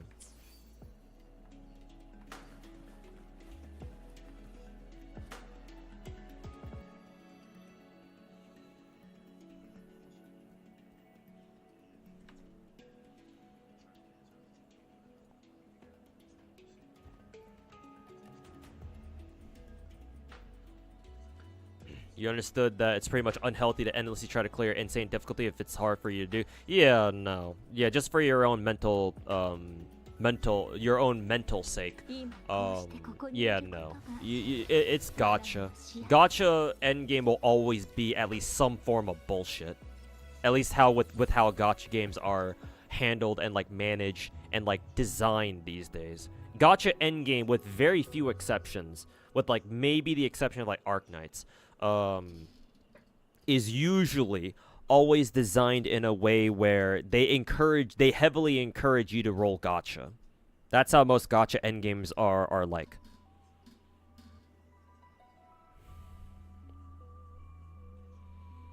And so because of that, like that's why I don't really care about being good at gacha games, right? Anybody who thinks that, you know, oh, you have to be good at gacha games or anything like that, if they make an unhealthy point about it, like, it's one thing to be impressed by like a good display of skill. It's not that you can't be skilled in gachas, obviously, but like it's a fine line between like appreciating skill in gacha games and then immediately stepping over the line and just fucking obsessing about it 24/7 nonstop. When like, if you take a step back and you look at what gacha games are for, you realize what gacha games are. It's like, nah, bruh. There's like, sure, you can be skilled in playing certain gachas, right? There are definitely some people who are better at gachas than others, but at the end of the day, the fact that, you know, gacha endgame is usually dictated across the gacha sphere or across the gacha industry by role character, you know, clear endgame, that sort of mentality, right? That sort of concept. That means that skill isn't, like, you shouldn't really care about skill. So yeah, if you can't clear like an endgame mode or something like that, like so be it. It's not your fault. Usually not. And yeah, it'll suck losing out on like gems or something like that if you can't, like, you know, 36-star Abyss or 36-star MOC, for example. But like, it's not, those extra gems are not worth your fucking efforts and like you trying to fucking break your balls over trying to, you know, push for that last couple of gems or whatever. It's usually not worth it. It's only worth it when you know that you're almost there and you know you can do it, or you're confident that you can get it done. You just need like a little bit of an extra push, then sure, okay, that's fine. But like, stressing out over something that you're not going to achieve, or like at least you're not likely to, either because of, you know, skill issue, and I'm not saying that to sound derogatory, just, you know, if you feel like you can't do it, or if it's a little bit too much out of your reach for now, then yeah, don't worry about it. Like, gacha games are casual, man. Don't fucking stress them.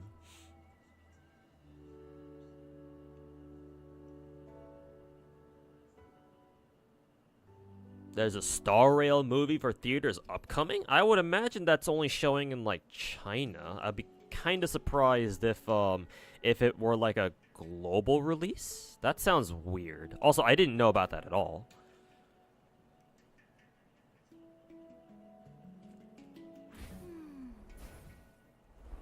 Being good at gacha. How do you do that? Being rich? It can certainly help, but if that's all you are, if all you are rich and you're not actually good at gacha, then yeah, that doesn't really help you.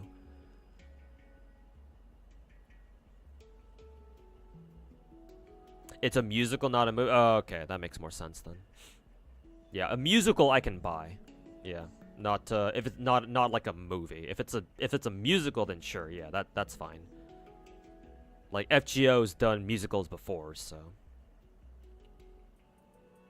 Oh, anyways, let me just explain Blue Archive real quick as like the last thing I want to do on stream.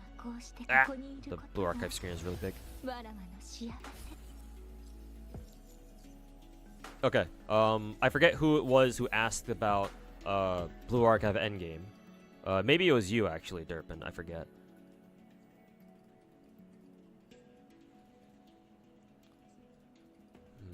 Twas you? Okay, good. I did not forget. Okay, let me actually mute Wuwa, because I'm basically done with the game for now. Or for today, rather. And then let me crank up Blue Archive's music. Okay, oh, we have a Grand Assault going on, so I can actually show you exactly what I mean. Oh god, that's kind of loud. Okay, first of all, Blue Archive's endgame is split into, like, 3, maybe 4? Technically 3. 3? Yeah, let's just go with 3. 3 different modes. Yeah, no. 3, 4? 3, fuck it. 3 different modes. Total Assault, Grand Assault, and Final Restriction. Total Assault is the standard raid shit. Right now we don't have one, so I can't show you a raid. But these are the standard raids. The game gives you like the bosses rotate, but whenever one comes out, you have to fight them for a week. And then they go away, and then they eventually put in another raid, but it's a different boss, so all that stuff. So total assaults are your raids. They last for a week. It has, what, 7? Right now it has 7 difficulties. On JP, there's an 8th one for some weird fucking reason. Yeah. The majority of the difficulties are not bad, obviously, because they go from, like, normal, hard, very hard, hardcore, extreme, and then, like, insane, I think. Up until extreme, it's okay, actually. Even free-to-plays, I can see them clearing extreme no problem. But it's when you start getting into the insane difficulty that shit really starts hitting the fan. So just keep that in mind as I explain the other raid modes. Right now we have a Grand Assault going on. Grand Assault is basically Total Assault, but instead of one mode, there's 3 technically. Because the thing with Total Assault raids, or just with regular raids, Total Assaults, every time we get a Total Assault raid, the raid boss not only has like what 7 or 8 difficulties that you can go through, but also they are a particular armor type, and they're a particular environment type. And what that means, I don't know how much you know of Blue Archive, but in case you know nothing about this game, in Blue Archive, several of the mechanics are that all enemies in the game have a particular armor type, and therefore your characters all have a particular attack type. I believe we have 5 different attack / armor types in the game. They have actual names, but we usually go by color instead, because that's usually easier to understand. We have red, yellow, blue, purple, and I think technically there's a 5th one, but I'm not remembering what it is. I think the 5th attack / armor type is only exclusive to JP for now. So we'll probably get it later, but at the moment I think we only have 4. Red, blue, yellow are the main ones anyway. They're usually the most common ones. Purple is kind of rare. which is kind of funny that I say that because our Grand Assault raid is actually one of their armor types is actually purple. But yeah, total assault raids, the regular raids only show up in one environment, one armor type, and that's it. And you fight them for a week. Grand Assaults are different because the raid itself lasts for a week, but total assault raids, you get 3 raid tickets every day. So basically, you have to do the raid 3 times a day. So you have to do it every day for a week. Grand Assaults are different in that you don't have to do them every day. The game just it gives you tickets that accumulate like this. So you see 5 out of 7. That's because the raid started 5 days ago. So now we have 5 tickets left, and I haven't done this yet. So I have 5 tickets. And then by the end of the week, you should have all 7 tickets. As long as you do it once, each armor type, each armor fight once, you're good, and you can just sweep the rest of it and don't have to care. But other than that, the Grand Assaults show up in 3 different armor types, as opposed to Total Assault's 1. So this basically means that you need 3 different teams for a single raid. So that's how Grand Assault is different from Total Assault raid. And then finally, final restriction is our newest endgame mode, where you have 1 boss. They usually don't change. And then you have 1, 2, 3, 4, 5 different thresholds of difficulties. You have to clear every single one, or you have to clear the highest difficulty of one threshold to move on to the other. And the stages get harder and harder and harder and harder. But then the rewards are they're pretty good actually. Thankfully though, the rewards don't give you anything like exclusive. They don't give you like gems or anything. So this is actually optional. You don't have to do this if you don't want to. You should still do like some of the easier ones, because like up until like maybe the 2nd threshold, it's actually not that bad. It's I think when you start trying to break into the 3rd threshold where things actually start getting kind of bullshit. But up until like difficulty 49, if you got strong enough teams, it's actually not that bad. And you should do every cycle of it anyway, because they also give you some really good rewards. The main things are these things right here, the workbooks, because they actually give your character some of your like, if the characters you give these to, they get bonus stats, and they can be really good sometimes. Sometimes they're usually always pretty good, but I don't really take final restrictions seriously. So the end games are usually focused on Grand Assault and Total Assault. Okay, now that I've gotten that background information out of the way, let's, like, just as an example, I'm not actually gonna enter this raid yet because I need a proper team for this. So just in case, I'll just enter mock battle. So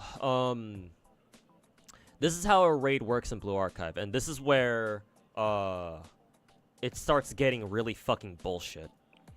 So, in Blue Archive, you have a team of 6 characters. 4 of them are frontliners, 2 of them are backliners. So, again, 6 characters each. So, ignoring, like, how raid bosses are set up for a moment, right? Let me explain to you, let me try to demonstrate to you, how fucking expensive it is to invest into an entire team that's ready for endgame raids in Blue Archive. So 6 characters, right? Let's take a look at Mika, for example. Every single student in this game, you have to level their skills. They have 4 of them. They have 1 EX skill, 3 passives, and they have 3 gear slots. A headpiece. I don't know what the fuck this is. Like a badge or something. I don't know. And then like some sort of like watch. Oh, these gear slots are also not universal. Mika has these particular equipment slots because she's a frontliner and she's supposed to be a DPS. Different roles that characters have different have access to different gear, and they must take that gear. So for example, Mika has these things, but if I switch over to I mean, hell, if I just switch over the fucking Maki, who's a machine gunner, so technically her role is a little bit different, she starts taking different gear, right? They're both tier 9 gear, but Mika takes a headpiece, like a sailor hat or whatever, but then Maki, because she's a different role, she takes a completely different gear tree altogether, like gloves, I guess, in Maki's case. Also, her patch is different too. She takes a hairpin instead of a patch. Same thing with the Cherino as well. Lolly yeah, this girl is basically supposed to be Lolly Stalin. Anyways, because she's a handgun user, her gear is also slightly different too, where she takes like boots, I guess. I don't know, something fucking weird.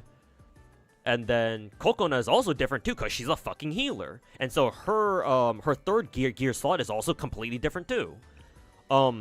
There's at least like 6 or 7 different equipment types depending on what the character's role is, and every single role takes like a different combination of gear.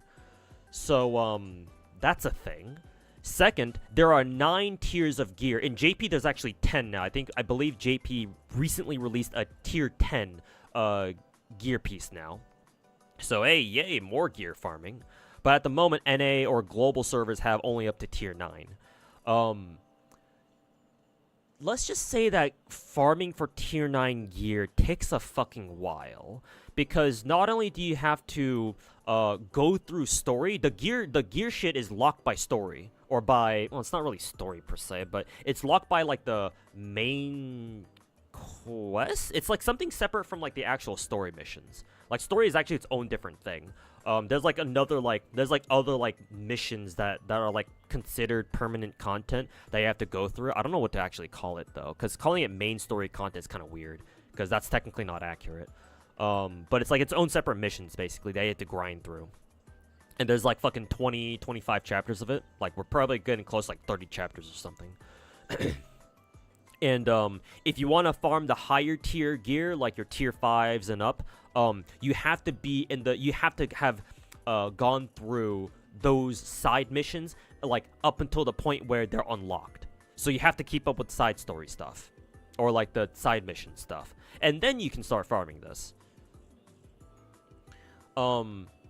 As for the actual drops themselves, at least you can sweep in this game. But even still, the drops are completely RNG, and you're not likely to get them you're not really likely to get a lot of them. So prepare to sink in a lot of stamina just to be able to fully gear your characters. So yeah, gear is fucking dog shit sometimes. Especially if you spend like fucking a full stamina bar just to get like 2 fucking blueprints. That's happened way more times than I bother to care about. Also, of course, you have the character levels themselves, as you can see here. In this game, in Blue Archive, if you know how Princess Connect works, or hell, if you play Magia Exedra right now, it works. They took this from Exedra took this mechanic from Blue Archive and Preco.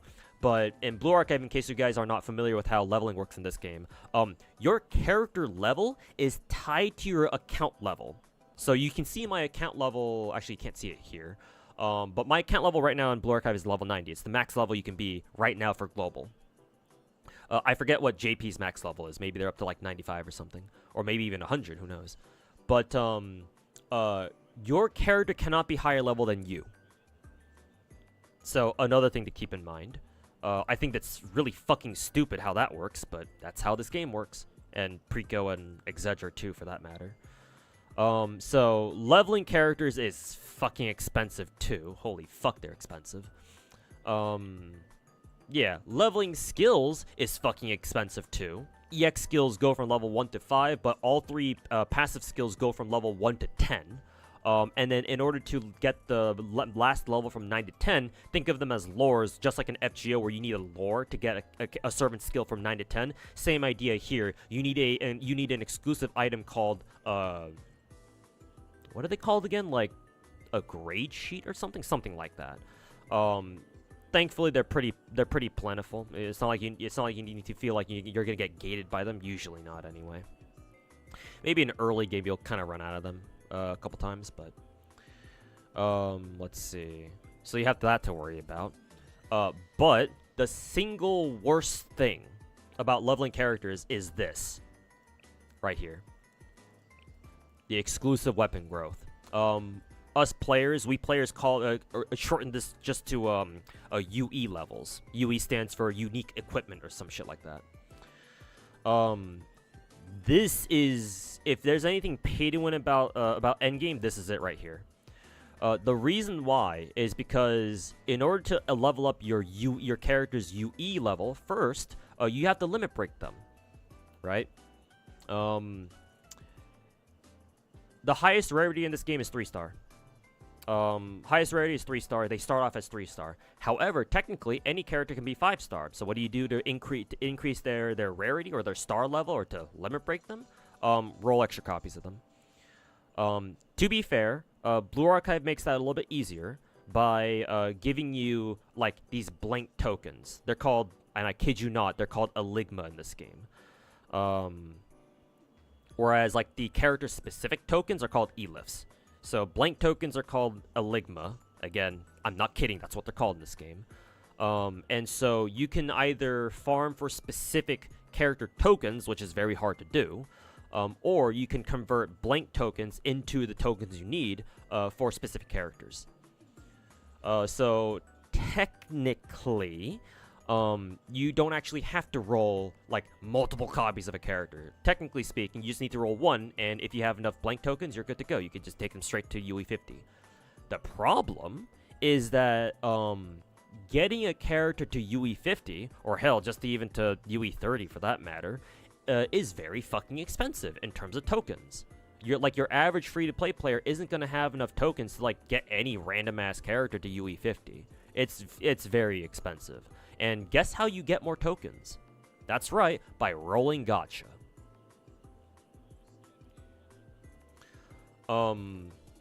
Needless to say that unique like limit breaks and unique equipment levels, they're extremely powerful. They are ludicrously powerful.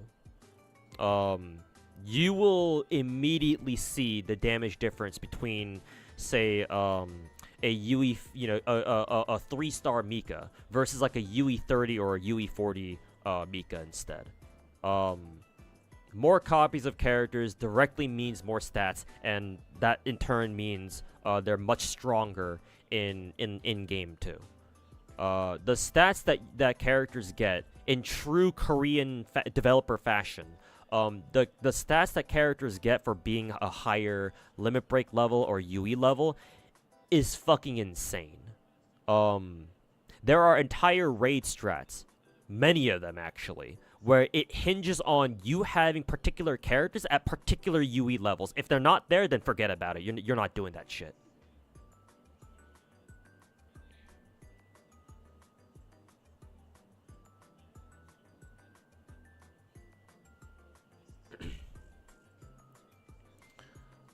Also, the top tiers in Blue Archive are fucking top tier. You're looking at one right now. Mika is our top tier yellow raid destroyer, or for any yellow raid that that throws only a single target boss at you, because Mika's skill does way too much damage, and on top of that, all of her hits are guaranteed to fucking crit. At least I'm pretty sure. Yeah, I think they're guaranteed to crit. So Mika is the destroyer of yellow raid bosses. And so because of that, it is in your best interest, if you care about, like, rankings and shit, if you want to consistently score top 5k on the NA server or on the global server, it is in your best interest to get this bitch, I say that lovingly because Mika is one of my favorite characters in the game, get this pink-haired gorilla to UE50 immediately. Because, like, she just kind of deletes yellow raid bosses for the most part. Because if you don't do that, if you don't have Mika, or you do have Mika but you don't care about her for whatever reason, and you don't want to be bothered leveling her up, well, guess what, buddy? Your next best option is, like, I don't know, Maki maybe? She can be a DPS, but she's more of a hybrid because she has a passive that puts a defense debuff on people, which is kind of rare actually. So Maki's still very useful, but she doesn't have the sheer damage output that Maki, or not Maki, that Mika has. I just realized that Maki and Mika had their names just reversed in katakana or hiragana. Or like you're looking at using like Iori. And, like, I love Iori. Iori is one of my favorite characters in the game. Her and Wakamo. And she's strong, don't get me wrong, but she doesn't compare to Mika.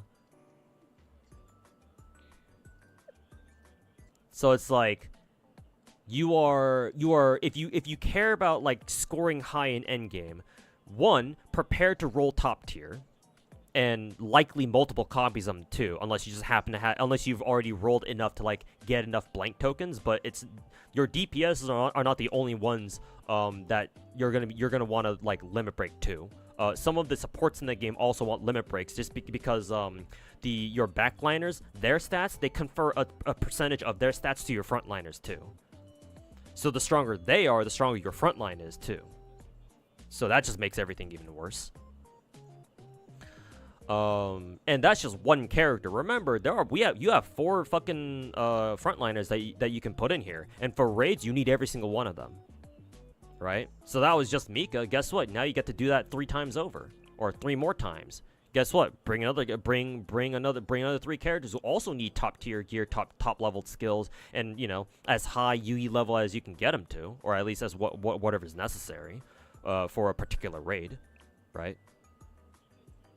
Like, I hope you have fucking fun with that.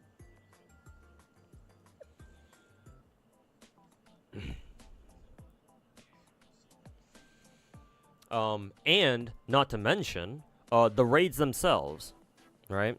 So the raids themselves, just pretend that this is just a regular total assault raid, so we only see one boss. Blue Archive Endgame, like the raids themselves are fucking horseshit. They are RNG out the fucking ass. It's just RNG on RNG on RNG. Part of the reason why the top tiers are so good is because they allow you to ignore a lot of fucking RNG. Like I said earlier, Mika's EX skill, which is her main source of damage, is guaranteed crits every single hit. And so because of that, you don't need to worry about whether or not she's gonna crit or not. A lot of endgame in Blue Archive is quite literally you just fishing for crits. If you don't crit, oh, reset. You didn't crit this one, reset. It's not just crits either too, because enemies have a lot of raid bosses have their own massive layers of bullshit RNG too. It's like, oh, the boss didn't give you this pattern, reset.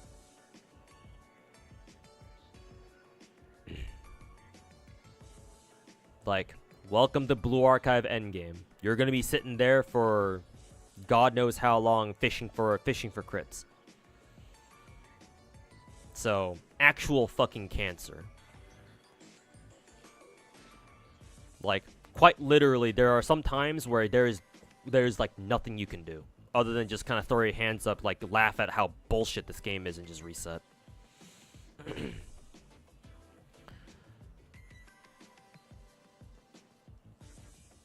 So, that's how this endgame is like. I guess I could show you an example, but yeah. I'm already way past my, way past time here. You get a lot of, blank tokens for characters, not enough in my opinion. Not enough in my opinion. Like, if you want to, like, consistently stay top 5k, nah, it's nowhere near enough. The reason why I say that is because, Grand Assaults is, like, anti-casual. Like, even if free-to-players have been playing for long enough, they can actually handle a lot of total raids, like solo raids, just fine. Like total assault raids, just fine. But grand assault raids like this is extremely anti-casual, because you don't need just one team, you need 3. And guess what? If you can't clear a raid boss with one team, you have the option of throwing in more teams. But hey, that means more teams and more characters you need to have leveled beforehand.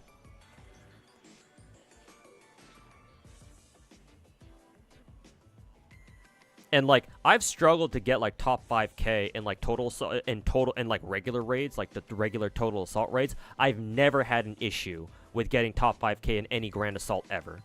Because all I need to do is just do every single insane game mode once, and that's it. Easy top 5k.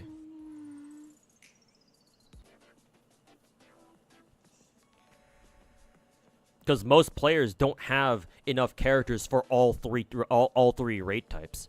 It's hard. The amount of investment you need to even be able to clear like extreme or insane difficulty grand assault it's ludicrous. It's fucking insane. Pun intended. Gotcha. We'll probably try it out when it drops on Steam. Play it nice and slow and keep wailing low. But yeah. That's how you should do it.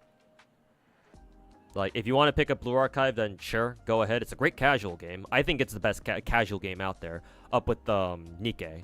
But yeah, no. Like, for the love of all that is holy, do not take this game seriously.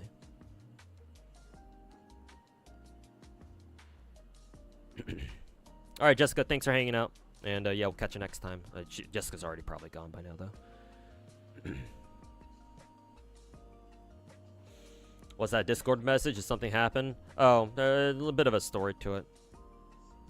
I'll explain it real quick. Also, Fiery Tepic, thanks so much for the 45-month resub. Welcome back. Got it before the sub alert went through. But yeah, real quick, Rex Nemesis. Basically, a couple weeks ago, my Discord account got hacked. It got hijacked, and well, not hijacked is more like it. And so the guy who hijacked my account for a little bit before I was able to stop him and get my account back, like spammed all my DMs and all the Discord servers that I was a part of. That I'm a part of, with like a scam Steam card link or whatever, and then one of the DMs that he sent it to was a group that had me, Techie, and other gacha content creators in it, and yeah, Techie saw that and immediately said you know, told me to go kill myself. So yeah, that's great. And so yeah, I took a screenshot before of his last message to me before I left the group.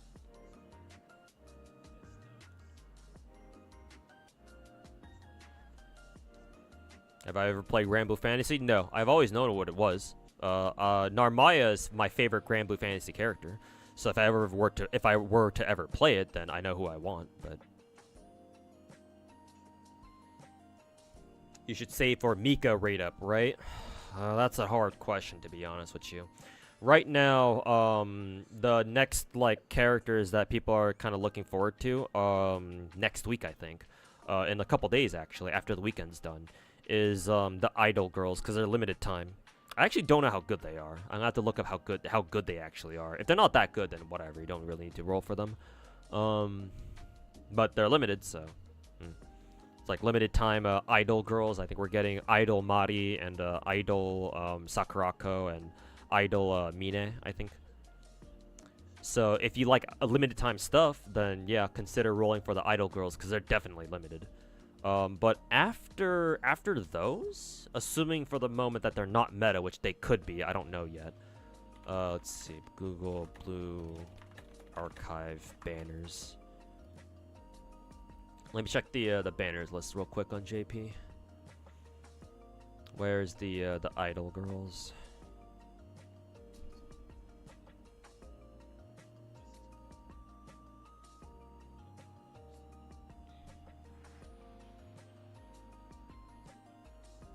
Fuck are they? Oh, I think I found them. Yeah, here they are. Okay, so after the Idol girls, we have Hinata. Actually, who do we have going on right now? Yukari, Renge, and Kikyo. Kikyo's okay. I'm not too sure about Renge and Yukari, but Kikyo's okay. We use her sometimes for purple raids, but I still wouldn't really call her meta per se. Maybe she is actually. I don't know. However, after the Idol girls, we have a Hinata rerun. We also have a Saori rerun. Saori's pretty good. She's okay. I don't know if we really use her for raids anymore. We used to, but I don't know. I don't know so much anymore. Actually, definitely not now that we have Dress Hina. So fuck that. Let's see. We're having swimsuit reruns for Hina and Iori. So if you like either of them, then they're getting their swimsuit reruns, and swimsuit characters are usually limited. Swimsuit Hina is still pretty good. I don't know if she's like raid meta anymore, but she's still good for like other stuff. Who else are we getting? Oh, they dropped Satsuki and Chiaki for us. I actually don't know how good they are. After those two, phone's going off. Makoto rerun and Ako Dress rerun. I don't know how good they are. You could probably skip them, but they're also limited as well, so keep that in mind in case you like limited characters.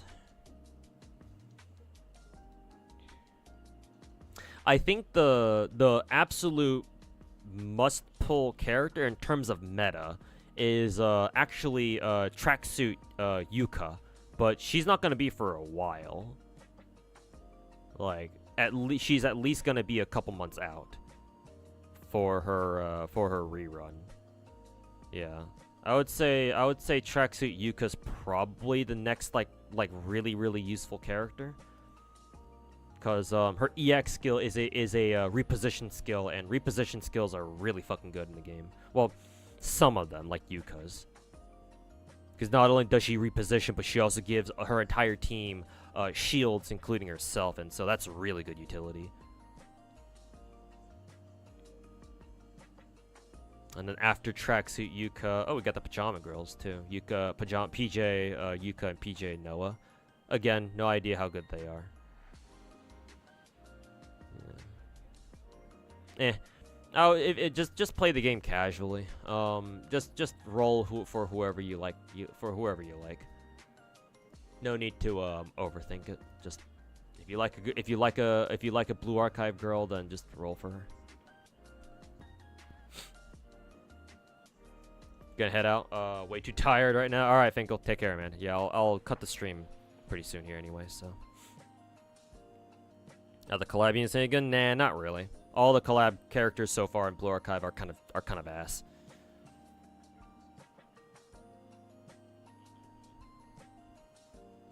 Am I gonna close the Discord after this? No, of course not. Fuck. It's already been resolved, Rex Nemesis. Yeah, like I remember the day that my Discord account got hijacked, because my phone kept going off with all sorts of notifications. I was like, what? I woke up. I was like, what the? What's my phone doing? And I took a look at my Discord notifications. Like, oh shit, somebody stole my Discord account. And so I logged on real quick and I put a stop to it. And I cleaned up after I cleaned up the fucking mess. Like, I went through all my DMs and all the shit that the dude who hijacked my Discord account, like all the places that he spammed his Steam link, and I got rid of all the messages. And I told people, hey, sorry about that. Somebody hijacked my Discord account real quick, so don't click on the link and stuff like that. So no, my Discord server itself is under no danger. I'm not gonna get rid of my Discord server just because my account got hijacked. That, and I got my account back too. So, and it hasn't happened again. So I have to assume that I've already resolved. I fixed the issue. I've pilled you on so many gachas. Oh no. Oh no. What have I done?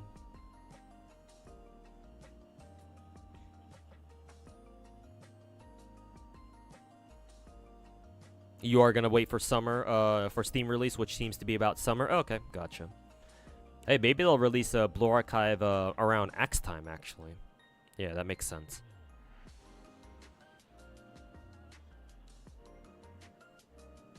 Collecting bitches like Pokemon cards.